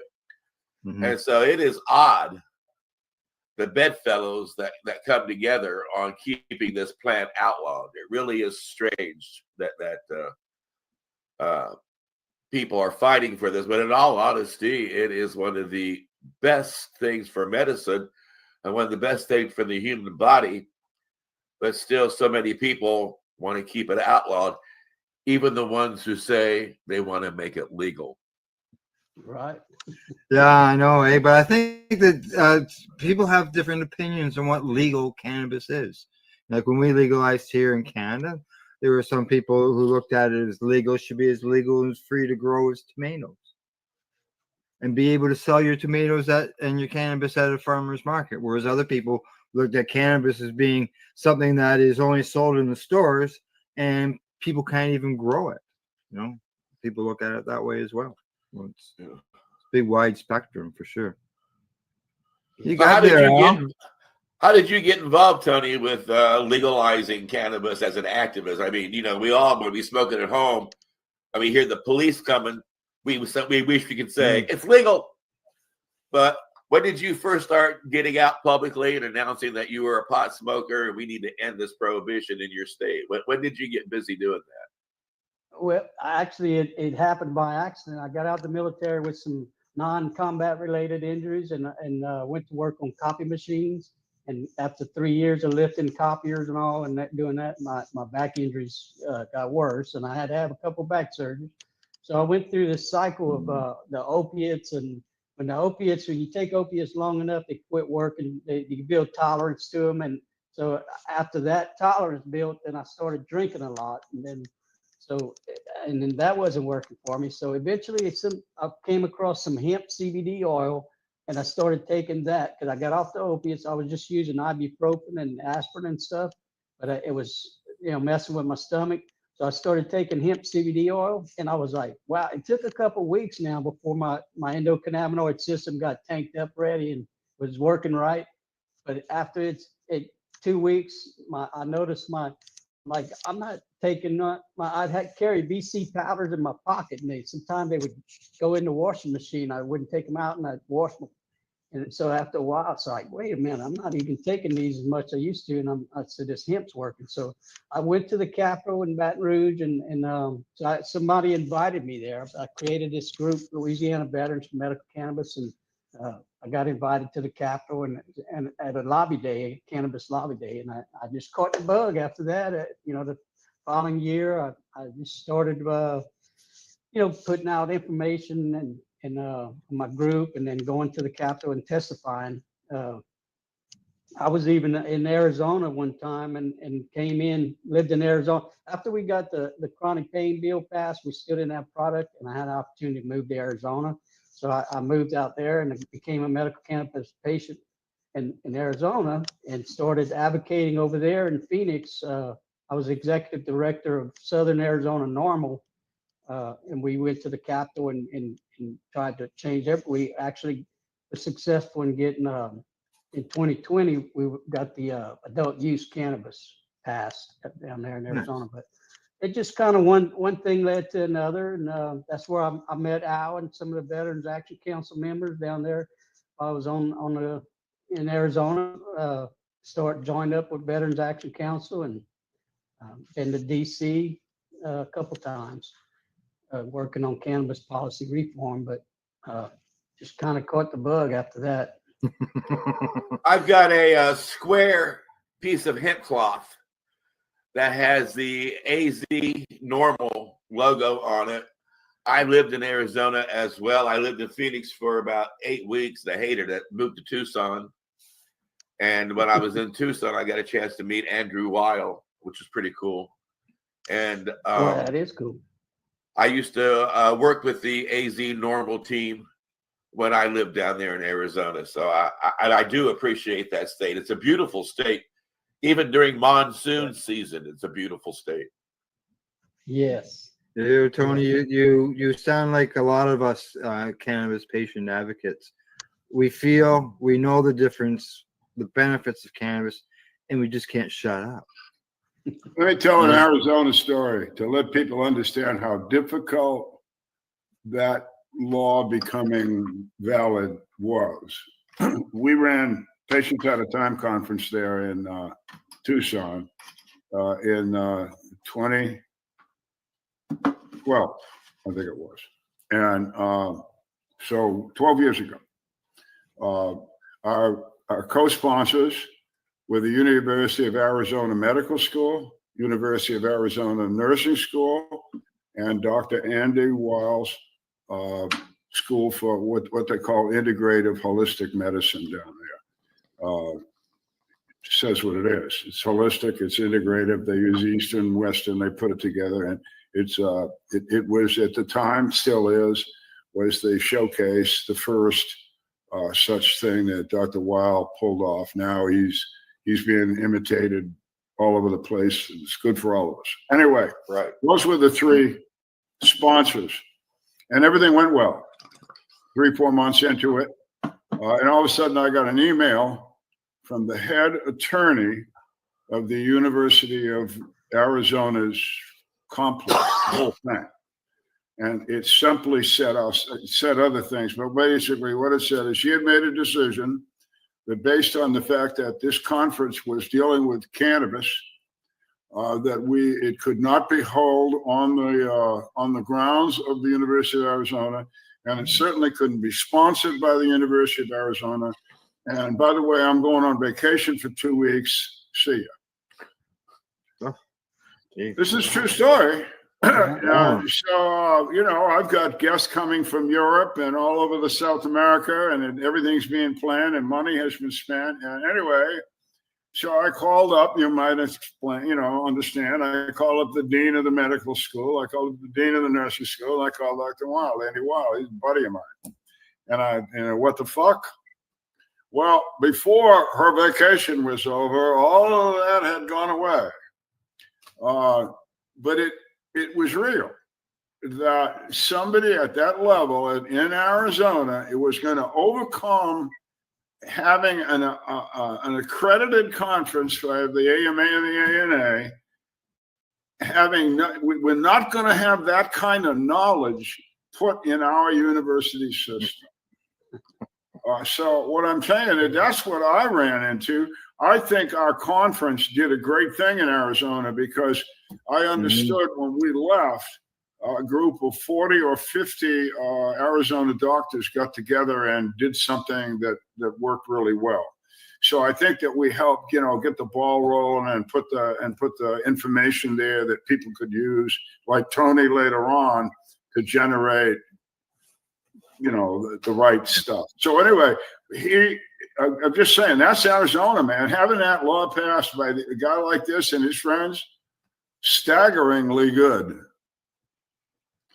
Well, I can tell you when I hear stories like that and other parts of history of this plant, I'm always baffled because these are supposed to be places where you go to learn about things. Yeah.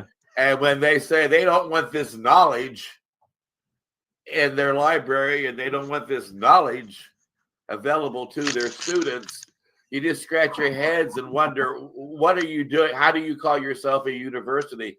How do you actually tell people that you are a place to come to learn the truth?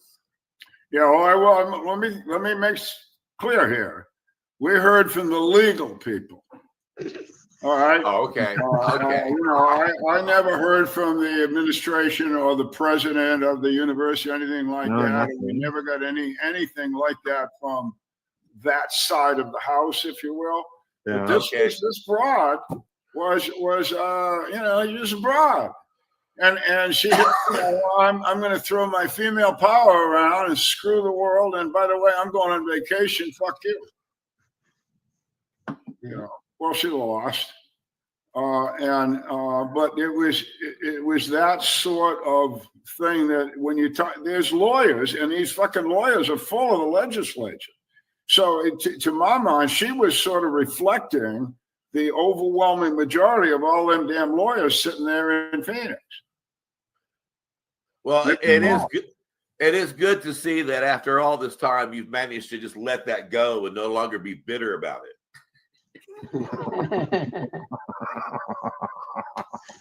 Thank you for noticing that. Yeah, I'm gonna grab my charger. Well, the way I put it in my book, I'm sorry, Tony. I ran into a broad down there at the university. Didn't have any balls. Well, the only women I know don't have balls. Okay, what you got there, Tony? I had to charge, put my phone on the charger. I wasn't expecting to use this thing earlier. Right. Yes. And if you see me disappear, it's that puppy that has to be controlled more than them. Oh, you If got you see me disappear, it's because I had a really good hit and I'm coughing. That's all. Yeah, the puppy was really here and went away. You saw true. Mine's outside. That's why I disappeared. The animals, you know, they Well, always back to gotta be the in there. host, the guest here. What are you drinking, Tony? Oh, what is that stuff? This is it's called Drifty. It's a 5 milligram THC beverage. Oh, cool. By Urban South. My son actually brews these. He owns a brewery, Urban South Brewery in New Orleans, and he started getting into the hemp THC beverage business. And this is one of the very popular ones. It's 0 calories. It's just 5 milligrams THC. So I love it when, like, if I'm fasting or something, I don't want the extra calories. They have some drinks, THC drinks with 100 calories or more in it. So that's why I prefer his. Is there a limit to the amount of THC that could be in that beverage, or? There is, Al. There was a limit, but this past session when they tried to kill the hemp industry completely, and that was one of the trade-offs. They said, okay, well, we have a 50 milligram THC beverage, just brewed in Louisiana, but that's going to be by January 1st. You won't be able to have that anymore. Wow. Now there is a lawsuit right now. Hemp industry is suing the state because they, invested all this money into the hemp business, and these beverages, by reducing them, they're going to cut into their business. So they have, so they're gonna, because you can order this hemp THC stuff online, in the United States, you can get it over across state lines. So I guess because of the Farm Bill. Mm-hmm. Yeah. 2018 Farm Bill. You should have your son consider being a sponsor for it. Time for hemp. Right.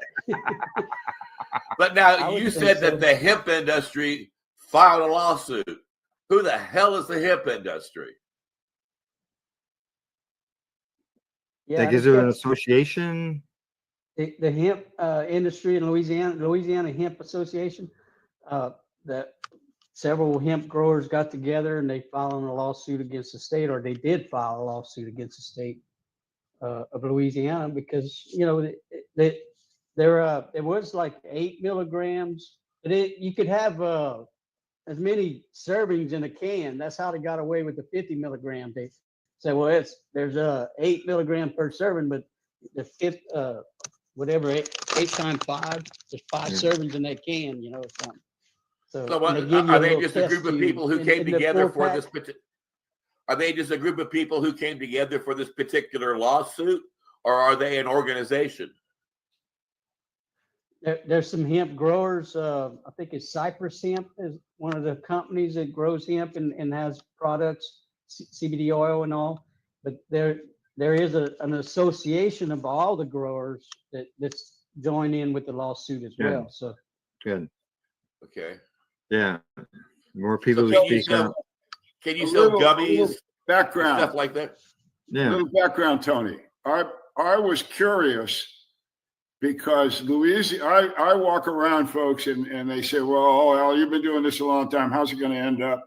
And I say, it's a plant. Sooner or later, it's going to be in the agriculture department.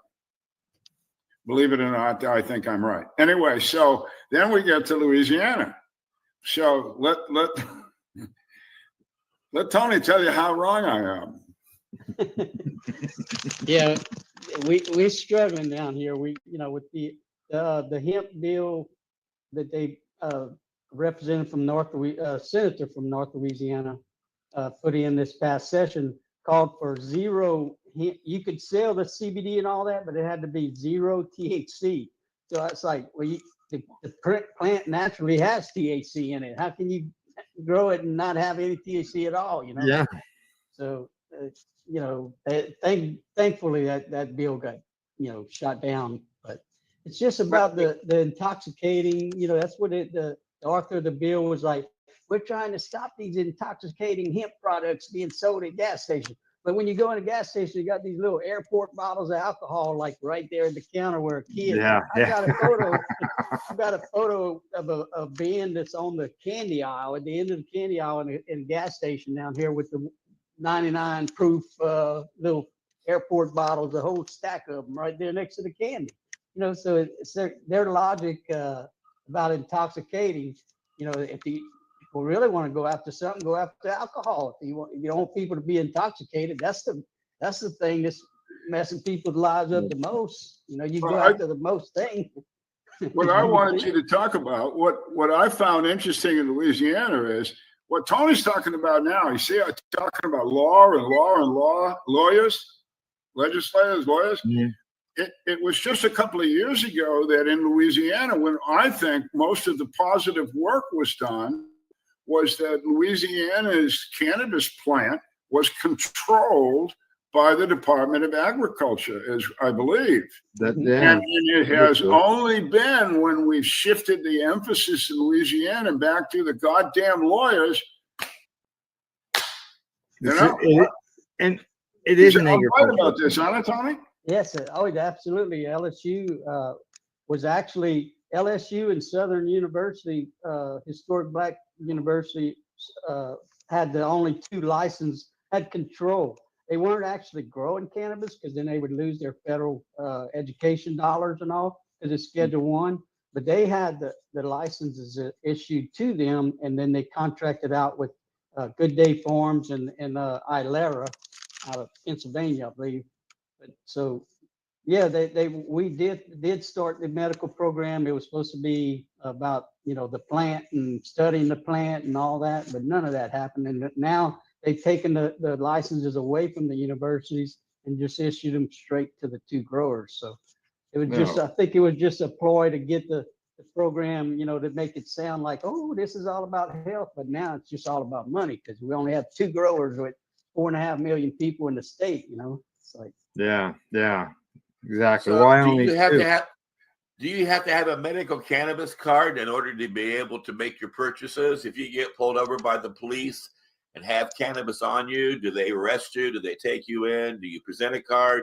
If you don't have a card, are you okay? How's all that working? well, Louisiana doesn't have a hard card, you know, and that or a digital card. But what we do is we get our doctor to call the dispensary, and they like just like a regular pharmaceutical drug. The doctor, medical cannabis doctor, will call the dispensary and put your recommendation in at whatever dispensary you choose. Now, if you want to go to another dispensary, you got to transfer your recommendation to the other dispensary. It's not like you get a card and you can go in and out of whatever dispensary you want. What do you use as presentation to a police officer? Because that, like, just having your doctor call the dispensary doesn't give you proof to a police officer. Right. Well, when you get your medical cannabis from the dispensary, it's going to have your name on the package. It's going to have all your information going to be on the package. Now, Just like a prescription drug you get from the pharmacy. Now, if you get caught, because what a lot of people are doing, because the prices, we're paying like $60 for an eighth of cannabis. Yes, sir. So a lot of people, what they'll do, they'll get the recommendation, because it's a 14 grams or less is $100 ticket out in town. If you don't have the recommended cannabis recommendation or the package that your cannabis is in, like I said, I take a joint and put it in my pocket. Anyway, I have a recommendation. If I get stopped out in town, $100 ticket. So you have to. What's happening? What I think's happening a lot, and that people are actually saying it on Reddit and stuff. How they get the recommendation as a protection. They cost $60 for a year. So that's cheaper than $100 ticket every time you go out in town. So they get the recommendation, then they just use their own the regular plug, whatever they normally get their cannabis from the street, and they cover it. They'll get one package. They'll go to the dispensary and make a purchase, get one packet, and then they'll put their cannabis illicit, non-tax cannabis. They'll put in a bag. They must be listening to our government, because our government says the same thing. Oh, they're just trying to just get the licenses to go around things. Yeah. That's been the story in Arizona too. One thing I'd be doing as a senior citizen at this point, if I had to go see a happy ass doctor and have that clown call into a dispensary and me march my ass up there to get $60 for an eighth, excuse me, I want Medicare to cover this shit. It's terrible. Yeah.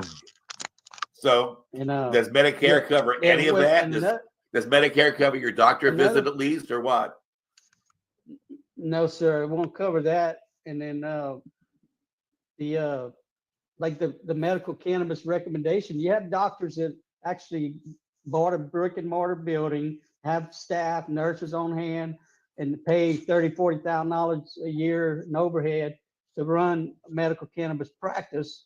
And then they were charging like $150 when the program first started. Now those prices have come down to maybe $60 for the 1 year recommendation. But then you'll have like Good Day Farms right now, who's given a free recommendation, because they have dispensaries in Missouri, Arkansas, Louisiana, Mississippi. So if they got, and a doctor doesn't have to be in Louisiana to give you a recommendation, so they can have one doctor to cover, all those states. Yeah.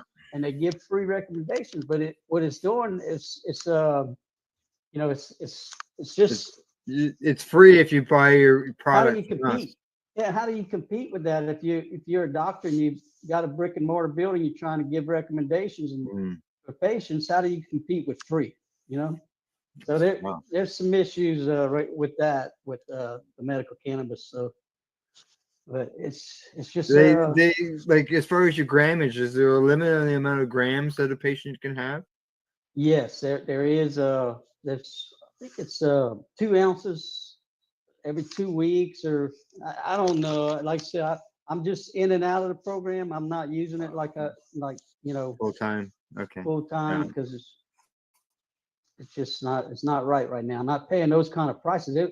I was in it initially, and I was spending $1,000 a month just with like 3 grams, and some tincture every couple of days. I was using. I had it all figured out, written how much I use, and I was like, I can't spend $1,000 a month on weed. I know. I'm just adding all that in my head and thinking the same thing. Like, holy crap, that's a hell of a lot of money. Yeah, it's a house note. Yeah, like, wow, to get an ounce, even, that's ridiculous. So that's why we're pushing for home grow, and then the caregivers program, where if you're elderly and living in assisted living, you can't grow weed in there, so you should be able to still have somebody grow it for you instead of going through these the 2 growers. The designated grower, like you say, a caregiver. Yeah. Yeah, caregiver grows for 10 patients or something in a small barn or something at his house. You know, we need to have that in Louisiana too. Yeah. For sure. Yeah. All righty. Where should we go next, guys? Do we want to find out? You mentioned about your Veteran Action Council, that you're involved with that. Yeah, the BAC is formed up in 2020. When I was in Arizona, I worked with these guys, and we said let's all join our heads because we all bring something from a different part of the country. We'll get together and meet. We meet Mondays, Wednesdays, and every other week on either a Thursday night, which is a buddy check-in. We come into the room and we take care of the little bit of business agenda, whatever we're working on, and then we'll turn off the recording. We'll just do a buddy check-in with everybody, telling what's going on. Like I was talking about. Is that what this is here that I'm showing on the screen? This is my mushroom journey. I kind of branched off with the cannabis. In between the sessions, there wasn't a lot of cannabis work to do, so I said, well, let me. When I was in Arizona, I learned how to grow mushrooms, gourmet blue oyster mushrooms and stuff. So when I came down to Louisiana, no one really was doing much of this. So I said, well, let me start this Swamp Spore Society. What I did, I asked AI what a good name for a mushroom group in Louisiana was, and he gave me a list of about 10 names, and I posted them on Reddit, and I asked everybody to vote on them. And this Swamp Spore, it was a Swamp Spore Alliance, but we decided in our first meeting. I reserved some space in the library, and I had a demonstration. I just had all my mushroom gear. Everybody came, and I said, well, hey, if we started a mushroom club, would y'all like that? Yeah. A few of them raised their hand. Yeah. Okay. So that's when I said, well, let me figure out a name for it. So I got the Swamp Sports Alliance, but at our first meeting, we actually went a mushroom grower who has a all caps mushroom business in Louisiana. He kind of partnered with me and said, yeah, this is good. So he sells these all in one grow bags, and where you can just inject your spores right into this plug, spray a little alcohol on it and sterilize it, and inject your spores in it, and you have your grain right in the bottom of the bag. So Wow, and you just grow your mushrooms in that bag. Right there in the bag. It's the simplest thing out. It's like anybody can do. They say it's so simple, a caveman can do it. Wow. And are they psychedelic mushrooms? Yes, we have a law in Louisiana that now in the Swamp Sport Society, Casper, we don't. I don't need the heat. I don't need to bring the heat down on me, and so we grow blue oyster mushroom. But once you learn the knowledge of growing mushrooms, you can grow any kind. You can go out in the yard and pick a mushroom and bring it in and put a little piece of it on one of these agar plates. I've done it. I went to Whole Foods and got some lion's mane. I came in, and you work in what they call a still air box. It's just a box. You flip it over and you work inside these holes in there where you don't get a lot of mold and stuff floating around. Because when you open this up, if I opened it in this room right now, tomorrow it'd be all green and just nasty looking because it's full of mold and mildew in the air, right? Right. So we that's what we do at the Swamp Spore Society. I bring 3 or 4 of those tubs and set them up in there. But yeah, the spores we can order. These are all psilocybe mushroom spores, penis envy. Bring that back up again. Bring that back up again. Yeah, these are from Spore Works. It's all righty.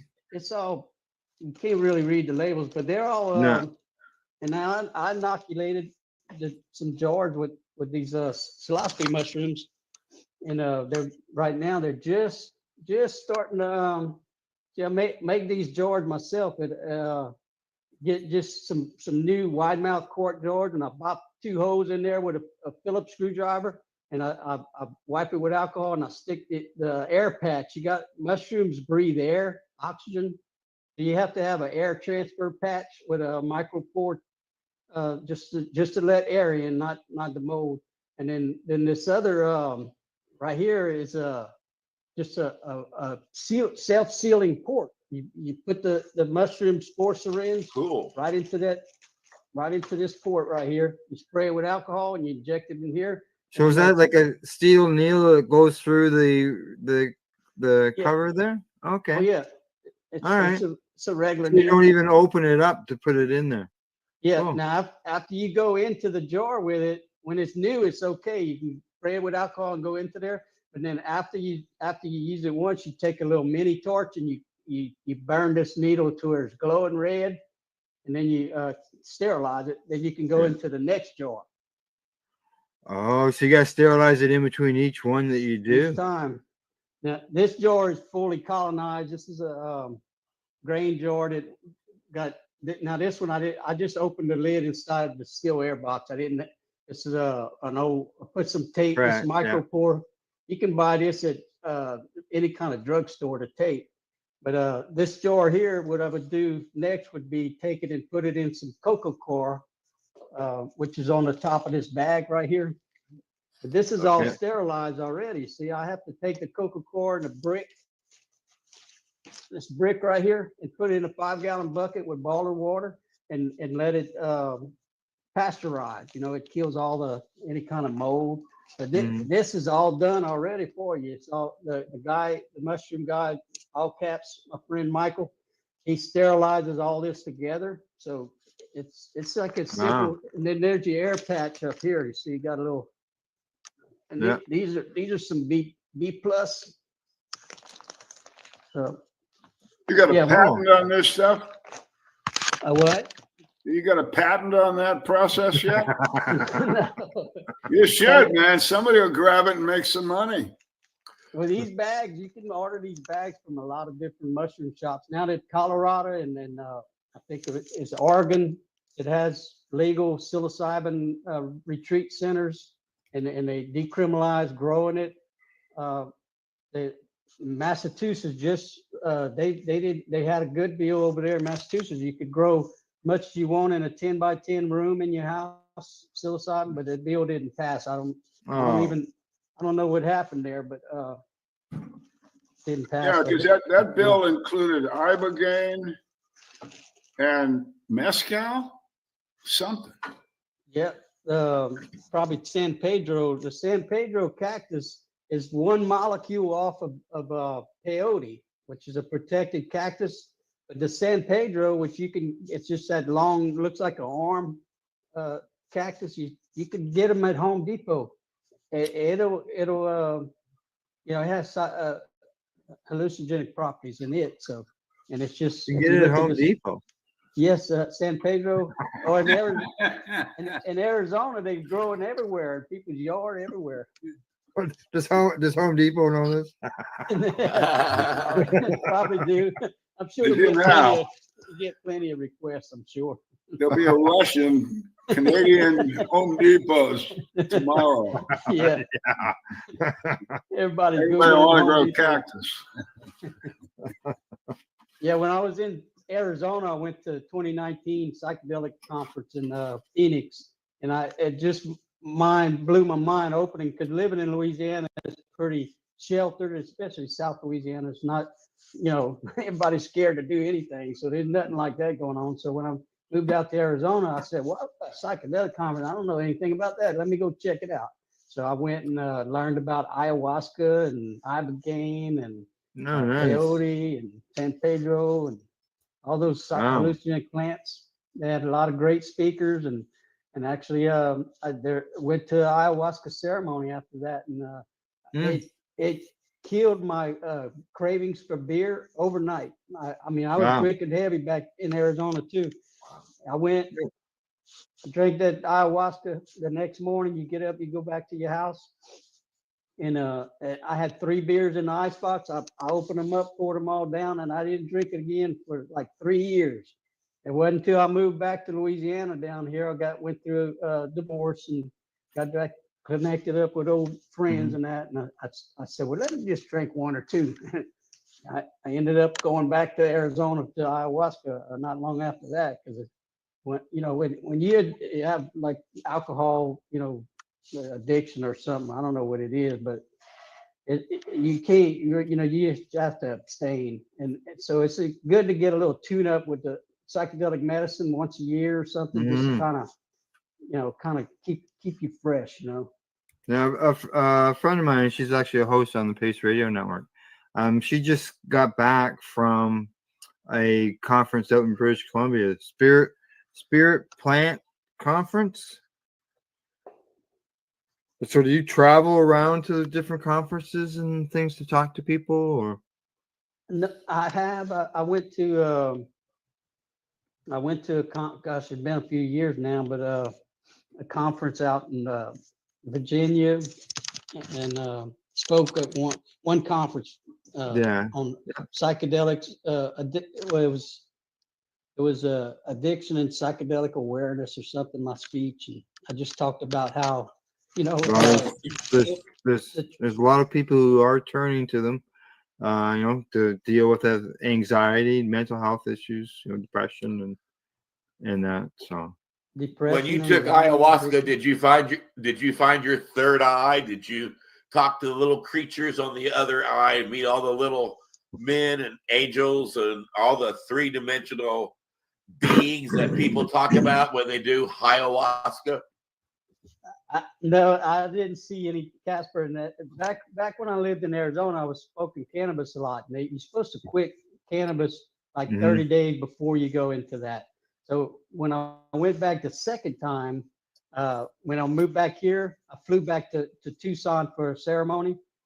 And the excellent AYA guide, GUIDE, AYA guide. If you Google that, you'll find the people that do these ceremonies in Tucson. Excellent group. I've been to dozens of ceremonies, but when the time I went back, I actually saw green ones and zeros on the edges of the beams up, and I saw, I think, a snake or something, but no little green machine elves or anything like that. You mentioned you didn't open up your third eye? Not that much. Oh, okay. You mentioned you couldn't consume any cannabis for 30 days. My understanding, when you're doing the ayahuasca, you also have to. There's also a diet as well, food diet intake, things that you have to take, things that you can't take. Some of those things are healthy, even healthy foods that you're not supposed to take. There is a diet they call it. That, I mean, the whole process that you kind of have to set intentions and start. I want to go work on this for myself. Whatever you're going through, depression, I want to go clean this up. So you start the thought process in your brain. I think what's happening. So whenever you get the medicine, it actually builds. It's a it generates nerve endings and stuff. The psychedelic medicine. So it forms a new pathway to what I've envisioned. Like when you're born, all your synapses are fired, but every time you get shot at or beat up, they go like this. So when you take the medicine, it kind of opens that up and lets everything start connecting again. And that's the way I see it. I'll tell you, my mushroom story was psilocybin, and I had what they call cluster headaches, which are very, very terrible migraines, and they simply come at you in clusters. And I would describe the pain as somebody takes a rather large knife, sticks it in your eye, and twists it around forever. Oh, geez. They put me on all kinds of little things that they tried. I carried an oxygen bottle with me for 20 years. Because taking that as I followed the aura of the headaches coming on seemed to sometimes help. So, anything goes. And then a guy I was working with, you'll recognize the name, Ethan Russo, a doctor, a cohort of mine, and a fellow golden retriever owner. We have all sorts of connections. He knew of my problem. And he called me one day and he said, I think I got a solution for you. He's an amateur botanist on a world-class scale. And he had come across this idea of mushrooms. Just back now, we're talking 1990s. World-class idea about using mushrooms to stop these terrible migraines. And what he recommended is get the psilocybin. I did so, a little fresh. They were Virginia, psilocybin, for the disease, everything. And he said, as soon as you feel that aura coming on of that heartache going to bang your ass, you get those things, chew them up, not a lot. It was a couple of buttons and a couple of stems, and chew them up real good and take it with grapefruit juice. He thought the acid would release the molecules or something quicker. And God damn it worked. And Nice. I did once, and I haven't had a migraine headache since 1990. Now, to even further the story, I told Ethan, I said, it worked. He said, great. You know, he called me back a couple of weeks, months later, and he said, hey, you got any more of those mushrooms? I do. He said, could you send them out to a colleague of mine in Missoula, Montana, where he lived and worked at the time? And I said, sure. And I did so. And then it was an MD buddy of hers, and she called me and said, I got your mushrooms, thank you. What do I do with them? I said, well, this is what Ethan told me. Here's what I did. And she called me back a couple of time later, and she said, damn, I tried it out and it didn't work. I got a headache. And I said, well, I'm sorry, man. All I can say is try it again. It fucking worked. Yeah, exactly. Yeah. She tried it again and it worked. And I have not communicated with her for about 5 years, but that whole period of time, she didn't get another headache either. So what Tony's talking about is undoing synapses that are crooked and straighten them out and building a new one or whatever the hell it does up there. And to me, it's another potential health benefit that's harmless, like cannabis. Right. Take it correctly in the right environment, et cetera, et cetera. The mushroom can do you no harm and maybe help somebody like me. I mean, it changed my life in a way positive thing. It's worth a shot. So, Tony, what you're doing, your education, one of the reasons I wanted you to talk to us tonight and the audience to say, hey, this is good stuff. And so thank you for doing that. Well, that brings me to this question. George Harrison, for those who don't know, he was part of Paul McCartney's first boy band called the Beatles. George Harrison once stated that he recommended doing psychedelics 3 times. The first time to learn the psychedelic, the second time to learn yourself, and the third time to learn the universe. But after that, there's no need in taking them. Now, my question to you, Tony, is that true? And when a person takes mushrooms, are they like hallucinating and they're not able to drive? They're not able, when they look at the TV, it melts. When they go to the kitchen to get a cup of coffee, they can't find the cup, let alone the coffee. Yeah, I've talked to someone in Arizona who took there's different doses. There's a micro dose, which is like 1/10 of a heroic dose, and then in between there's a recreational dose where you just the micro dose is not supposed to be perceptual. You just kind of, your phone might be a little brighter, you're in a little better mood. Then the recreational dose might be like 1 gram of dried mushroom. It's just going to put you in a slight drunk type feeling or intoxicated feeling. And then the heroic dose, you want to be in the right setting and not be upset and angry or anything. Just go into it with good intentions and take the medicine and be in a quiet, dark area with some maybe some shades over your eyes and some light music. And it's best if you have no experience at all not to do that alone. To have somebody with you, But someone who takes it like all the time. I knew a guy in Arizona, and he told me he took like 30 days. He took the heroic dose, 30 days in a row, and he said it causes like you never get off the trip after that. Took him forever to not feel the effects of those mushrooms. It's there's a syndrome. I'm not sure what the name of it is, Casper, but there is something that you can take too much mushrooms for too long, and it'll lock you into that high or intoxicated feeling. So yeah, I would say take it not like even mushrooms. You're supposed to take like 3 days on and then a couple of days off because you build tolerance to it. So you want to just you don't want to use it every day. And then actually you don't. I don't think there's anybody who ever took mushrooms like tonight and woke up in the next morning jonesing for mushrooms, being like, yeah, I gotta No, get some more of that. no. There ain't Those, nobody that- those micro doses, my understanding, they could be as low as like 20 milligrams of mushrooms up to about 150 milligrams, somewhere around there. Get it? I know around here, I know a lady that's her. She goes around to different events and she sells all kinds of psilocybin infused baked goods, chocolates and stuff like that. And yeah, it's very popular. Because Well, of I asked because it was one thing when I was younger and I didn't have any crisis in my life at that point to drop acid or to take meth or to eat mushrooms or to do any type of psychedelic, and I'd have a good time. But now that I'm nearly 100, I've been through a handful of things that I don't want to focus on while I'm tripping. Well, like Tony said, do the low dose, do the micro dosing, and it can sort of calm the mind.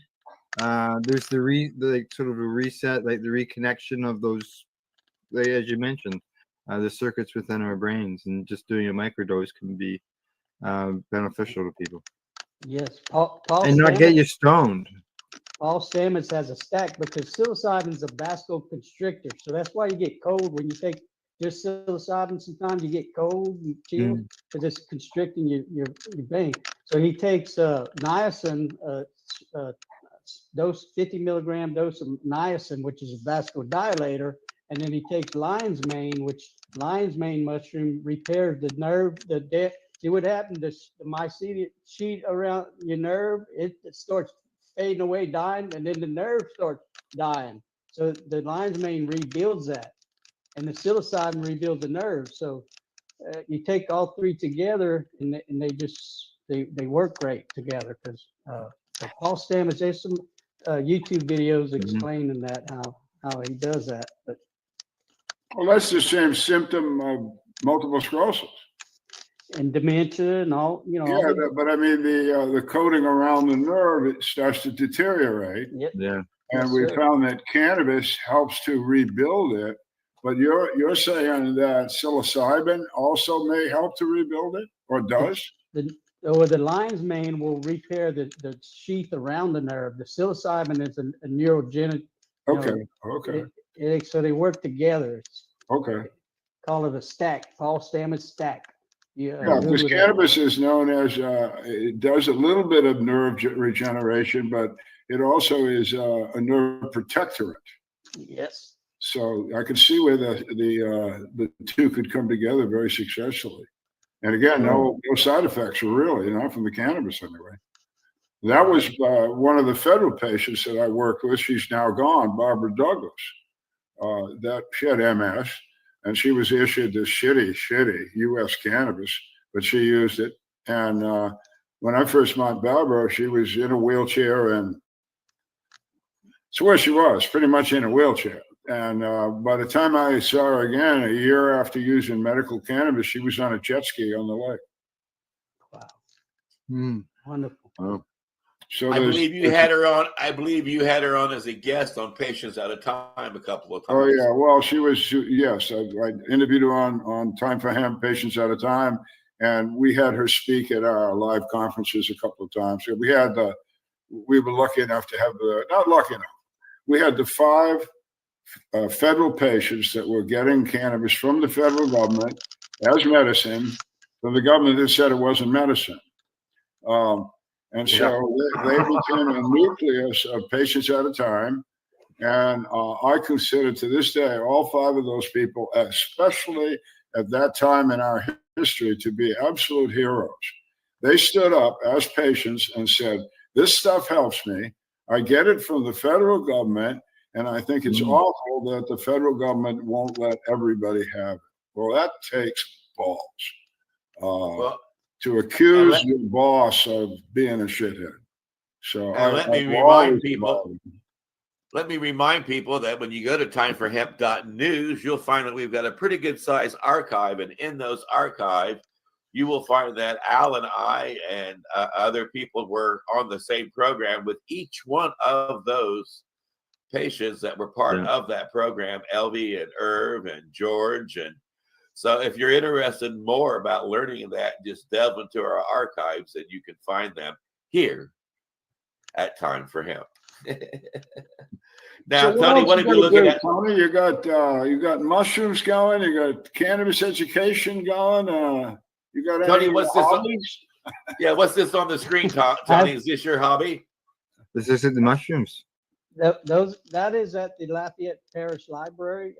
Those rooms are Library. free.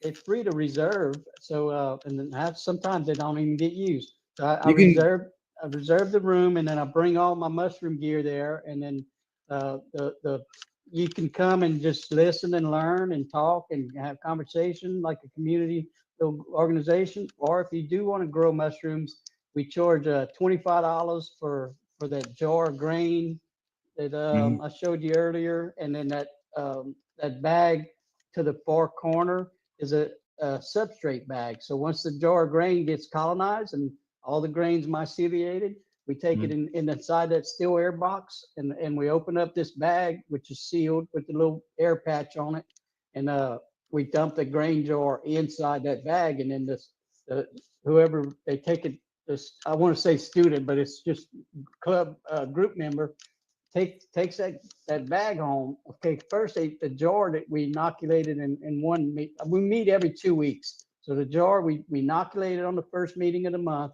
2 weeks later, they bring the jar in, and then we put it into that substrate bag, and they take that home, and they're done. But so I just brought all that just to kind of show the top port. That's some millet that I actually bought for my co-partner. He's a mushroom grower, and we go to natural grocers and buy this organic grain, rye grain or millet. Mushrooms grow on just about any kind of grain. So millet is one of the hardest to work with, I find, but it's one of the best ones to do to colonize, because there's a lot of surface area, a little tiny something about how the grain works. But the rye grain works pretty good too. I mean, this is ready to go to the substrate right now. How long is it your harvest? Like you talked about putting this stuff in here and all that. How long does it take for the mushrooms to grow, or does different strains mean different lengths of time? You talking about the decorative mushrooms or the or whatever mushrooms you're growing in a container? I mostly just grow decorative ones. The oyster mushrooms grow pretty quick. They a week's time it'll be all pretty much colonized. But the decorative mushrooms take a little longer. Oyster is one of the fastest growing ones. It'll double in size once it starts fruiting. You come in there in the morning and look at it, and in the afternoon you're like, wow. Really so you mean I can have magic mushrooms in 7 days? Less.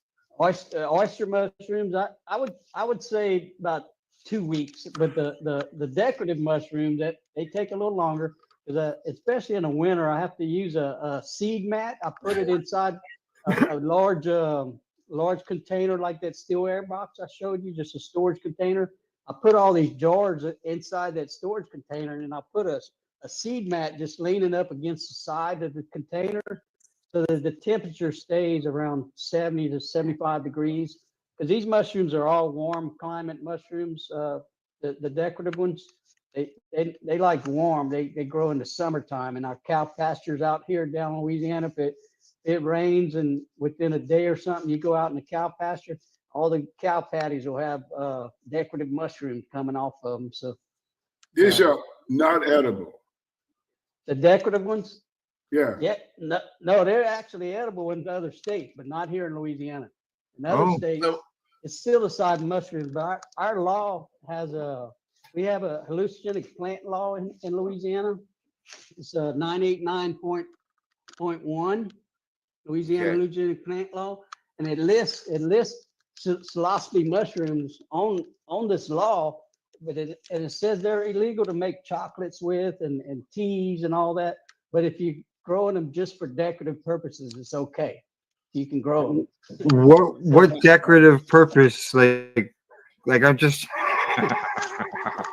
You But put the them big- on a shelf in your living room or what? Yeah, Beautiful, I make yeah. headbands with them and necklaces. The law has a lot of nursery type plants. I don't know if you can read these plants, but There you go, right? Just like that. There you go. yes. Yeah. See, it's got the mushrooms on there, psilocybin. Yeah. And the Yeah, number E, letter E. And Yeah. some of these names, you can find them in flower beds and all that. Some of these most of these plants are ornamental plants, but they have hallucinogenic property in them. That's on So, there. so they did it like they put the law like that so that the nurseries would still be able to sell these little pretty plants that people put in their yards and all that. And somehow the philosophy's on there. Now I fully expect the government to come back because they see all the fun we have. And Well, let's go to nutrition. We saw this guy on Time for Hemp. Okay. We want to tell everybody again that cannabis seeds provide incredible nutrition, cannabis oil, incredible nutrition. Do mushrooms provide nutrition? I'm not the specialist on the gourmet mushrooms as much, but all mushrooms have some medicinal value. Now, nutritional value, I can't speak to that. I'm not sure. What's the medicinal value? Well, the medicinal value, psilocybin, they had over 1,000 studies of psilocybin for addiction, depression, anxiety. Before 1960, whenever they started kicking, putting in 1970, got put on the Controlled Substances Act along with cannabis. So, but before that, they have different studies where they tried the Compton prison study where they gave some mushrooms to a bunch of prisoners in California, and they had a reduced recidivism rate where prisoners weren't, once they got out, they weren't going back to prison as often. So, and like you said, with the migraine headaches but I give mushroom powder to my dogs every day. And I'm told that is a anti-cancer, possibly a preventative of cancer. Is there anything to that? Yeah. Paul Stamets has a beautiful story about his mother having stage 4 cancer, and doctors told her, just like go home and die, and nothing we can do. And he gave her turkey tail mushrooms, and she went back in her scans, in a length of time, but she went back and it was gone. The cancer was gone. So, Wow. Yeah. Wow. Yeah. Cordyceps, a lot of medicinal properties. Cordyceps, I think it gives you energy. But they're starting to get popular. People are starting to learn more about them because the first thing when you see her mushrooms, you think poison mushrooms or magic mushrooms. And so people were standoffish to all of them, lion's mane and all of the mushrooms because they just had that image of danger, when they heard mushrooms. So Right, yeah. So now, Yeah, well, I brought up the fact to my veterinarian about the dogs getting mushrooms, and she like, what are you talking about? But she had the same answer when I told her that I gave my dogs some cannabis every night. She just looked at me like, this is a crazy son of a bitch I got as a patient. I know of a place that supplies mushrooms for cats and dogs. Yeah, I can look at the container. It has turkey tail. I'm not sure, but it has 4 different types of mushroom in there. Yeah, exactly. And it doesn't mean there's like this thing when you say mushrooms, everybody probably thinks psychedelic and psilocybin, but there's so many different strains that have so many benefits. Yeah, absolutely. Yeah. The lion's mane for dementia and all that. I mean, there's people that have taken it and noticed right away how it improves their mental capacity. So yeah, memory. Well, then maybe I should take some. I'm getting close to 100. Maybe I should start doing that. Absolutely. Get some microdosing going on there, Casper. Yeah. There you go. Time for shrooms. There we go. I stand corrected. It's a blend of turkey tail mushrooms, reishi mushrooms, shiitake, and maitake. I never heard of that one. Yeah. But that's what it is. And because this thing has other stuff in it too, but those are the 4 mushrooms that so turkey tail is what that guy used from his mom, right? Yes, Right. Paul Yeah. Stamets. Yeah. Yeah, he got an excellent story on YouTube. So are you able to drive since you take a lot of mushrooms and cannabis, or do you have to be driven around like Miss Daisy or what? But now, just to clarify now, Casper, these are all decorative mushrooms. I don't actually take them. Oh, okay. Now, I have taken them in other states in my travels, in legal states. All right. All right. Yeah, cannabis. I mean, it's important that like these 50 milligram, beverages. If some new user, this is just 5, but there's one that's 50, and I know I drank one day, and I was like set back, like, wow. I can't imagine an inexperienced user opening up a 50 milligram can and drinking that and be really intoxicated. So it's important to know your limits, know your dosage, low and slow and everything. Yeah. Yeah. I agree. We got to let you go. We're getting to the end of this, but to go back to the vets in Louisiana and your experience with them, is it do they use cannabis? Do they use mushrooms? And how does it go? Is it good, bad, sideways? Yeah, the cannabis right now it's just so unaffordable, but they're using it. They're using it. They're talking about it online and stuff. How it's helping them, and then the mushrooms too. I mean, people will get out there and talk about using mushrooms online too. I just don't. Yeah, I don't need no more heat, man. I got enough. I do enough hard work. I don't need to bring heat on me. Right. So I just kind of watch what I say and don't. I know the law. I carry this with me all the time. I brought mushrooms to the Capitol and some dried mushrooms, in a quart jar in my backpack. Walked through the security Capitol. If I'd have got stopped, I'd have just said, "Hey, they might contain psilocybin, but they're just decorative. I don't take them. I just use them. I wanted to take a picture of mushroom in front of the Capitol, so I brought them with me." Just gotta. But they doing. I get veterans that contact me want to know how to grow. When they see my Swamp Spore Society, they say, "Oh man, I want to go. I want to learn how to grow."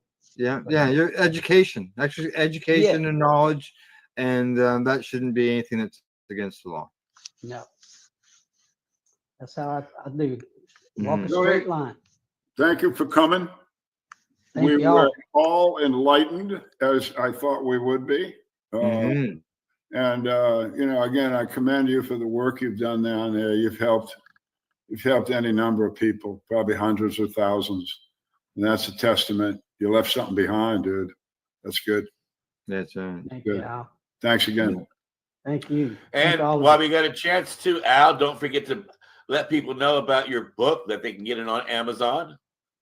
Well, thank you. Yeah, I got the title down there for Country and Cannabis, and that's what it's about. My service in the United States Navy and a lot of cannabis stories that intertwine with that 24 years in the Navy. And then basically, the other half of the book, if you don't care about the Navy, is about how cannabis really became what it is medically now in the United States. How did that happen? Who did it? The problems, the successes, the tactics, the technicians, the idiots, and the guys in the way, and the good guys. If you're interested in medical cannabis at all, I want you to read my book, because you should know what's in it. You should know about those people, and there's a lot of stuff in that book that you don't know medically, just like you didn't know what Tony was telling you before this show started. There's a lot of information in there, and I get told all the time that people go back when they finish the book, they go back and they read it again, or 2 or 3 times, because there's so much info. So thanks for bringing it up. It's $25. It's on. You can get it anywhere internet. Barnes and Nobles, Apple Books, Amazon Books. It's all over the place, and. Tell your library they should have it too. That'd be nice. And you'll find the link for it on the homepage at timeforhemp.news. So make it a point to go there as well. And when you see the cover of the book, click on it. It'll take you straight to Amazon where you can make that purchase. Tony, too, it has been a very informative interview. I've really enjoyed having you on as a guest. Is there any closing statement that you'd like to make? I just want to mention we're having a home grow rally on April 14th, 2025. And you can find that Facebook, have an event posted in Facebook at Louisiana Veterans for Medical Cannabis. And I'm hoping everybody in Louisiana comes support the rally, and we get home grow down here in Louisiana. And thank you all guys. Honored to be here and be a guest on your program today. And Al Graham, I know you're up there in Cananda, and you've got Castro's kid in charge of your country. Is there anything that you want to share with our audience today? Yes, with my 4 legal cannabis plants, I grew lots of cannabis that I'll have lots for this year and next year. And let everybody know, tune in to paceradio.net Tuesdays at 3 p.m. And that is because the Mushy Moment is on. And that features Rev Cindy and Steve Mather. And they're always talking mushrooms. And they're always getting great guests to talk about. And I think maybe I can pass along your information to them if you don't mind, Tony. Well, thank you. Please do. Yeah. Thank you. And I'd like to remind our audience that we are here doing this work because there is still work to be done. If you would have told me when I began my journey as a cannabis activist, when Jack Hare hired me in 1989, that I would still be fighting these laws and working diligently to make cannabis hemp a viable farm product and a viable product to be using in all of our wonderful creature comforts, I wouldn't believe it, because it really makes no sense to keep it outlawed. This plant makes over 50,000 different products, from fuel to paper to fiber to it's amazing. You make plywood dynamite out of this, and yet it is still illegal. You can be growing it in your community and creating local jobs and helping our environment. Jack Hare once said, hemp can't save the world, but it's one of the planets that can help save the world. So we got a lot of work to do. We've got a lot of information we want to bring to you, a lot of solutions to problems that we're facing here on the world stage. That's why we think it really is important to let the whole wide world know that it really, truly is time for hemp. Look at all that money, yeah, the money that they spend. Take another look and spend some time for him. Don't cut trees for paper, cause it hurts the environment. Stop deforestation, yes, it's time for him. Whoa, an acre of hemp makes 20 bales of oil. No need for pesticides to poison all our soil. People got no food, they got no clothes, they got no rest.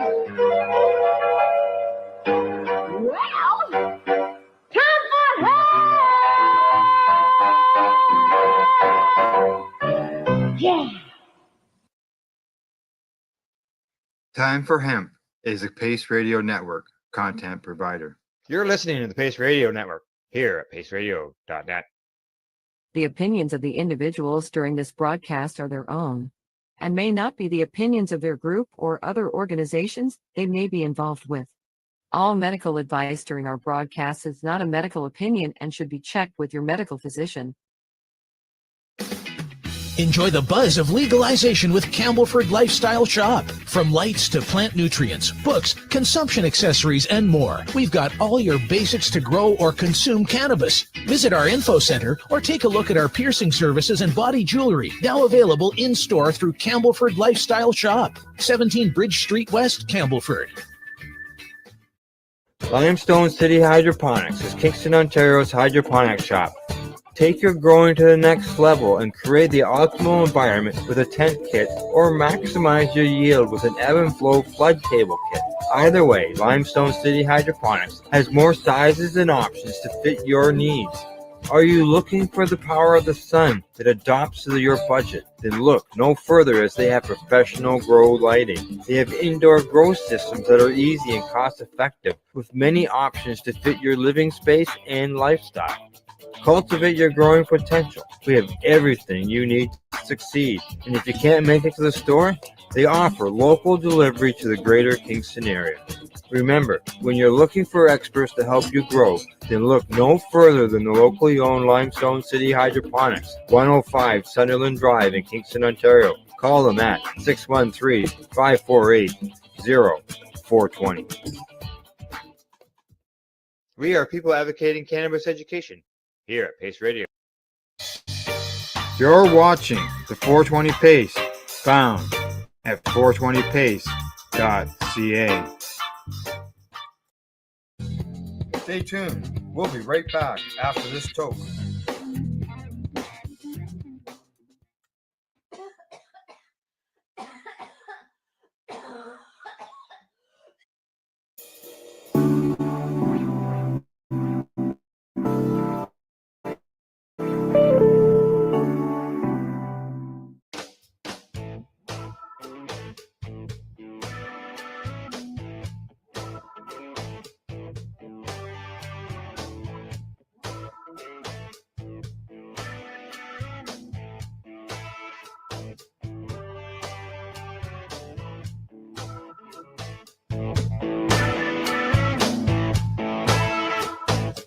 Hello, everybody. Welcome to glass blowing today here at the workshop of the Happle.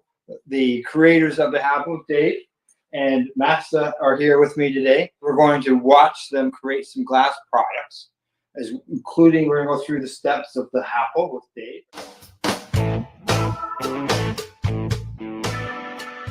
You know, for example, like, you know, not quite roundish looking balls.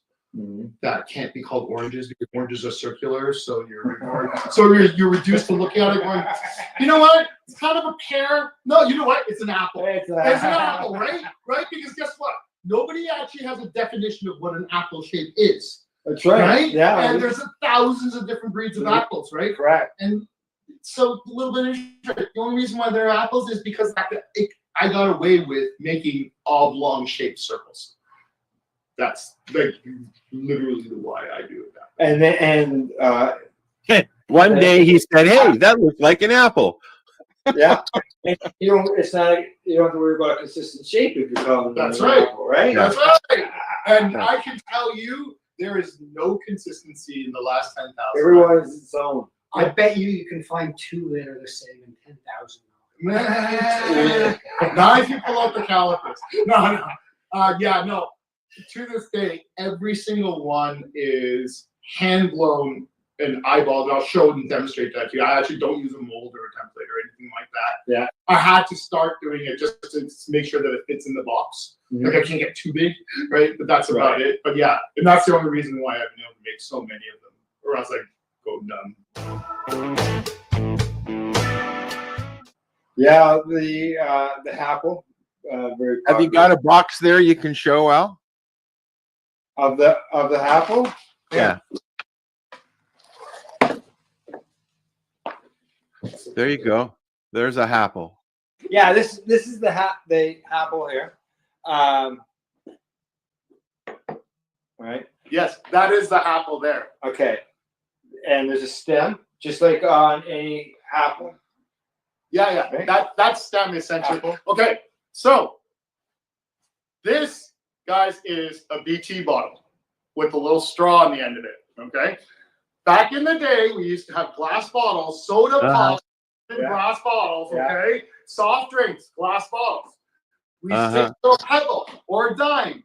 We used to stick into the glass bottle. We used to use a lighter, heat up one corner of it, which is got to do it again. Evening out the wall thickness in the kiln, right? Correct. But we heat up one little corner of it, stress out one little spot of the bottle, and then if we do it in the right way and do the right tap, the pebble or the dime that's in the bottle will pop a hole out of the side of the bottle, and then therefore you can take your bottle, stick your joint or your cigarette with a little bit of hash on it into the bottle, and it was called a bottle toke. Yep. Yes. This is a bottle toker. This is your cigarette. Yep. But you don't have to use a cigarette anymore. You can just place your hash on here and put it into here. It fills up, and then you just pull it through there. Now, part of the reason why this has been great is for so many people who used to use this old style technique, but you can really only do it with cigarettes. Yeah. Right? Right, 'cause how During can bottle you- time, yeah, you couldn't do it with joints. People claim that they can do it with joints, but they're lying. Okay, it's not possible. It was always tobacco, right? And then so as guys got older and you had to quit smoking, you weren't able to do bottle tokes anymore because you were smoking. You just didn't want to have cigarettes around, right? So a lot of people had to give up hash because of the fact that they couldn't do any of it. So when we came up with this, it allowed more of the original old-timey smokers to be able to experience and enjoy hash for the first time without having to dilute it with tobacco, dry cannabis. Yeah, and I'm a person that doesn't smoke tobacco, so I wouldn't like tobacco. No, and so you never would have had a bottle toke. Yeah, like that would never have been something that you would have appealed to you, right? You're like, no, I don't want tobacco. And when I did have one, it was yeah. And then with cannabis, then you've got your cannabis included in your hash, so then you're not getting that. Just if you want just that hash taste. Well, what you're doing is you're making your cannabis a little stronger, but you're making your hash a lot weaker because you're just adding. It's like no. And here's an interesting development within the legal market that's kind of it kind of dovetails nicely into the hash devices. Is right now within the legal market, there's such a competition between the stores to attract and keep customers. They're doing everything they possibly can to keep them to come around. And what that usually means is that they're trying to get their customers as medicated or as high as possible, thinking that that's the best way to retain a customer. Is that fair? Right? Some people THC is the main thing, correct? Yeah. For some people, yes. So with something like this, we want to be able to provide them with a device that by the time they start smoking hash, they're already moved past dry flower, one strain at a time. They've moved into the pre-rolls, which are infused. Yeah. So the pre-roll dry tobacco or dry cannabis infused with this, infused with that, laced like dusted with this and that. Right. The kit. Well, the whole part of that new smokers lose is they lose the experience of learning about the different strains of cannabis and the effects of individual strains. Because everyone's getting a salad joint, as what we used to call it, right? Yeah. So no one had an idea of what strain did what because you don't know, right? Especially on pre-rolls, they don't normally tell you what the strain exactly. is. No, absolutely. You might say premium cannabis. Yeah. Well, what the hell is that? So what customers are coming in, they're buying single strains. It's not doing it for them. So now whether they turn to their bud tender, ask for recommendations, bud tenders always turn to an infused pre-roll because that's great bang for your buck from a consumer perspective, from a bud tender perspective. But what that's done is created this whole step in the cannabis community that everyone has skipped in the new legal market because in the old market, we had no choice but to try all the different dry flowers. We had no choice but to get one or two strains at a time. And if you don't like it, you mix it. What's that, Al? And if you don't like it, you mix it. Yeah, exactly. And if you didn't like it, you go back to your dealer. Or you wait till next week. Or you go to your Next dealer. batch. And you ask for something different. But really, it wasn't that. But now with these infused things, it's artificially gotten people more stoned without the actual understanding the benefits of indicas versus sativas. All of the stuff that the older people and all the stuff that the advocates and the educators want people to know about. So now what happens is they get tired of the pre-rolls, their taste buds and their cannabinoid receptors are all messed up because they don't know what they're getting. They can come back to a single strain of hash using one of the hash devices, right? And please, like this is the Happle's the affordable version of it. There's lots of hash devices out there. right? But just an opportunity to be able to smoke pure hash just on its own without diluting it anyway, right? Yeah, This would be the first time in decades where I was able to consume just straight hash. All right, so who has the hash? I do. So I a question while you guys are getting the hash. Yeah. What's the price range of a Happle? Retails for $54. Retail. That's very reasonable because you go and you can get just a simple bong for $120, but it's just that, right? So this is nice. This is nice. It's just that it's hash. You can just straight hash. I've seen Al using his. How long will a piece of hash last in that? Well, I myself, I've learned. Let's find out, shall we? I have learned with mine that I don't want to use one of the new single ones. person or multiple persons would be different lengths of hash that you add to this. The amount that you put in. That's what I learned. All right. So here, let's go through a demonstration. Oh, by the way, each one of these comes with their own set of instructions in both English and French because that's a requirement in Canada. We have to supply all advertising and literature in both official languages of Canada. So all you do is you pick your little snake, and instead of putting that into the middle of a joint, which is what I used to do, you have it on this end. That's what I'm doing right now, buddy. Yeah. Oh, there you go. So now what we do is we just light up the end of it, let it burn, and then it creates a little ember. Yeah. And the most important part of it is don't let it burn. Blow it out before putting it in, or else you could create this black mess in there. Now, some hash. So this was built for the old school hash. This is the hash that your uncles and your grandparents would get.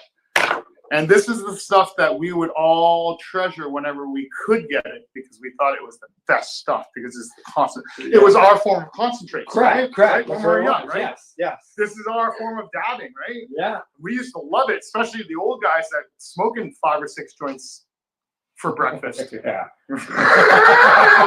So anyway, Al, as you can see here, it's brewing, it's filling up in this chamber. Once I get to a point where it's filled up to enough for my lungs, Yeah. it up, tick a little bit.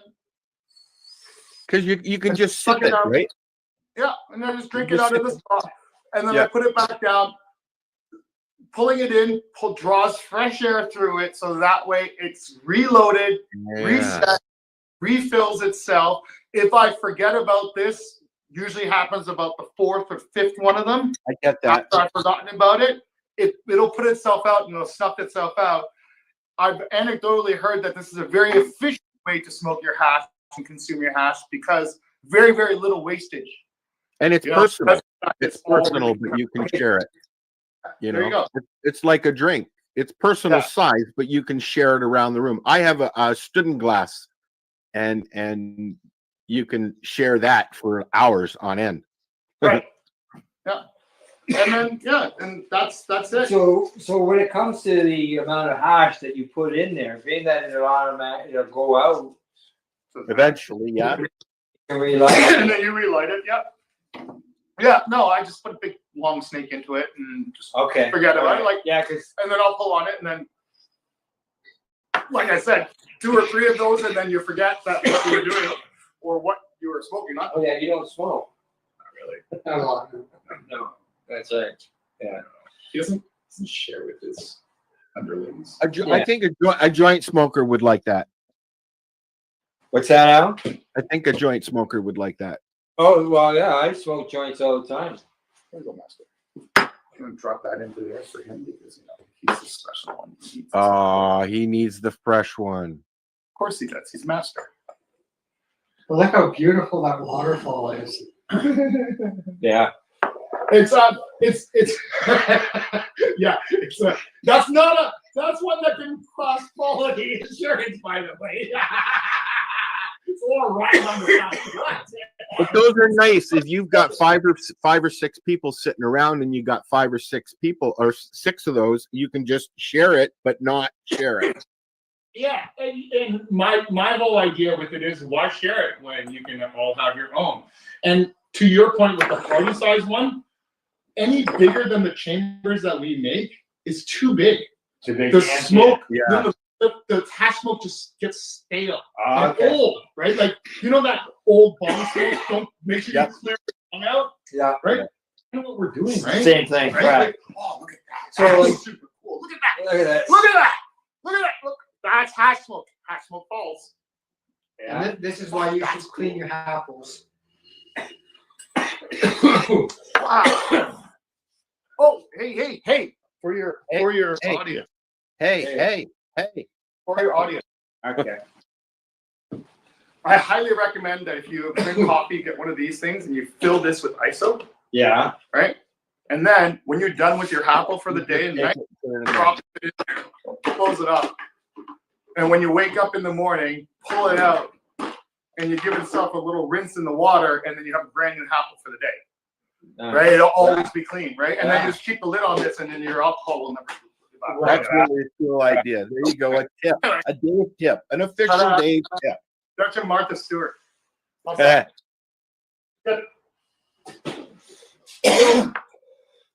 You were talking about stale smoke and stuff. With this, when it goes out, obviously there's going to be smoke in that chamber. That's the fastest way to make the apple dirty, is to let smoke sit in there. Because it clings to the side immediately. Yeah. And otherwise it just dissipates. Because as you can see, once it spills up, I don't know if you can see it on the camera or not, once it fills up, it starts to overflow. Yeah. Right? And it's like, I got somebody. It's starving for oxygen. Yeah. That's what I was wondering. Like, at the end, obviously, you're going to have, That's why I have there's no oxygen. Yeah. And then here's another reason. So one of the things is I get a lot of criticism or questions about why this here is so loose and it rattles so much. Well, the reason for that is the airflow. Because if you had it sitting tight and not rattling, it just completely choke out and it would never stay lit. You gotta keep some air in there. You gotta have it. So that rattle has to happen only for it to work. So it's kind of one of those, which is a little contrary because people don't like glass rattling with this. So well, you were just because it's gonna break, right? And then where would you get another stem? If you break your stem, yeah. Or you message me. Yeah. Right. Yeah. So what I'll do is I'll do a call out and I'll encourage people to message me whenever they have a broken stem. Yeah. Mainly because of the fact that I'm doing impromptu quality assurance. Right. Right. The number of stems I have to send out as a replacement would generally tell me whether or not this is a viable product. Right. Yeah. Right. And I give replacement stems out pretty much for free. And I can still do that because I only get one in maybe 1,000 every few months. And it's never, but it's always because of negligence, right? Now people can lose them. Yeah. Or drop them. Yeah, and as far as for someone to replace that stem, they have to get a hold of you. Very kind of, unless you've got them available in the store. They are available. Separately. Yeah. Okay. Yeah, they're available individually, but realistically, it's so hard to put a price on that little stem. Oh, I'm sure. Because that little stem, in my mind, that's the secret to it. You can take that stem and use it wherever you want to. Mm-hmm. So the value of that stem is actually quite high towards the whole value of the whole piece. But I'm hard pressed to charge $25 for a replacement stem, right?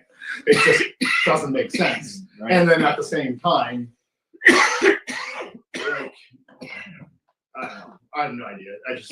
It hasn't, like 1 in 1,000 every few months is probably like, that means I'm sending out 10 or 15, right? It's not a big deal at all, right? So anyway. Crap. Passion's different. So it does. Yeah. This is the point of the video, Al, where you start recording faster, maybe. Jump. Yeah. Use that 30 frames per second George Miller shit.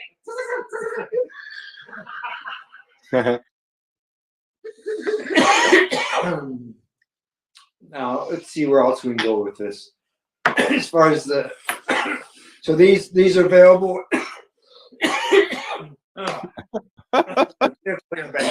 them off now.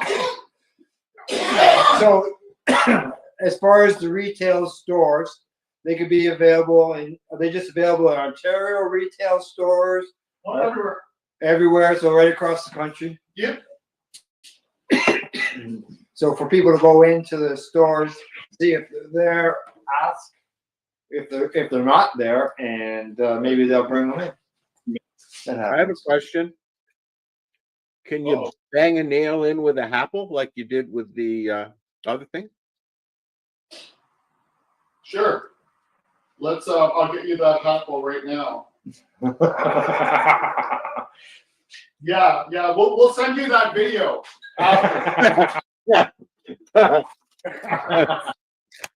Yeah, definitely. Yeah. We certainly can.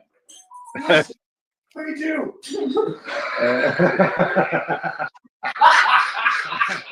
I think he's looking for one. Oh, maybe. I know that I've taken my apple on the road with me quite a few times. So what's that? Now I know, and I know how I did the full-on block when I said I didn't want to talk about this, but I will talk about it a little bit. The next iteration that both Master and I are working on our own versions of it. Water filtered hash devices. Oh, so water filtration. Yeah. So this is particularly my design. It's called the Drew Dot. And it looks a little bit, it's supposed to look like an egg in honor of the egg farming that happens here, but nobody sees the egg. I know. I'm pretty. And then I like that with an egg. With the good black drop. Yeah. Did you think you would be modeling today, Dave? It's got the percolator in the bottom. It's got a percolator model. And the whole the secret with this one is that this chamber here acts as the internal happle. Right. So that chamber is where the smoke fills up, and then you put water in the bottom so that it filters through. And bubbles. Yeah, I found it very smooth. Yeah. Yeah, we were trying it. Yeah. Well, when I received it, I waited 5 days before I used it. So my first toke, everybody got to see the first time I used it in the video when we did the broadcast. Oh, good. And it was very smooth. Oh, here. Let's try this. Okay. To answer your question now. Oh, here we go. Oh, no. Okay, hang on. Get the I'm going to turn this. Okay. Now you're gonna cut this out if it doesn't work, right? Yeah.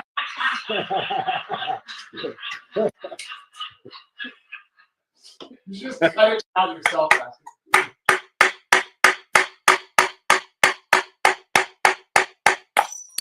Oh no! Okay, all right. It broke, but how many times?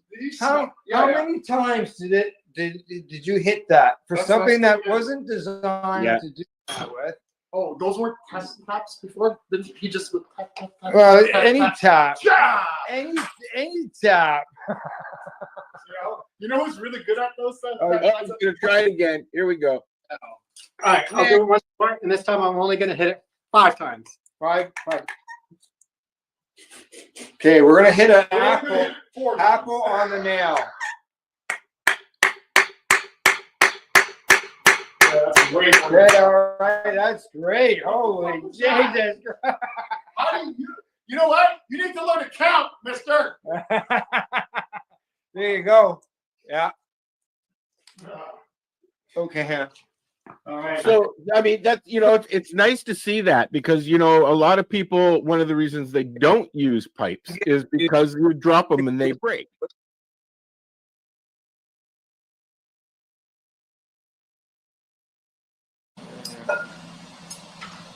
So this tube is for the apple body. That tube is for the mouthpiece.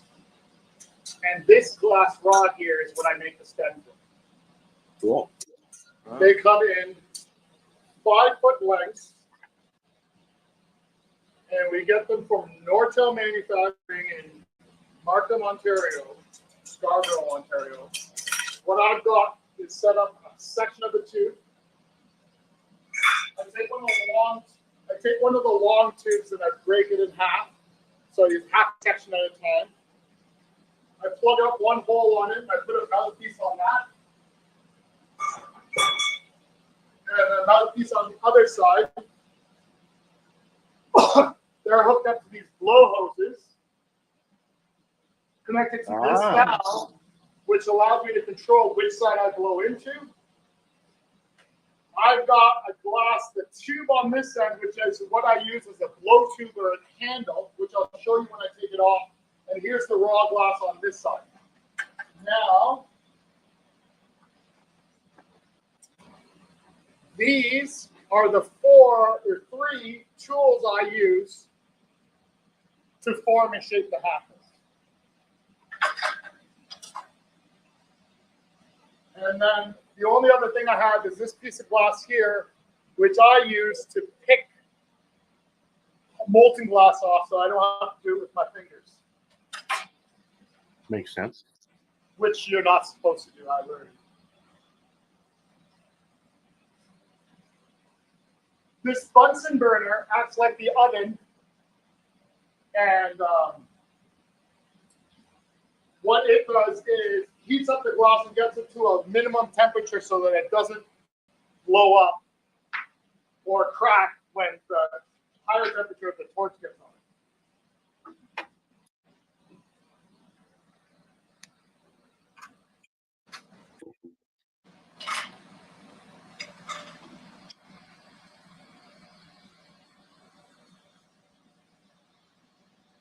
First thing I've done is open up a hole on this main tube so I can connect it to this smaller tube. At this point, the glass is heated up enough, so I'll turn the Bunsen burner off. Connect 2 pieces of glass together. Once it's fused, I'll pop into it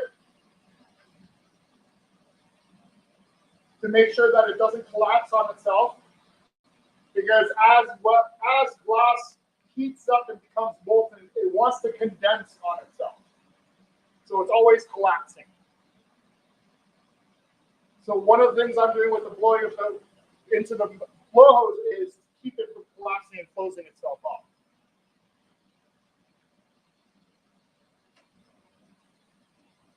Now what I have set up right now is I have a tube with hoses hooked up on both ends, a valve to be able to control which side I blow into so that I can control which way the pressure goes in. Not as big a deal on these pieces. Becomes more important as you get into larger, complicated pieces like the dewdrop. In our shop, sometimes when we turn our bigger flame on, it creates a popping sound, so we have a tendency to say fire in the hole, fire. And I didn't create a pop, which is great. You can add it in the sound effect later. I say Roger Rabbit. Wow.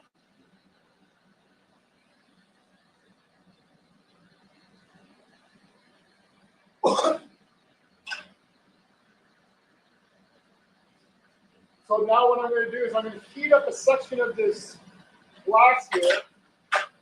And you'll see here I have a little template that I've taped here.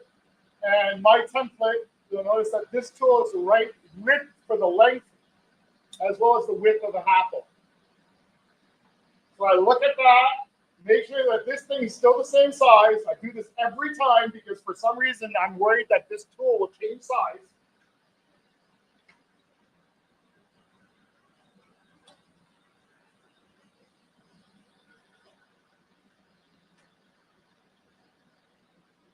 Once I've gotten it hot and molten enough, I'll start pumping it out to shape and form the bottom of the apple, of the first apple.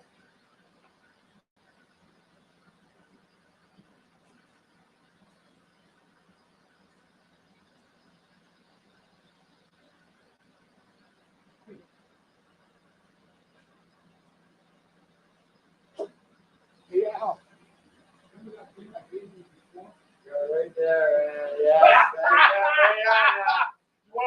that on now if you want to. Yeah. It'll help to cut that glare out a little bit. There you go. Yeah, what Dave was mentioning was this device right here. I got it in my hand, and what it allows me to do is to watch the flame, because that can, Filters out the yellow. Filters out the sodium. yeah, which can be end up where you get. Well, I guess it's not like a welding flash or anything. Yeah. So you'll notice here, I formed the bottom half of the apple. I made it about 2/3 of the size I want it to be. Using my template. Use my template this way. Now I know how long it's supposed to be. I've got that section there earmarked out for this particular apple. And then now what I'm going to do is heat up the whole piece.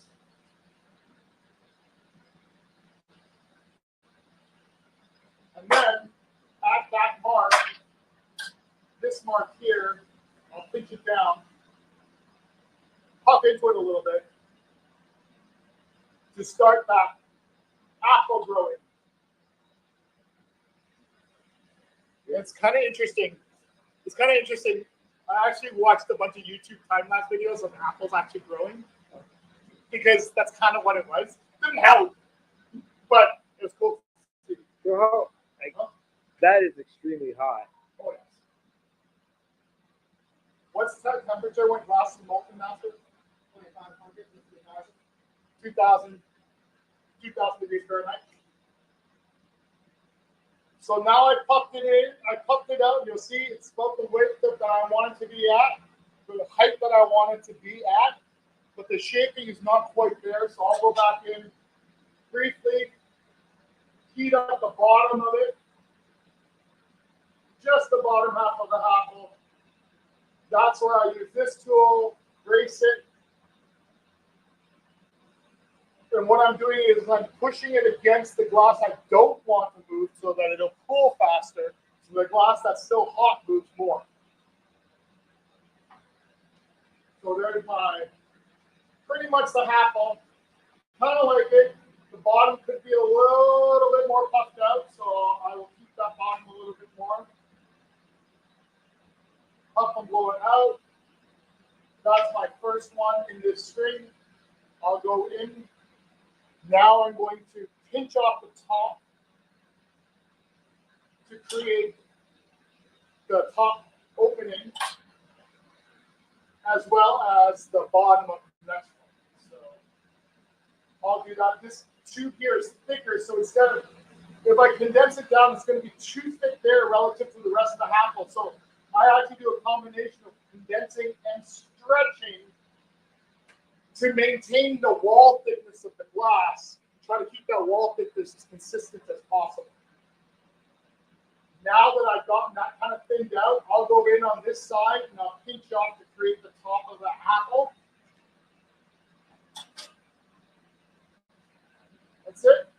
And then what that does is it also has thinned out the glass between that and the next one on the string. So I can just move down the line, set up, heat up, to do the second one, which I'll do quickly.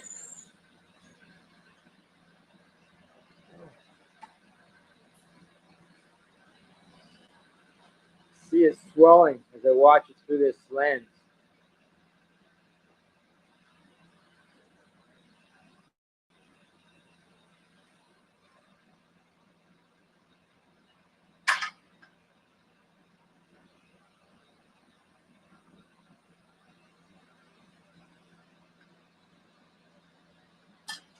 So yeah, as I mentioned, I'm not using a template or anything like that. I'm just trying to grow out each apple out of the glass. And I only do it this way just to keep it interesting. Like, it would be faster and easier if I used the template, but this is what's been making it somewhat interesting for the last 10,000 tries.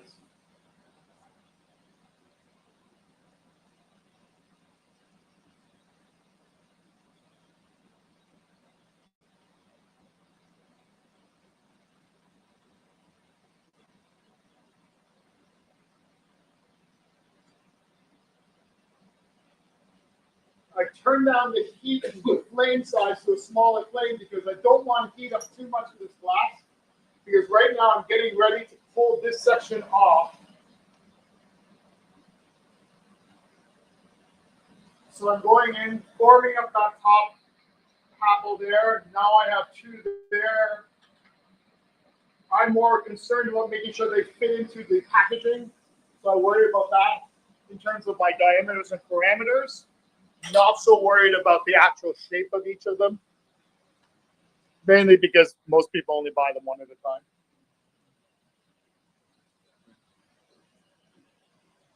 And as I said, I challenge anyone to find two apples. They're the same. No, look there. Now, what you'll notice I just did there was I really thinned that out, made it nice and thin, and pulled it apart so that when I rip it off and separate the two tubes, there's minimal amount of glass that's there. I'll do the same thing here. This is something that Master has asked me to do, which is to thin out that section in between the apples so that when he's working by hand, it'll be easier for him to separate out. Whereas I'm working on a machine, and essentially it allows me to take coffee breaks or dad breaks.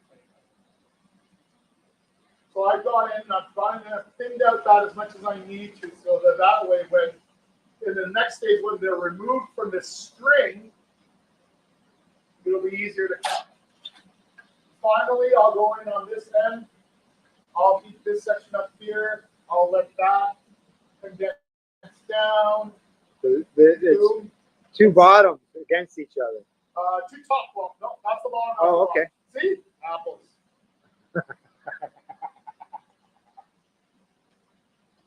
Thanks, Al. Thanks for measuring my point. All right. So I'll turn that off, and then I will take these two, and I'll pull them off of here, and then I'll place them over to this station here at Master. Okay, so now they're full. So we're coming over here, and We're we're going to come over here on this side. He's working off of, now what he's going to do now is he's going to finish off the apples. I'll talk it through one. You'll talk it through one of them. I'll talk it through one of them and then do the other one. Does that make sense? Yeah. Right? And then that way, kind of gives you both, right? correct. So now once the prep work is done over on the lathe, it now has to come over to me to put the mouthpiece on and finish off the top work. So first up, I just need to clean up and close off the top that's left over from the lathe. This is to prevent condensation from building up on the inside. So it's just a quick little maneuver there to tear off a little excess glass.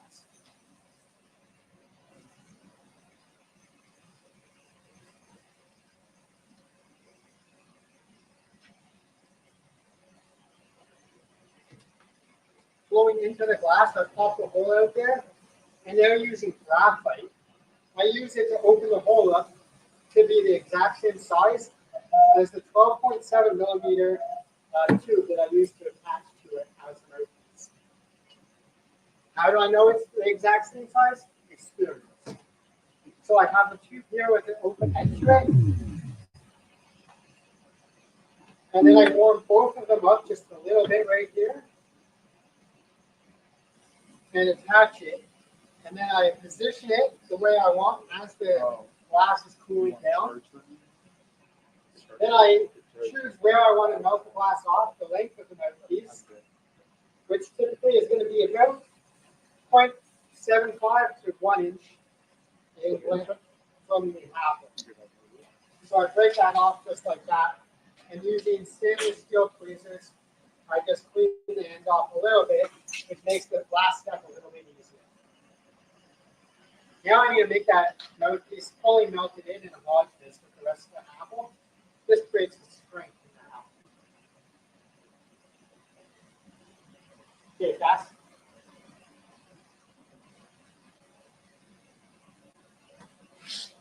So I'm going to use a hand push just to get the heat precisely where I want.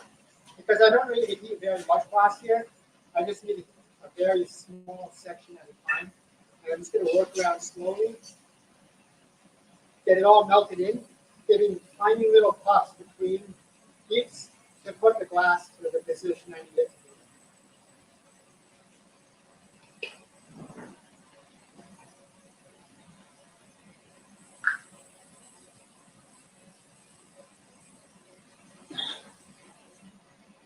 To melt the borosilicate glass, we use a combination of propane and pure oxygen to create the temperatures that we need.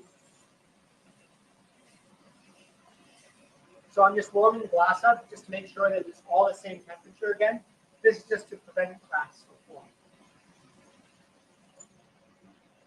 We have a Bunsen burner in front of me here. That keeps will heat the glass up to about 1200 to 1300 degrees. If you're not careful, that is hot enough for the glass to sort of start to bend and be a little bit malleable. So you do have to be careful to sort of keep it within the 1000 to 1200 range. Now that I have opened the hole up on the top, I'm going to heat up the glass with the flame and use my graphite to push it down and create a flat top. Now, one area of the apple that needs to be consistent is the hole at the top. The top needs to be consistent so that stem that we've shown you fits properly and has the right amount of wiggle space. So I use another graphite reamer here, and this one has a measured line on it. So I open the top of the hole here to 14 millimeters. Once again, I'm just going to make sure that that's flat with the graphite. And then again, pushing heat into it to make sure it's all even.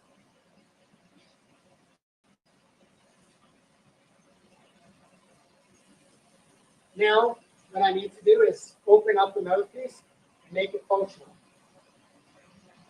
So to do that, I'm going to heat up a different piece of glass. It's in my right hand now.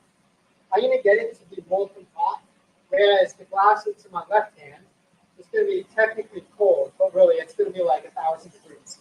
But compared to the 2.5 or 3000 degrees that this side was cold, relatively speaking.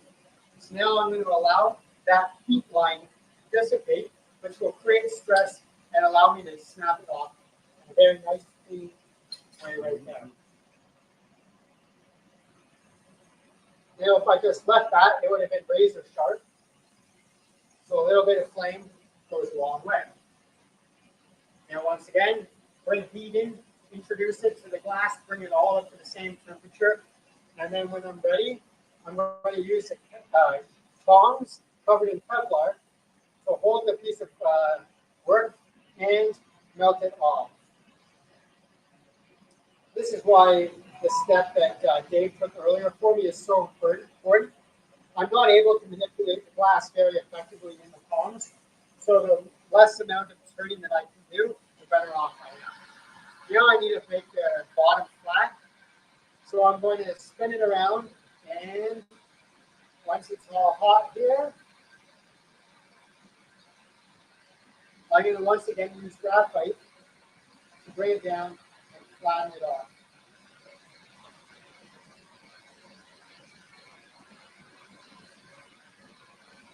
And there you have it, a finished apple.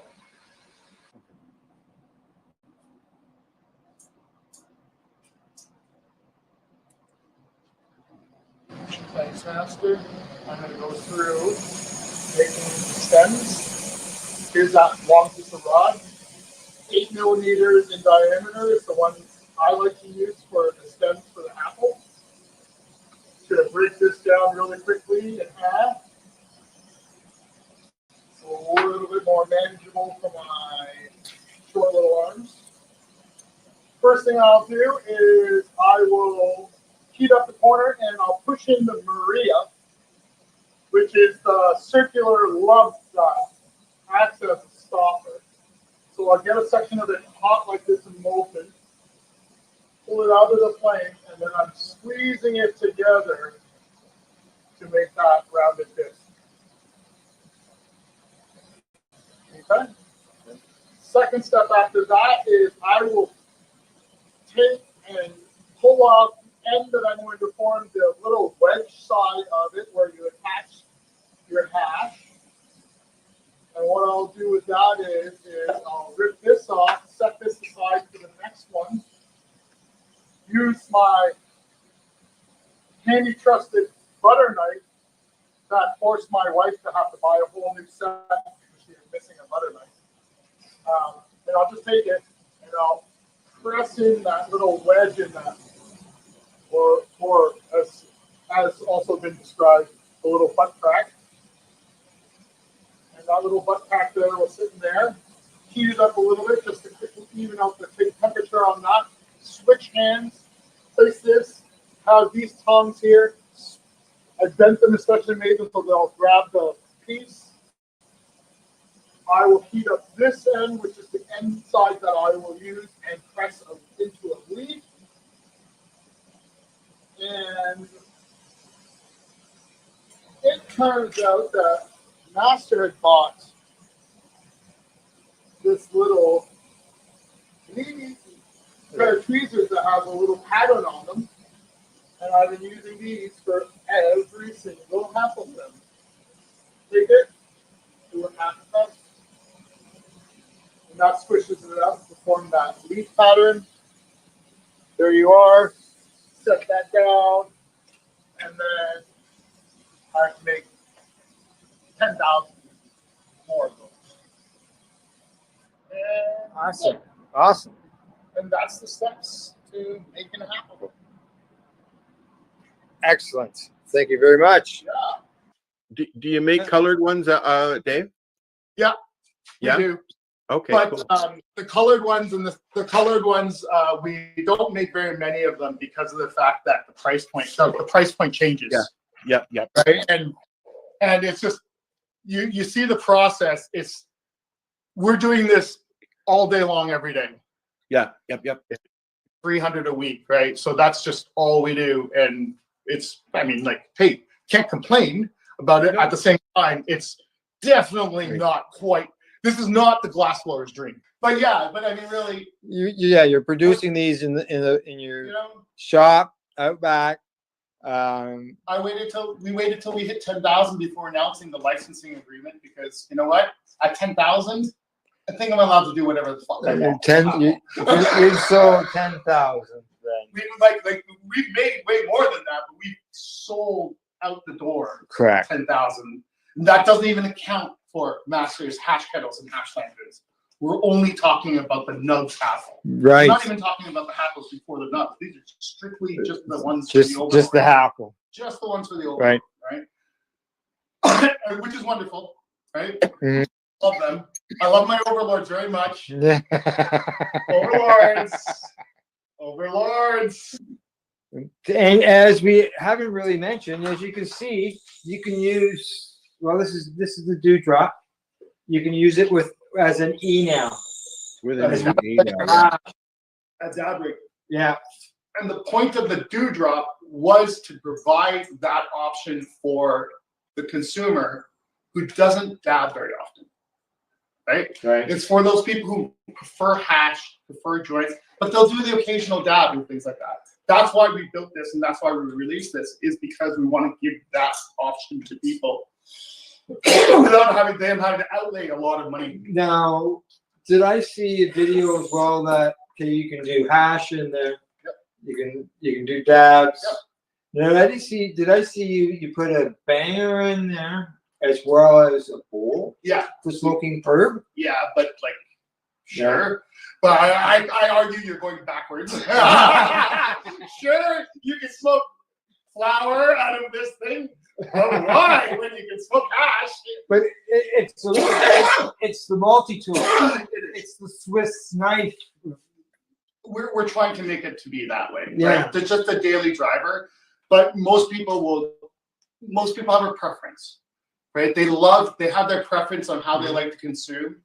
And the whole idea, as we talked about earlier, about the idea about glass being one of the cleanest delivery devices for cannabis, or for really a lot of things, right? For anything, really, right? We're really hoping that this the Drew drop is going to be something that gives that person the regular option in addition to all of the other things for once in a while, right? Because very rarely do people smoke flour, hash, and dabs out of the exact same piece. Well, the yeah, taste exactly. is really weird. It tastes really and weird. if you're doing it in a vaporizer, especially some of those old style ones, that was a mess. Right, it's a mess, and so therefore right? So that's why I'm like, no, you don't want to. Yeah, this gives you the base. People have to have their own adapters. Is it the ideal dab rig? Possibly for the right person, right? But there's so many different designs out there. This is really just meant to give, like, you know what? In a pinch, here you go. This is your daily drive. It's your daily smoker. That's what I was going to say. Yeah. Right. It's going to retail for $100. It's a bigger investment than the Happel is, but with the water filtration and the fact that you can use it for any form of consumption, we're hoping that that'll justify the pricing for it. Yeah. Right. And really, like right now, the last thing people need is a fancy marble on the side of it that they don't need to get high. Okay. Well, guys, I'd like to take this opportunity to thank Master and Dave for allowing us to come here today in order to film you guys doing your work, as well as learning all the history behind the Happel and how to see how the Happel is created. We really appreciate you allowing us to come in here today, film you doing your thing, what you love to do. That's blowing glass, answering some questions, and you know, you've had a great success, and we wish you continued success. Thanks so much. Thanks, Als. Al, you got anything you'd like to say? Enjoy.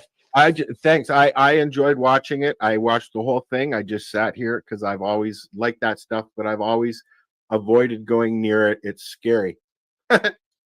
So don't forget, go to your cannabis store in your area, whether you live in British Columbia or Newfoundland, and you can go in there, check to see if they've got the Happel. If they don't, request that they bring you one in and enjoy your hash.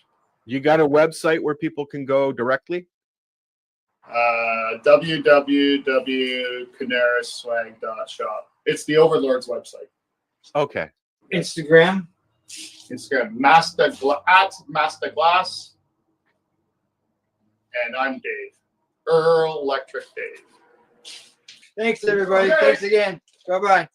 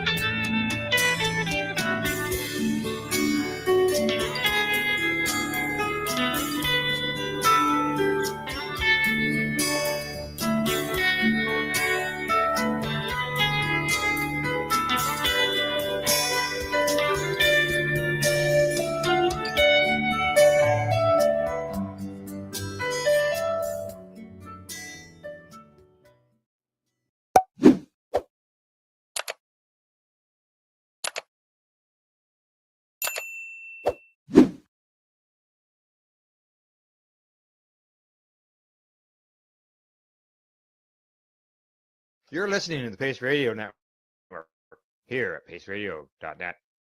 The views expressed by the individuals during this broadcast are their own opinions, and they may not be the same as those of their group or other organizations they may be involved with. All medical advice during our broadcast is not a medical opinion and should be checked with your medical physician. Yeah, you feel that? Welcome to the session. Let's vibe. Roll one up, let's take flight. Bass hits deep, ride the night. Smoking sound, it's paradise. High vibes only feeling right. High vibes, let it flow. Deep bass, watch it glow. Dub hits, rock and roll. We light it up and take it slow. Moonlight beams through the haze, blunt burn slow, lost in space, no stress here, just let go. Dr. High sets the show. Yeah, we vibing, we riding. Welcome to the High Vibe Session.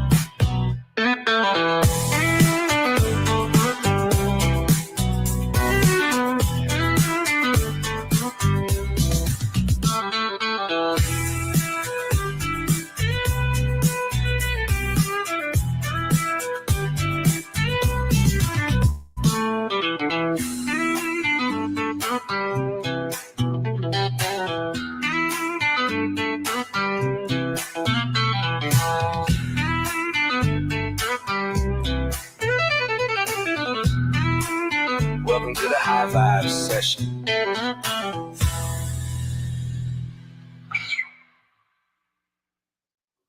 Hey, Canna fam. How are you? How's everything? Welcome to episode 5 of High Vibes with Dr. High. Thanks for joining me. I appreciate it. If you're here, check it out. Tonight will be an interesting night. We'll have lots of new music that hasn't been heard before. So hopefully you're going to enjoy it all. We're going to have a theme kind of tonight. I was speaking with somebody the other week who was a veteran and was talking about the difficulty of accessing cannabis in the U.S. as a veteran through the VA. And as far as I'm concerned, I believe that veterans are a group that could be extremely well served from the inclusion of cannabis therapy in their treatment from the results of trauma suffered from going into a war zone or being in battle or serving in the military. You know, it's an integral thing that these guys have, put their lives on the line to protect others, to help serve Canada or the United States, whatever the case may be. And the harms that come from that service need to somehow be mitigated at the other end, if possible. And cannabis is a real viable option for this. So as I got to thinking about it, I decided that I wanted to try and create some music that was designed to show that veterans can have great outcomes from the inclusion of cannabis. The stories that they would have, their journeys, hopefully it's going to resonate with the veteran community. It's somebody we should be advocating for, that group. Canada's pretty good about it. I believe last year they compensated or reimbursed somewhere around 21,000 veterans to the tune of around $167 million. So bravo, Canada. It's a step in the right direction for sure. But, there are many others that could benefit from this in countries around the world. And this is going to be some stories of veterans. So let's get right into it. And we're going to start with a little song that I'm sure a lot of veterans in the United States would be familiar with it. And it's called Doc Said Pills. Let's go.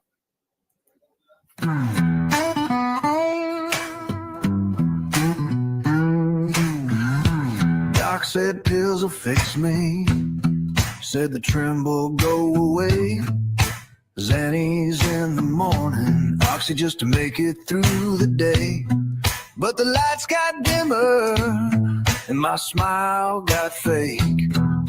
Felt like I was drifting in a body I didn't make. Doc said pills, but they stole my mind. Left me empty, just killing time. Popping strips that made me bleed.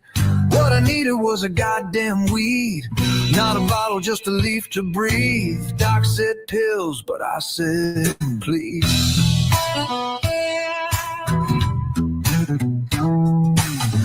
I missed my kid's birthday. Didn't even feel the shame.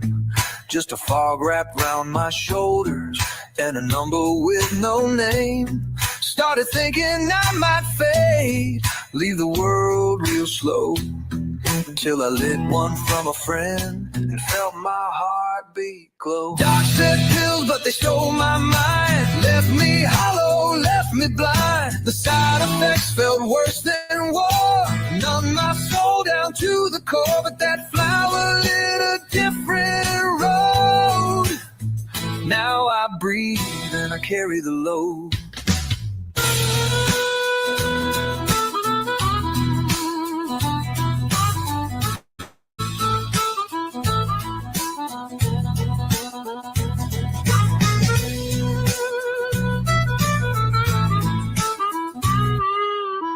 Don't get me wrong, I still got days, still got ghosts that don't behave. But I'd rather roll a joint and feel than live like I'm not even real. That green gave me more than meds ever could. Hell, even Dr. High understood.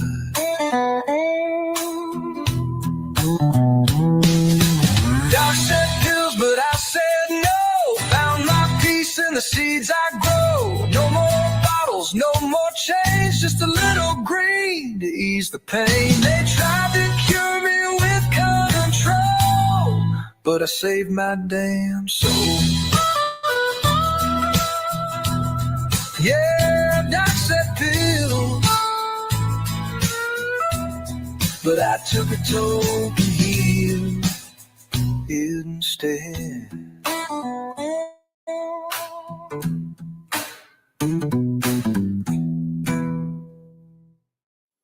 So there it is.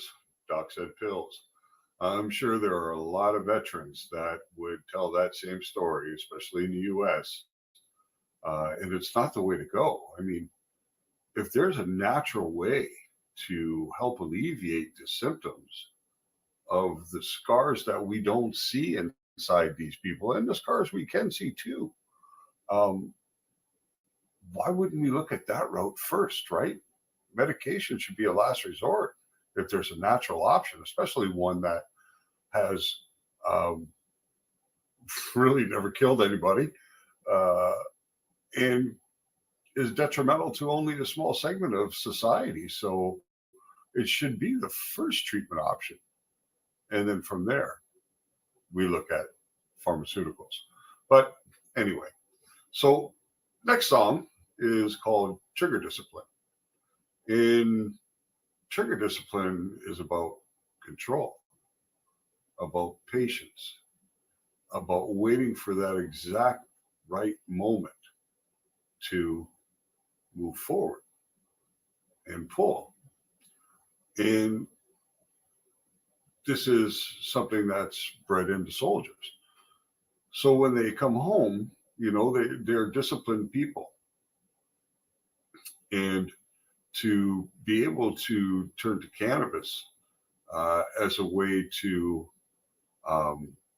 relax out of that discipline and begin to feel normal again, get back to the state they were in before their service, or to the most peaceful state possible anyway. So cannabis is a blessing to this community, and it should be accessible to all. Anyway, here we go. Trigger discipline. Enjoy.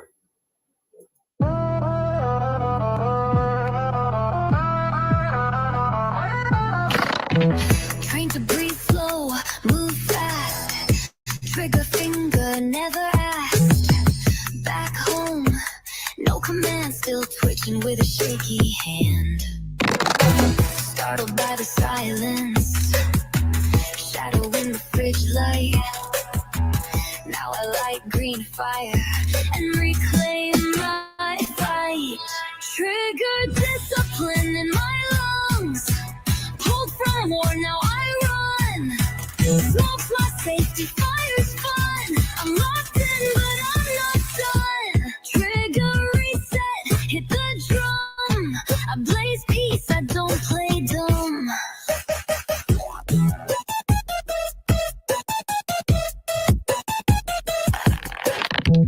Red eyes in the mirror, but I see me. Scars don't lie, but they free me. I ain't docile, I ain't weak. I'm the calm you wish you could keep.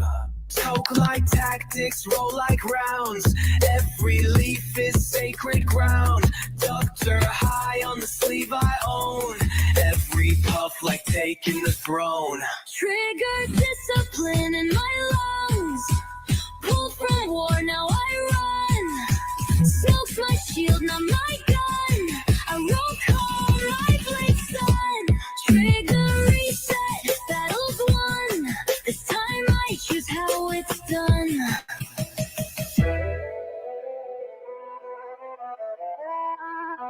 Click, breathe, light it, hold. I'm not broken, I'm bold. Every flame a front line, every toke is mine. They train me to fight, now I fight to feel. Trigger locked and it's real. Trigger discipline, yeah, I'm lit. Target piece, I don't miss. No commands, just cannabis. I survive, now I persist. Trigger reset, this is it. I don't pull back, I commit.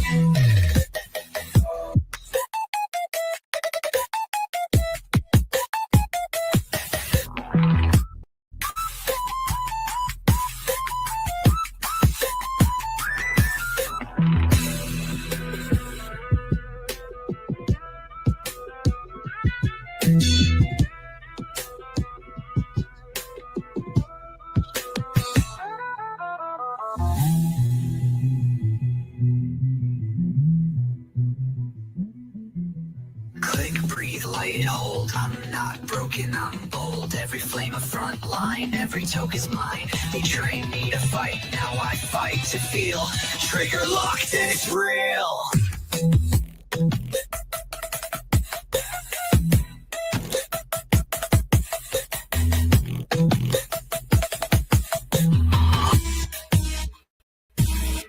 Trigger discipline, yeah, I'm lit. Target piece, I don't miss. No commands, just cannabis. I survive, now I persist. Trigger reset, this is it. I don't pull back, I commit.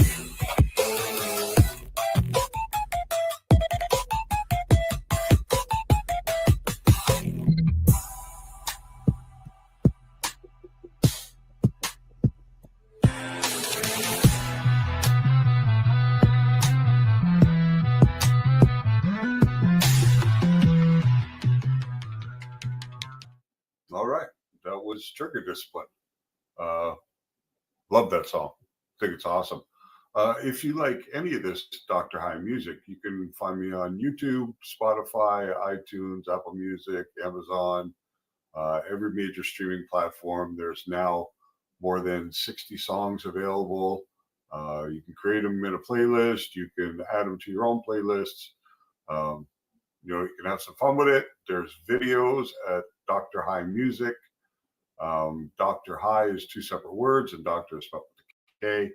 So if you want to check out any more of this, check it out. I think you'll love a lot of it. Okay, so let's get on to something away from veterans for a moment. This is one of the first songs I released. It's called Couch Lock Chronicles. It's all about smoking a heavy indica and not being able to move afterwards. Let's get into it. Couch Lock Chronicles.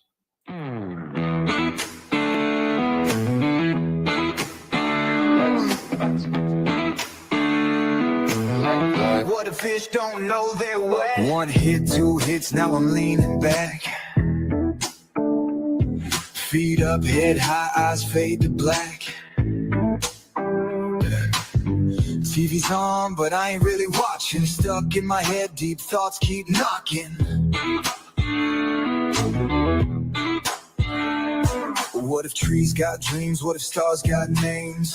What if gravity's just playing a game? Phone's in my hand, but I forgot why. This couch got me stuck, man, I can't even lie. Can't move, can't think, I'm in too deep. Brain got questions, got no receipts. Lost in space, lost in time. Past that joint, rewind my mind.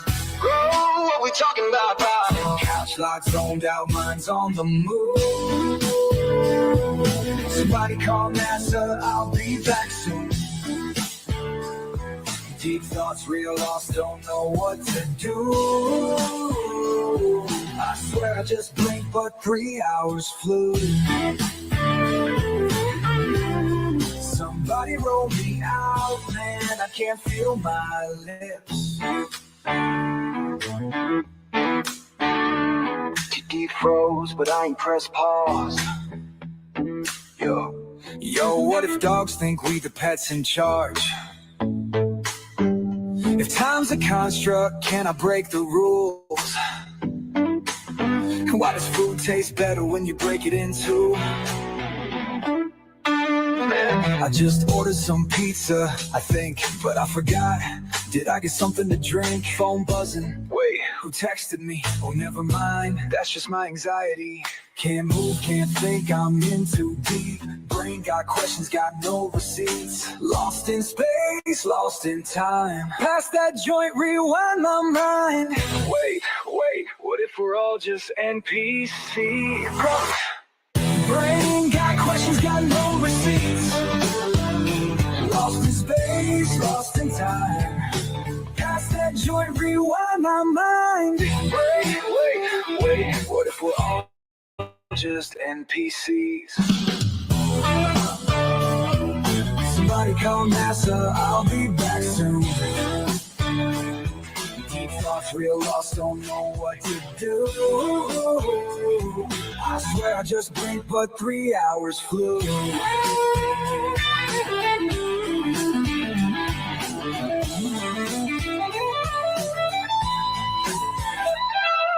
What if my thoughts ain't even my own? What if my cat's got a mic on my phone? What if reality's just a game? I think I need another flame.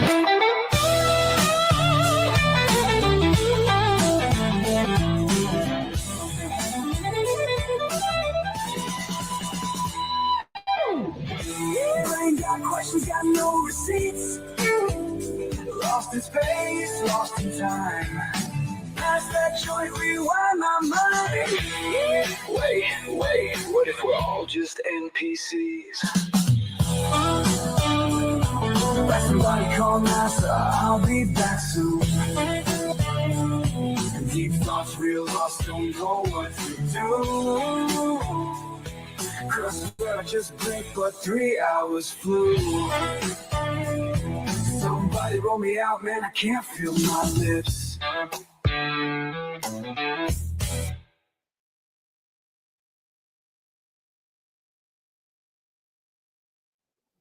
Over the past little while, there's been an increase in the number of women serving in the military.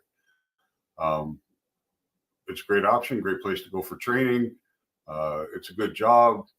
You know, we definitely appreciate the dedication and the service to our countries, but they are now becoming part of groups of veterans who have seen battle and been in war zones and experienced trauma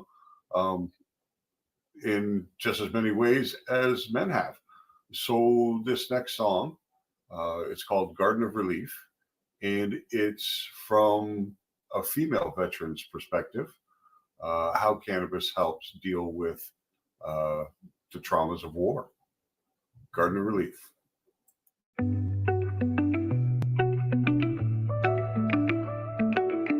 I used to pace between four walls. Now I walk barefoot through rows. Sun on my skin, dirt in my hands, where something broken finally grows.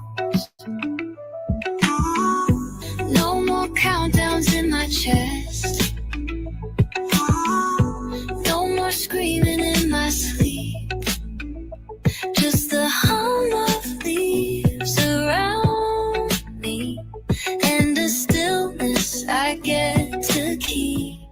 This is my garden of relief, where I lay down my grief. Inhale peace from the vine, exhale ghosts I leave behind. Every but quiet belief. This is my garden of relief. Used to wear armor in my dreams, still flinch when I hear a slam. But these plants don't ask me questions, they just open when I am. I've buried too many memories, but I water them with care. And somehow in the silence, they don't haunt me there. This is my garden of relief, where I stitch back every piece. The war still whispers, but it fades when I'm lost in chlorophyll shades. Every breath a quiet belief. This is my garden of relief. I read it in a Dr. Hyde post. Grow something and watch yourself grow. So I planted more than seeds. I planted my will to believe. And each morning when the light hits green, I feel a woman I've never been. This is my garden of relief. It don't judge, it just breathes. The roots run deep like pain, but the blooms don't wear the shame. I'm alive, I'm soft, I'm brave. In my garden of relief. Yeah, this is mine, and I'm growing fine.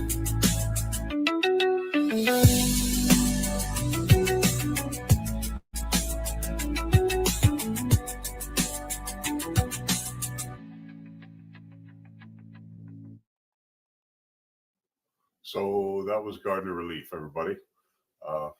Hope you liked it. All right, so let's get into something a little different now. And for this next song, we all know that nature is a great way to reground yourself. Get out into the woods, go for a hike, go for a canoe, find a secluded lake someplace in the mountains, wherever you are.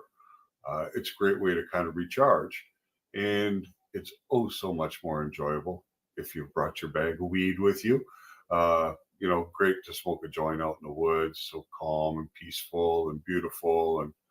And this next song is kind of a take on that. It's called Owl Smoke.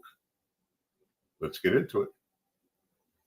Laid out my blanket in a ring of stone. Lit the joint slow, I was not alone. The owl blinked once from the pine's old grip, and the smoke curled up like an ancient script. No phone, no noise, just breath and flame, and the stars above whispering my name.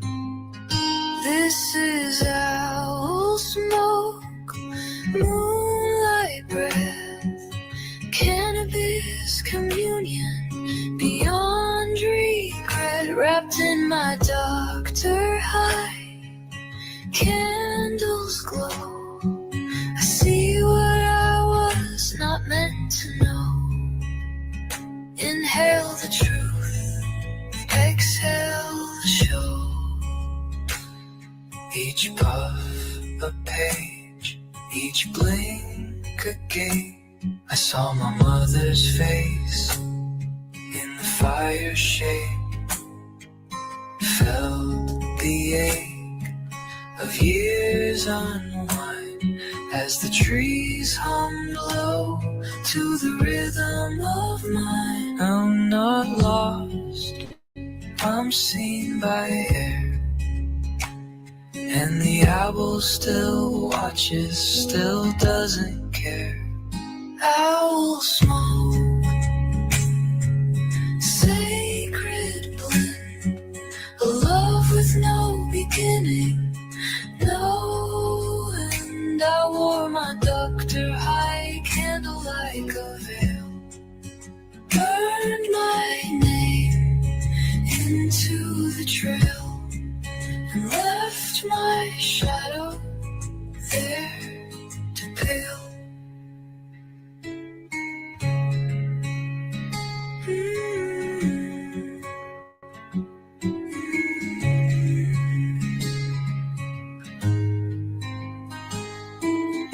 Weed isn't just for the lungs, it's for the soul that's been running too long. For the wounds no words can dress, for the questions too sacred to confess. I'll smoke my midnight spell, took me through the trees and back from hell. High but grounded, lost but found, my roots lit deep and sacred confound. And the Dr. High candle burned without sound. The night listens if you let it.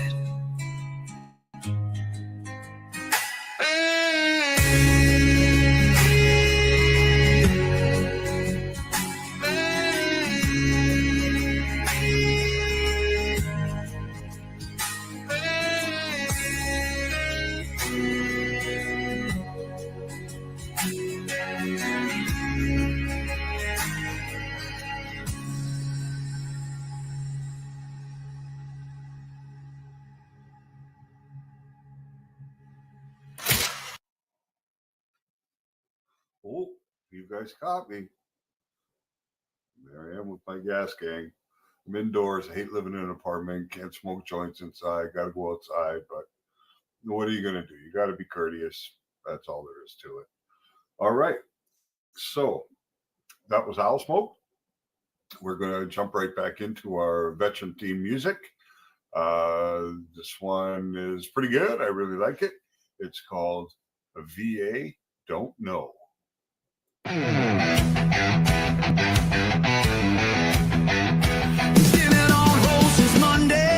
Just to hear a robot lie. They said, you're on a wait list, soldier, but I've been dying since July. They hand out pills like medals, stamp my name and move along.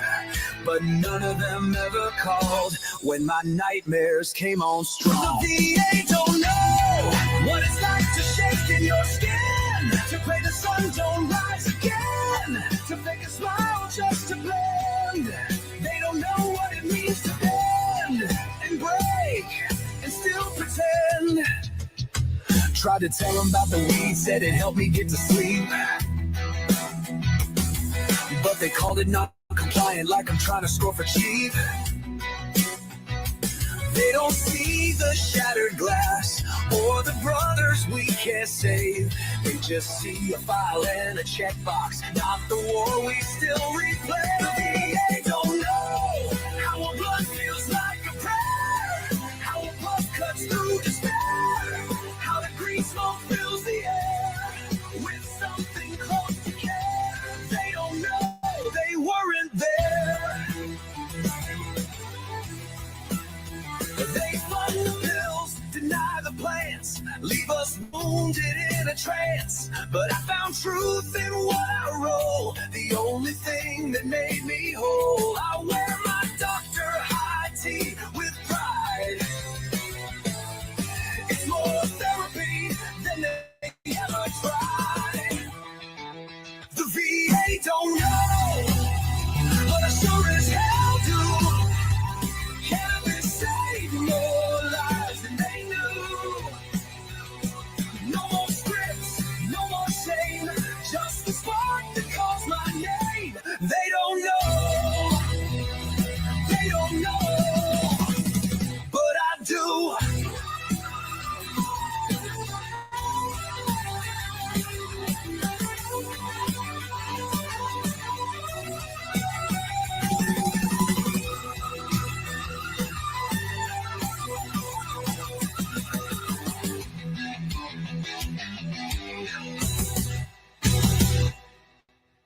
Tried to tell him about the weed, said it helped me get to sleep, but they called it non-compliant, like I'm trying to score for cheap. They don't see the shattered glass or the brothers we can't save. They just see a file and a checkbox, not the war we still replay. The VA don't know our blood feels like a prayer, our blood cuts through despair, now that green smoke fills the air with something close to care. They don't know they weren't there. They don't know, but I do.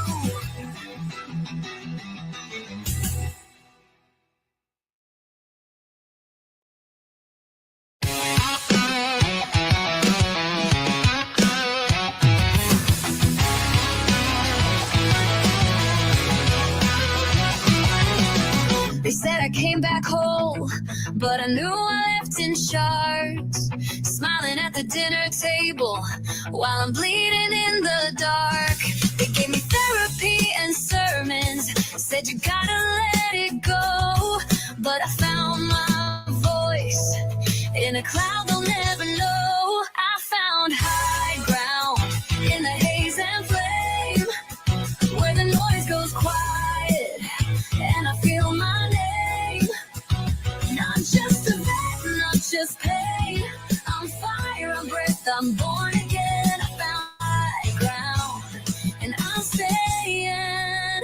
Yeah, I'm staying.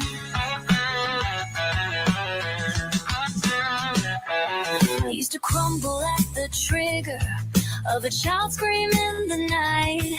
Now I sit beneath my window with a spliff and softer fight. I don't owe them explanations for how I rise each day. I just roll it like a mission and blaze my own damn way. I found high ground in the haze and flame, where the static dies and I hold my name. Not just a vet, not just pain. I'm smoking soul, I broke the chain. I found high ground and I'm staying.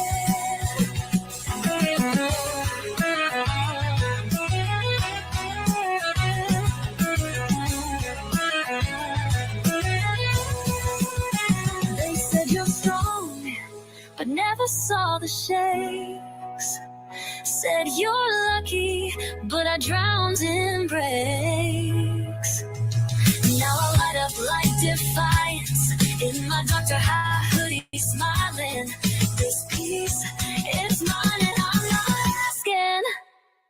I found high ground, lit it up and stood where no one said I could. Rebuild from what they misunderstood.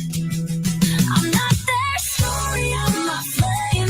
Higher every day, untamed. I found high ground and I'm staying. Yeah, I'm staying. Yeah, I'm staying.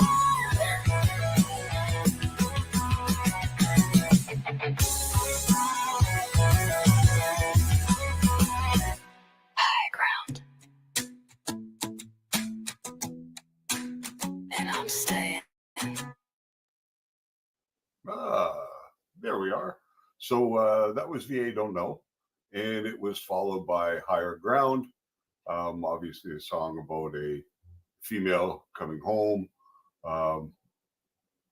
suffering the consequences of her experience, and finding peace in the use of cannabis. So there we go.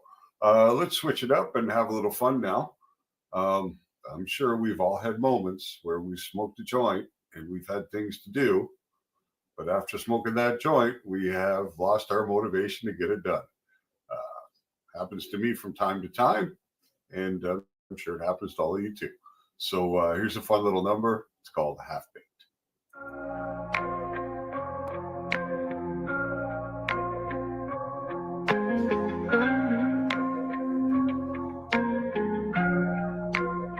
I was gonna do it, but then I got high. Nah, for real. I ain't even gonna try. Woke up, had plans, was finna go grind. Roll one up, now lost my mind. TV on mute, I've been stuck in a trance. Shorty talking, but I don't understand. Got up too quick, almost hit the flow. Took one more hit, now I ain't moving no more. Phone blowing up, but I ain't text back. I was finna type, but I straight up lagged. Brain moves slow, brain on pause, body feel numb. Ain't no rush, I'm taking my time. One more hit, I might see the sun. But for right now, I ain't going outside. I was finna move, but I'm half-baked. Shorty hit me up, told her I'm delayed. I was finna grind, but I took a break. Too damn high, now I lost my place.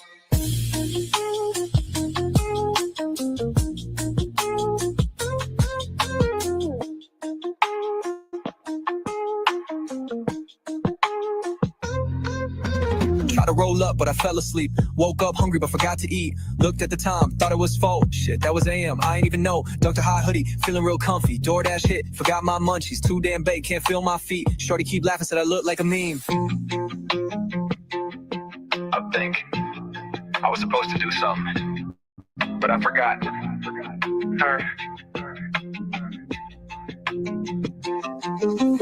Eyes too low, thoughts too deep, got lost in a convo with my own damn seat. Tried to get up, but my legs said nah. Guess I'm chilling here, turn up the I was finna move, but I'm half-baked. Shorty hit me up, told her I'm delayed. I was finna grind, but I took a break. Too damn high, now I lost my place.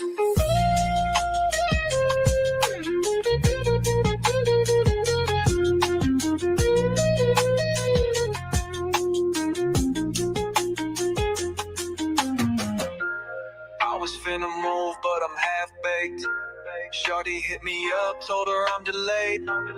I was finna grind, but I took a break. Too damn high, now I lost my place.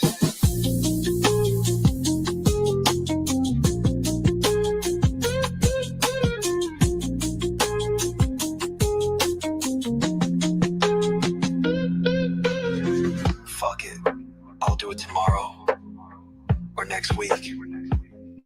I don't even know what day it is.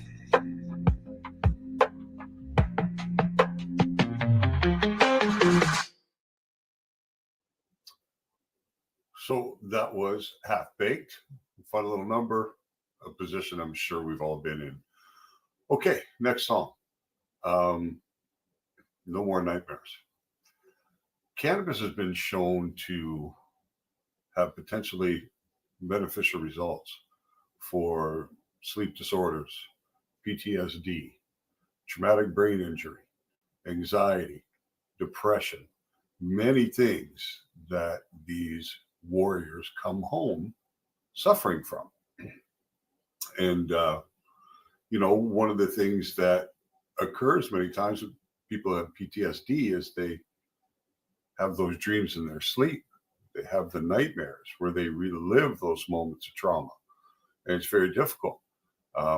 And some have found that once they begin to use cannabis, they get a deeper, more rested sleep at night. They're able to, avoid the nightmares altogether, or at least begin to process them. So this is a song called No More Nightmares. Let's go.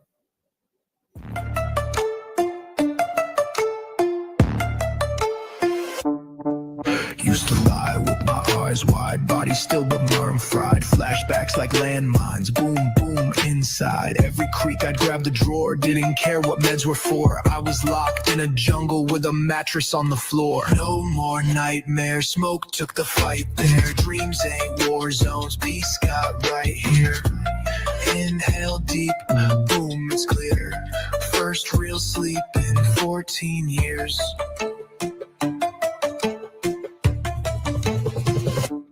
Doc said, try this, it'll help. Another pill, another shelf. I was zombie ghost, no soul, but the kush made me whole. First blunt hit, I saw the stars. Felt the ground inhale to shield the scars. Now I roll like I used to clean.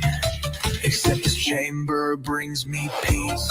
Nightmare, smoke took the fight there. Dreams ain't war zones, peace got right here. Inhale deep, boom, it's clear. First real sleep in 14 years. I don't flinch at midnight sounds. No more sweats when the world shuts down. I light it up and breathe in slow. Even wear my Dr. High coat in the cold. It's not a high, it's a shield I grow. One pull and I let it go.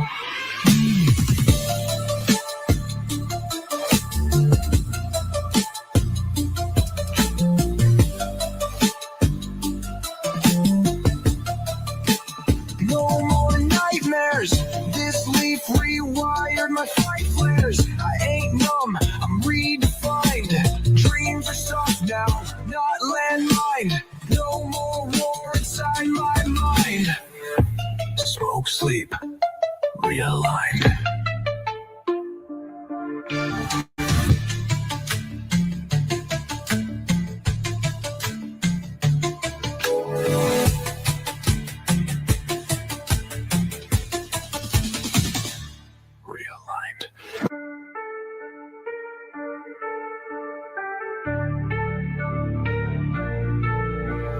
I don't flinch at midnight sounds.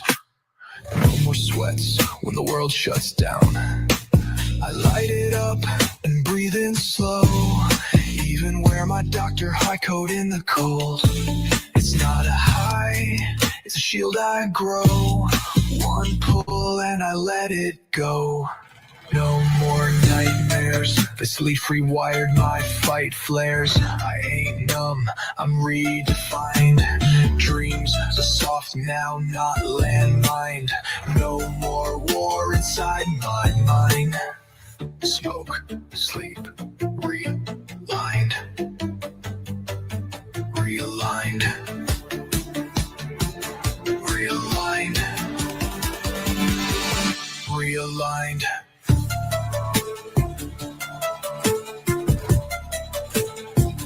Realigned.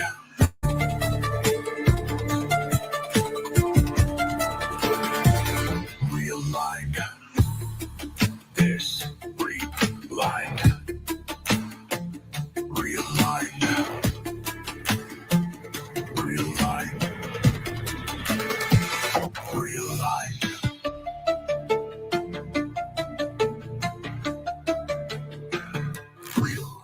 And there it was.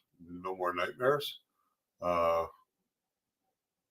Yeah, I mean, veterans in cannabis. It's almost a no-brainer. You know, we really need to advocate for that group and do our best to get the information out to them and help them advocate for themselves. You know, it's important. All right, so let's get back to having a little bit of fun. We all know people out there that can blow big clouds. They have lung capacity. So that's what we're going to listen to next, about those who are lifers in the cannabis lifestyle. Lung capacity. This one's for the lifers, not the lightweight. You know who you are. Roll up, light up, stay up. I don't puff for the gram or the likes. I've been burning heavy since the nickel bag nights. OG lungs with that certified pull. No baby hits here, we smoke to get full. Dab so thick, make a grown man cough. If you tapping out early, then you already lost. This the dojo, roll up with the sensei. We don't babysit blunts, not now, not any day. Real smokers, only no cap, no fakes. Backwoods, bong rips, cookies, and cakes. Roll it, spark it, take it to the dome. If you ain't coughing hard, then take your ass home. Yeah, this that street sesh vibe, we don't play polite. Got a nug the size of your head, take flight. Weed loud like a Harley on the avenue.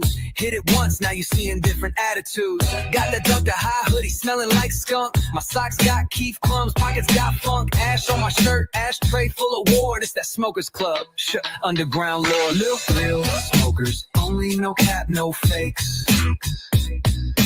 Backwoods, bong rips, cookies, and cakes. Roll it, spark it, take it to the dawn. If you ain't coughing hard, then take your ass home. One hit, two hit, floating in space. Eyes half masked, but I love that taste. Talking terps, talking resin, talking moon rocks. And I only spark up when I hear that beat. Not real smokers, only no cap, no fakes.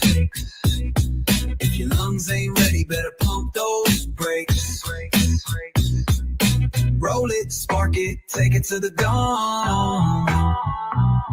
If you ain't coughing hard, then take your ass home. This ain't a trend, it's a lifestyle. Keep it loud, keep it lit. Duck the high, out.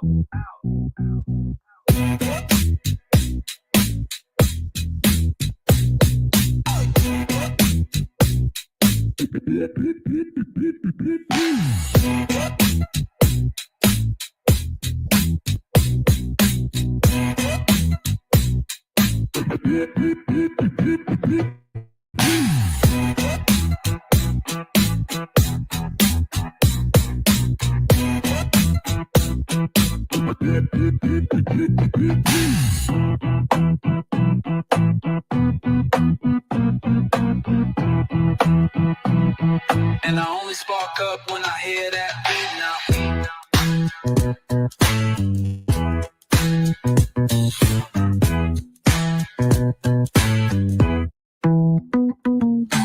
One hit, two hit, floating in space.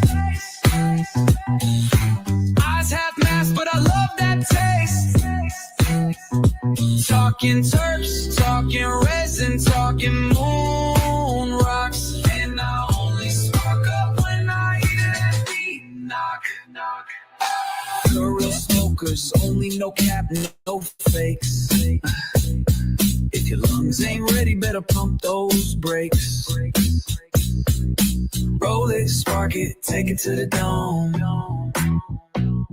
If you ain't coughing hard, then take your ass home. This ain't a trend, it's a lifestyle. Keep it loud, keep it lit. Duck the high, out.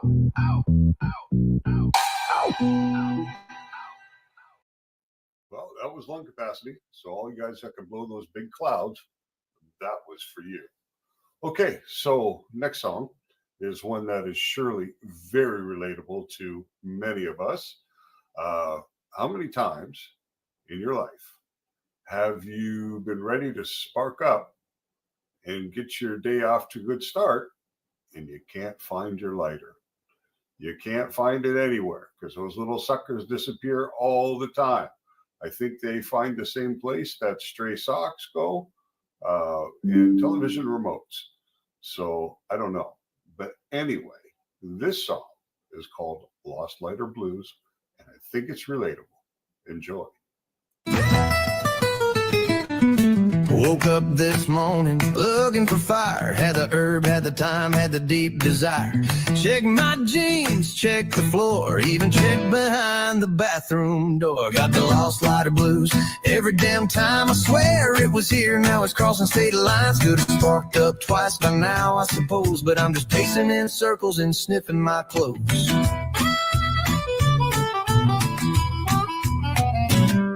I asked my girl, she said, check your hat. I said, baby, come on, it ain't hiding under that. Pulled the couch apart, checked the sink, found 3 old roaches and a soda, I think. Got the lost lighter blues, it's a sacred curse. I trade my grinder or maybe my purse. A match would do, a spark, a flame. I'd rub 2 sticks together in nature's name.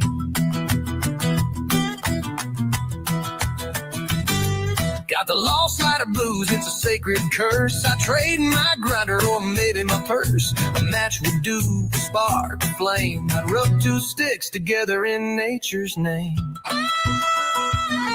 Got the lost lighter blues, it's a sacred curse. I trade my grinder or maybe my purse. A match would do, a spark, a flame. I'd rub 2 sticks together in nature's name.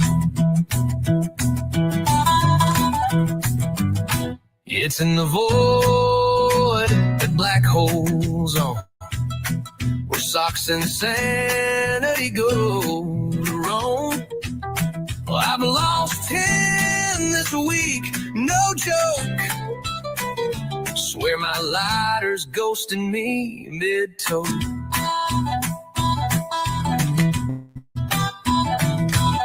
Then I sat back down with a loud old sigh. Felt a bump in my pocket, Lord, I damn near cried.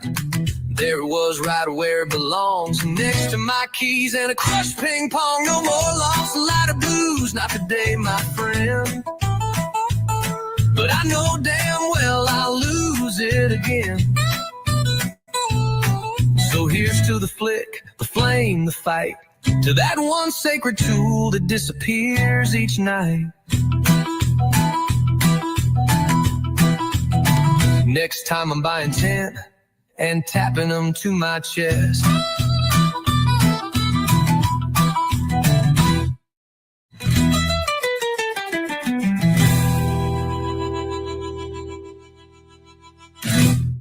So, was I right? Was it relatable? Is it an experience that you've had too? I guarantee it is, because I know I have, and I know lots of people have. So that's a fun little song, though. Nice. All right, so we're down to our last song of the show. Tonight's been about healing with the plant, about finding a better quality of life through including it in your lifestyle. And we'll finish on a mellow note. The song's called Higher Ground. It's a really nice song. And let's go. Last one for tonight.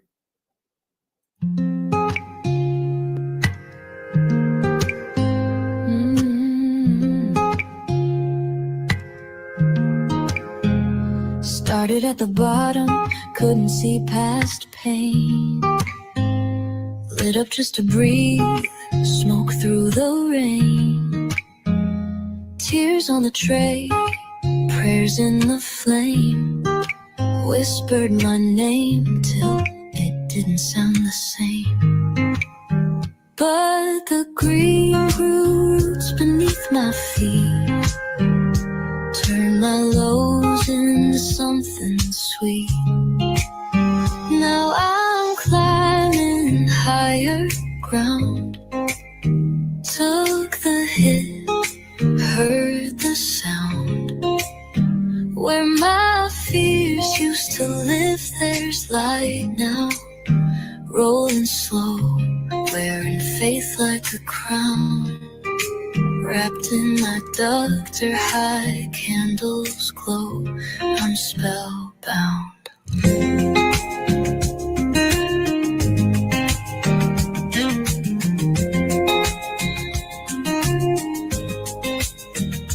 Used to chase love like it held the key.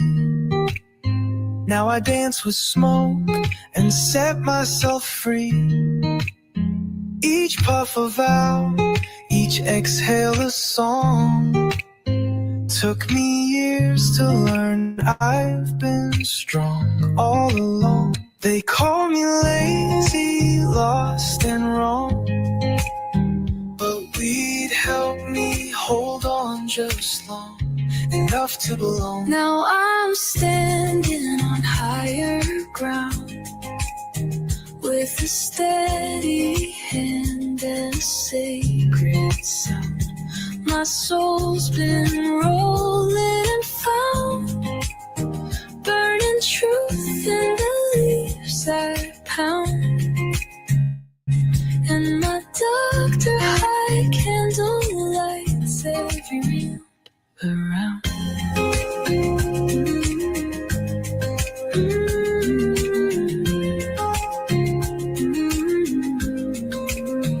This isn't a phase or a trend to fake. This is the medicine no one could take. I found myself in the glow and ash, in the stillness after the panic crash. Now I live on higher ground. No map, just heart, no chains, no bounds. From cracked floors to sacred sound, lit up the dark now. Look who's crowned. And my Dr. High candle burns year round. Well, guys, higher ground. Once again, it's been an awesome evening. Thank you so much for your time. I appreciate you being here. I hope you enjoyed the music. I do it for the community. I do it for the enjoyment. I get a kick out of making it. I hope you guys get a kick out of listening to it.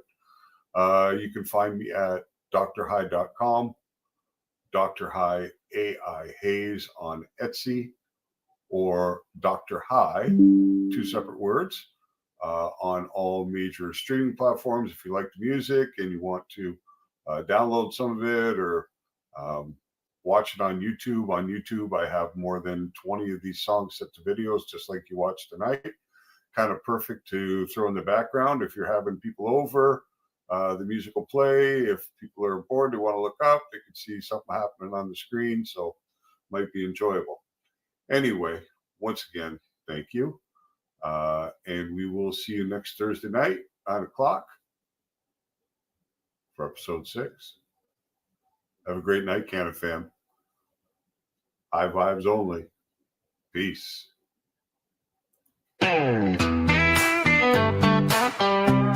Yeah, you feel that? Welcome to the session. Let's vibe. Roll one up, let's take flight. Bass hits deep, ride the night. Smoke and sound, it's paradise. High vibes only, feeling right. High vibes, let it flow. Deep bass, watch it glow. Dub hits, rock and roll.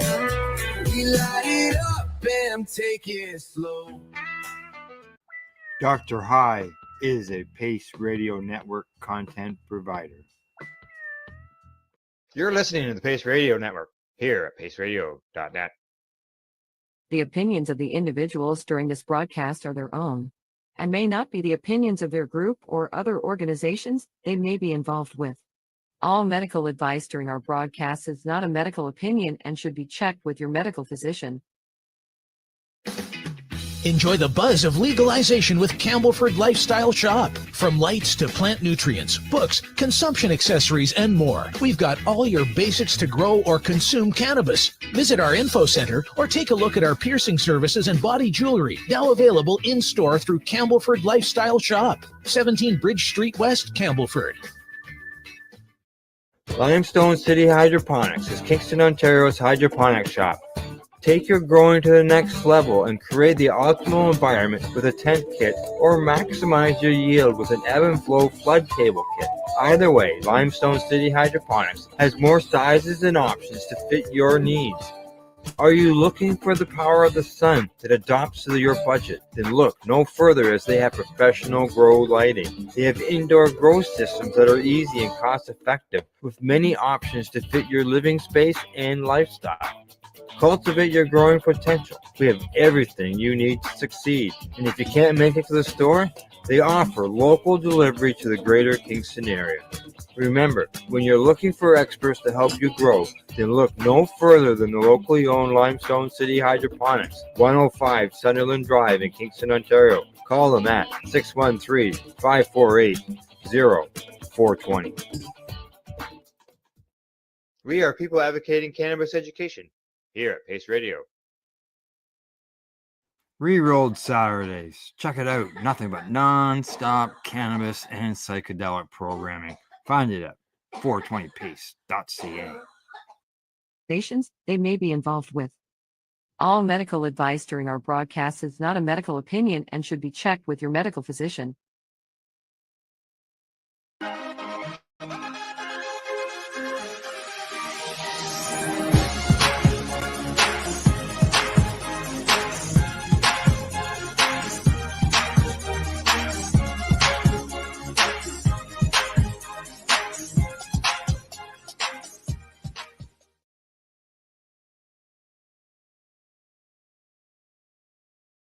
Here we go.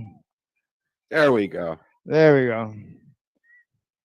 Now picture this 10 years ago. Oh, it was solid people, man. It was Yeah. huge. But Huge. okay, like I mean, I grew up in Toronto, and we used to go downtown on any given day, and you'd be shoulder to shoulder people like this. Yeah. And Oh, that yeah. doesn't even happen anymore downtown, Sidewalk unless to there's an event. sidewalk. Yep. Yeah. Sidewalk to sidewalk. But it's not one of those this year. And then we have to start fresh and build again. Yep. It's doing things like this to allowing people to know that, hey, this is still going on and why we should be getting involved in it. And we like to air these things so that people like myself who can't do this anymore, get a. I mean, even if you're not there, you're still supporting us and you're supporting this event, and that helps because it creates a conversation, and maybe next year there'll be double what's here. Yeah, exactly. As long as I don't forget, throughout the parade, I'll grab some people. I'll ask them why they are marching. Yes, I think you should. All right, there you go. So, what do you think? I think it's excellent. I love, again, I was talking with Timmy earlier. And it's always like somebody starts something and everybody responds. And that's the beautiful thing about it is we're all here. And it's these events to give us a chance to kind of find each other. So this is my first march. I've been involved in plenty of events, but my first march. So really, so it's really exciting to be part of the movement and has, excuse me, in that sense. And again, any opportunity that we get to kind of unite commercial, legacy, home grower, and just cannabis advocate together as one voice collectively, we're gonna get more done. So, Exactly. More people will speak up. Our voices are louder. Yeah, that's it. I I think it was Dalai Lama said, if you think you're too small to make a difference, sleep in a tent with a mosquito. So, kind of not lots of times. So if you don't believe, anybody who's done that can definitely agree how a small thing can make a big difference. You should let everybody know who you're talking to. So, pardon me? Should let everybody know who's talking. Oh, I'm D the Bug Guy. I'm just I'm a Canadian grower, I'm medically licensed. I'm also CanSal certified. So I love exploring the different aspects of the industry, as well as being part of the moving change. We have a good system in the sense that it's better than not having one. Yeah. But there's still work to be done. That's right. Sure is. Yeah. So basically, you march for access, and I march for everybody. I march for those that can't be here today. I march for those that have been incarcerated for this plant, that still feel silenced, that don't have the access. But like I said, otherwise, just we're here to support the plant, and the people that are here are trying to make a difference. A lot of familiar faces, and a lot of new faces. So, yeah. So, like I said, me being one of them with the march, but there's events surrounding it. We come together. It's a round table.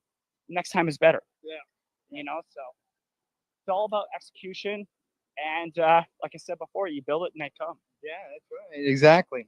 All right. Well, thank you for the words. Anytime, man. I'll see you throughout the day, bro. Yeah, that's right. That's right. We will. I'm gonna see if I can grab Scott here. Cool. Hey, buddy. How you doing? Dad, how are you doing these days? Can I ask you a question? Sure. The answer is 8. It's always 8. It's always 8. Not for this question, though. Why do you march? I march because we still have a message to send around the world. We've legalized it. We've made it work for the best. I think it's not perfect, but we've made it. And we were talking earlier, a few of us, about the old expo days and treating yourself and how far we've come. And yet the world still is trying to catch up, I think. And back in those days, we were out advocating for cannabis law reform, and we're still asking for cannabis law reform because there's always, like you said, it's not perfect. There's always changes that could be made. Lots of changes that can be made. From the fact that they're talking about decriminalizing hard drugs right now, I think that's a good conversation to be having, and I think it's the right time. Also, I want to say something. I have a very nasty injury I recently suffered, and I have really come to realize as we should maybe. Yeah, we should move along, eh? That some of the damn packaging. Did you get it? Some of the damn packaging in these containers and stuff that we're buying. Oh, brutal. I have suffered greatly trying to get into these. Oh, big time. Oh, I know. Putting my foot down. I'm tired of it, and I know a lot of people are. Yeah, like I anything that I've had to open, majority of the time I've had to use scissors in order to get into them. It's very difficult to do right now. So, and I'm not complaining, not at all. I'm not saying that. I'm saying that this is a simple injury in a lot of people's lives to what they've suffered. And if I'm having that much difficulty trying to get into my medicine, I can't imagine what it must be for a lot of people. Oh, yes, 'cause especially so many people go to the stores for medicinal purposes, and I think that's I'm going to say too, because a lot of there's been a lot of increase in the older category of people going in, right? So they're having to deal with these packages. And yes, from seniors to disabled people, even the people that are new to it, they're befuddled by some of these packagings. And I just look at them and just have to roll my eyes and go, yeah. Yeah. Organization. Yeah, correct. Well, we caught up to the parade again there, Al. All right, Scott. Thanks. We'll be talking, man. I will look forward. That's right. Bye. How are you? Can I ask you a question, just so you know? I'm Al. Here's my producer, and we're live on 420radio.ca and paceradio.net. So basically, my basic question is pretty simple. Why do you march? I've been doing it for years, and we still need to recognize it globally. So I march. There you go. Exactly. I want to travel and be able to smoke weed in other countries. Exactly. Good answer. Thank you. Right. So we need lounges. We need lounges where they can host events. Yes, we do. We're missing so many of them now. It's really sad. So why do you march, Ashley? Oh, because this needs to be legal everywhere, and we need to change the face of legality too. We definitely need lounges. Exactly. We used to have a lot of them in Toronto. Not Yeah. Now there's exactly. like 4. We'll get there. You know, as I said to people earlier, when cannabis was illegal, we were marching for cannabis law reform, and we're still doing that today. To this day, 100%. We still need to up all of our legal limits to allow for medical patients to actually get some form of relief. Why should someone get arrested with 32 grams or a ticket for 32 grams when you can go places and buy substances with greater quantity? Right? Yeah. Ridiculous. Absolutely ridiculous. All right. Thanks, Ashley. No problem. Thank you. Website. SofaKingGoodBakery.com. Okay. Thank you. Do you remember the days when the chant was so loud it would echo off the buildings? Oh my God, you couldn't see the street. Oh, yeah, side to side, sidewalk to sidewalk.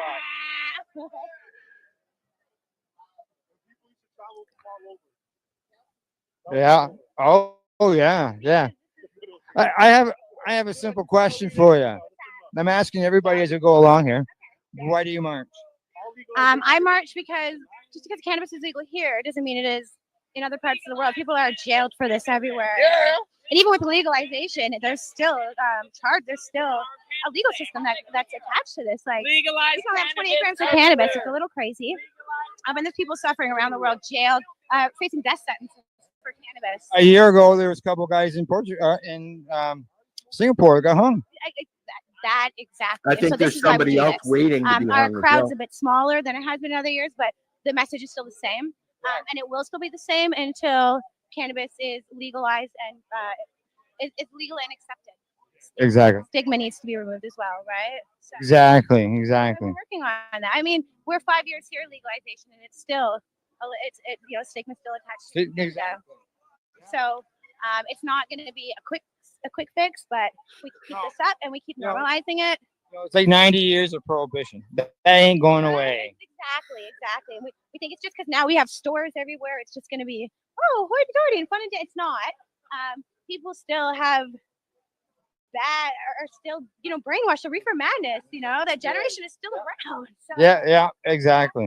and their kids. So we just need to change the way cannabis is viewed. And again, not just here globally. This is a global march. This isn't just in Toronto.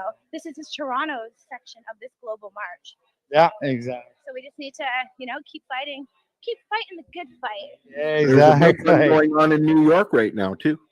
Al says there's one going on in New York right now. I love it. I love it. Well, it is global, right, guys? That's right, global. All right. Oh, we got a poll there. All right, thanks, Amy. Take a poll. Take a poll. Put some rap music on. I'll stop and ask Church a question. I'm asking everybody the same question. Okay. All right. Okay. Why do you march? I march to spread awareness and to show my experience along with having a good time and hanging out with some friends. That's right. Yeah. Awareness is good. Okay. Thank you. Bye. The Hamilton Police Hey, Headquarters. I've got 11 here, and I've got a question for 11. Okay, you go All ahead right? and ask. And I asked this question of everybody I've been talking to during the march. Okay. Why do you march? 7.5 inches. Oh, sorry, what? Why do you march? I thought it was something else. I thought you were gonna ask me something else. I mean, one, it's just great to see everyone. Let's be honest. Should we keep walking? Let's not lose the herd. So it's definitely a community thing. It's definitely a beautiful energy, but we got to show up, just like with the podcast, as the different manifestations as we are as like consistent cannabis users and community members, to show how diverse. Like, you got to show up for it to kind of like share the colors inside of the community and kind of just like represent. So I think it's rewarding, definitely, to be part of it. But yeah, like, to show up and to march, I think you gotta give that respect to the plant by like presenting yourself as part of something that is involved with cannabis. So I feel like it was just representing, but also, it's totally selfish. It's 100% selfish because I just get to hang out with a bunch of stoners.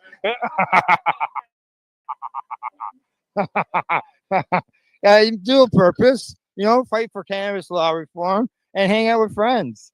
Yeah, I feel like we even just shifted the energy to like fun. I mean, it feels protesty because we have a chant, but it's like, me, I prefer to kind of focus on the, on what's working, on what the positive is. So if we can all just constantly live a good example, like by checking ourselves first, and then what people notice of the community is positive. Like, look, everyone's just goofing around, laughing, being creative, colorful bunch. Like, it's about the opportunity to, offer that impact as like what collectively as a group a stoner's supposed to like be.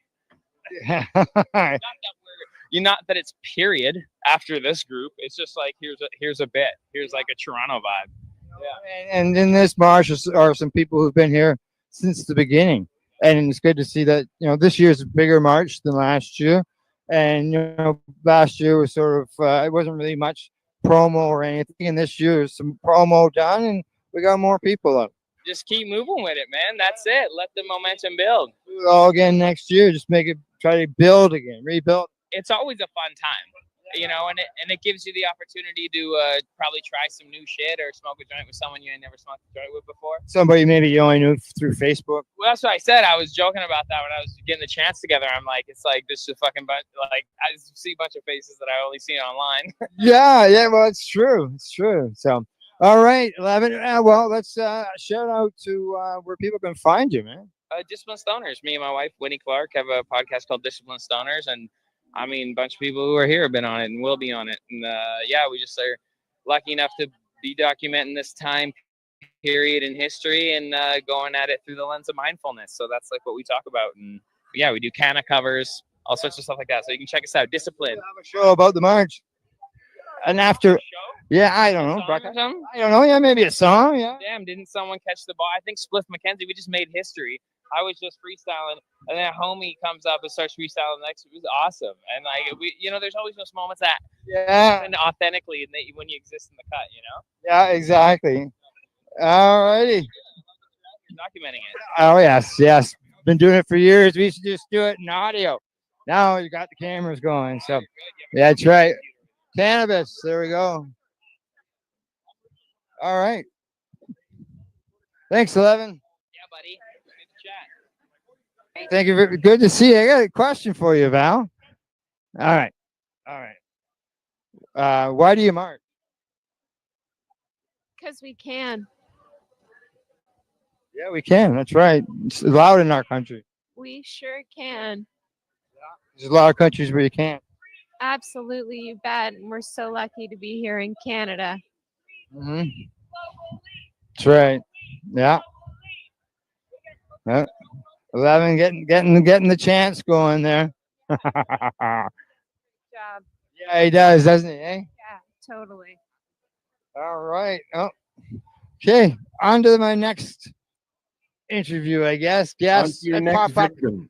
Pop up question. That's what I'm going around asking everybody. Why do you march? That's a great question. Talked to, I don't know, half a dozen, 7 people Why so far. do you march? Why do I march? I march for cannabis law reform. That's the same reason I marched for when I started this, going to these approximately 20 years ago. And I still do it for today because even though cannabis is legal, we still need cannabis law reform. People can still get fined or even arrested for quantities of cannabis that are, they're only 30 grams. Some people need more than that. Or you go camping for 2 weeks. You're going to take, for some people, 30 grams isn't going to be enough. So people risk that. There's the taxes. There's people getting just arrested. There's other stuff as well. If you could deal with those excise taxes, that would help lower the cannabis. Maybe make it so that you don't have to climb a mountain and swim through the ocean in order to get to the regulatory part of it all. Yeah, agreed. So, all right, Val. Good talking to you. Hooray. Hey, Thomas, how you doing? Good. I got a quick. Yeah, that's right. I got a quick question for you. Ask away. All right. Legalization globally, and for me, it's logical legislation here in Canada. We're just doing it badly for the wrong reasons. So for me, I want to stand against that. Still fighting for cannabis law reform. Exactly. What a way to say it. Yeah, that's what I thought. I was like, well, why do I march? And I thought, well, why did I march in the beginning? And it had to do with to change the cannabis laws because cannabis is illegal, right? This is the second march for me in 25. I think I went 20 years ago when I moved way too much weed to be out here openly. I never went again. Now back then I was marching for cannabis law reform, and today I still march for cannabis law reform because there's things that could be changed.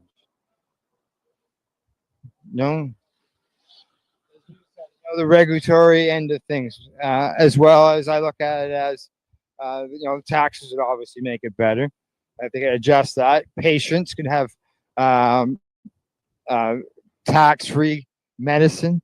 Why not a location where a patient can actually go into and get their medicine and talk to somebody who's, Well, I would just take the boot off the neck of the industry. It's stifling innovation. Nobody can move. It's a stranglehold in favor of monopolizing for corporate interests that do not care about the average Canadian, doesn't care about the medical patient, doesn't care about the recreational user. Let's smarten up. Yeah, exactly. And some countries use us as an example of way to do things, and we're still fighting in order to make change. Yeah, well, one punch at a time, right? That's right. Exactly. All right, Thomas. Thank you. All right, keep marching. We will. I think the newbie is burning up the tires on the little Nugs cart here. I don't even know if the baby's still in there. Oh, really? It's been a long time since I've Well, you looked. got it tied in there pretty good, though, with the string and all. It's pretty secure, but ever since he's become mobile, he climbs out every once in a while. So, yeah, how big is Toronto? I'm sure we'll find him later. So I have a question for you. As you said, you're the newbie. Why do you march? To have the conversation or to encourage having the conversation. I think my biggest thing is I do not like the fact that any conversation is cut down because people are uncomfortable or they only want one side to be told. And I think that the conversation regarding cannabis isn't fully being told or fully allowed to be told. And I think that's both the positives and the negatives. I'm not even advocate that it's, the miracle. I don't think anything is the one and all thing, but people have to at least be willing to do the studies on it, have the conversations. What is it actually doing? Where does it help? Who can it help? And allow people to find that personalization that I've really come to understand. Like I used to think that weed equals weed, and now I've become fully aware that it's so personal in terms of how you take it, how much you take it, what you take it for. And if the conversation isn't allowed to be had, then people will constantly be quite possibly utilizing it in the wrong way because they have nobody to really go to find out how they can improve, I guess, their experience with the plant. That makes sense? Yeah, it sure does. And being you're a newbie, it's good to hear. Yeah, you know what? And I think if the conversation is allowed to be had, then the stigma breaks. All those other things that people are wanting to have happen. I think it just starts with people being allowed to even discuss it. Yeah, exactly. Because before, without legalization, that was that would be an issue with a lot of people. They didn't want to discuss it because it was illegal, and they figured discussing it would be taken negatively by somebody within their family or a friend or. I don't know. You tell me, Al. You've been in this community for way longer than I've even been in it, for sure. But I think the conversation doesn't want to even be fully had within the community, lest some of the I think everything has positives and negatives, and I think sometimes even the community itself doesn't want the full conversation to be had. It just in case, even MJ and I talk sometimes, and she's worried sometimes that she might find out that maybe she isn't a fully medical user, and that bothers her. Maybe she is more of a recreational user, and not that there should be a stigma attached to that either. But she's preached so long in her own mind that this is why I consume, that she's almost afraid to find out that maybe there are other reasons she consumes, and then that changes the narrative that's been built up in her head. Okay, yeah. That's scary for some people. Well, personally myself, I've been consuming cannabis since I was 13. And when I became a patient when I was 41, it was something that I knew I could use as the benefit wise, and would help me. There was a benefit for me to consume it because it was going to help me with my condition. And because of cannabis, I never got prescribed any opiate drugs other than when I was hospitalized. Do you? So because of that, I couldn't shut up. So let me ask you this, just because we're talking conversation, or having the conversation. Yeah, and we're stuck here. One of the things that, in regards to opening the conversation, and I'd love to have your opinion on this, is MJ and I talk a lot about the consuming it through the burning consumption, through smoking it, and the health benefits that can come from cannabis, but also, there's also the negative side of, that form of consumption can certainly do damage to lungs. And I think that's the conversation that even people in the community are afraid to have, because everybody just wants to talk about it as if it's this perfect thing. How do you feel about that concept of that form of consumption? Oh, I've been a toker all the way along, but I push and discuss the non-smoking methods because I don't expect somebody who, let's say, is 75 years of age and is going to start using cannabis medicinally, who has never smoked anything in their life. I don't think that they should be forced to smoke cannabis, and that was part of the argument before the courts back in 2013, because at that time smoked cannabis was the only way that we were legally allowed to consume it as patients. And so it went battled through the courts, and we had like a 5-year-old lad whose mother was making him cannabis oil, but that at that time was illegal, and she was risking arrest. Do you I think so I as you're just talking there, I'm just thinking this out loud. Sirens blaring. Right, MJ always makes comments about the fact of 5 years ago this whole place would have scattered as soon as they heard the sirens go. Now no. Now they ride by on their bikes and they say hi. I think one of the things also about why I advocate for having the conversation is because of things like you just described, where somebody now comes into the world of going, okay, there is a more natural way for me to maybe, fight against some drug that maybe the pharmaceuticals have been working with them with. And now they're like, oh, well, maybe cannabis can actually do it for me. But there's very few people, though, that they can actually go to have the conversation to say, hey, guess what?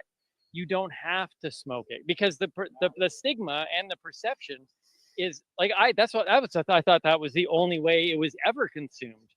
Like the fact that there's so many methods now has blown my mind over the years. But again, it goes back to having that conversation. People still don't know. So now they're thinking, oh man, I could probably use cannabis, but I don't want to smoke it. And they don't even realize that there's an option. They said they don't. That only happens when people are willing to sit down and go, we talk about bud tenders being kind of handcuffed, that they're not able to,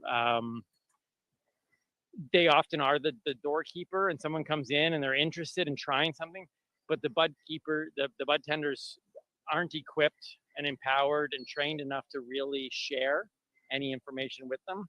And so where do people go who are like going, I think this can help me, but nobody can talk to me about it, and nobody's willing to talk to me. Oh, believe me, in those early days, that was big time, big issue. And there's more now than there was 5 years ago, but 10 years ago, it was nasty. Well, I can tell you this, and I'll end with this because there's lots of other people. Right, we gotta go. Yeah. But this conversation that I'm just having with you, if you had told me 10 years ago that I would be at a global marijuana march on a video feed having a conversation about cannabis, I would have been like I would have thought you are nuts and you're high. You got to be high, clearly. So just that's why I'm here, is the fact of, even as a non-consumer, I still believe that these conversations need to be had, and that's what I'm advocating for. Exactly. All right. Thanks, Timmy. Where can people find you?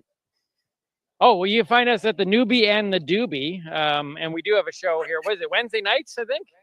10 o'clock. Wednesday nights is 10 o'clock, the Newbie and Doobie podcast, and we're actually working on a bunch of new stuff right now that we'll be looking to release in the next little while. Then, of course, Mary Jane Baker's got her own stuff through Instagram, and I'm at The Real Timmy Boyle. But Newbie and the Doobie, check us out, and we want to break the stigma, have the conversation, bring the fun, and raise the bar. There you go. Thank you very much. All right. Okay. All right. Well, signing off here. We're live here at the Global Marijuana March at Queen's Park, Toronto, the North. And come on, check us out. We'll be here, well, obviously, till after the 420. If you're close, stop in for a visit. Check out our vendors. Talk to you later. Bye-bye.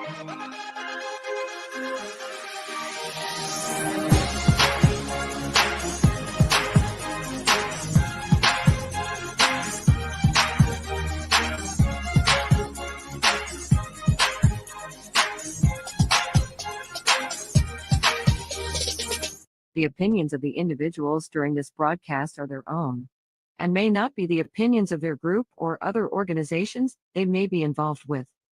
All medical advice during our broadcast is not a medical opinion and should be checked with your medical physician. You're watching the 420 Pace, found at 420pace.ca. Rerolled Saturdays. Check it out. You're watching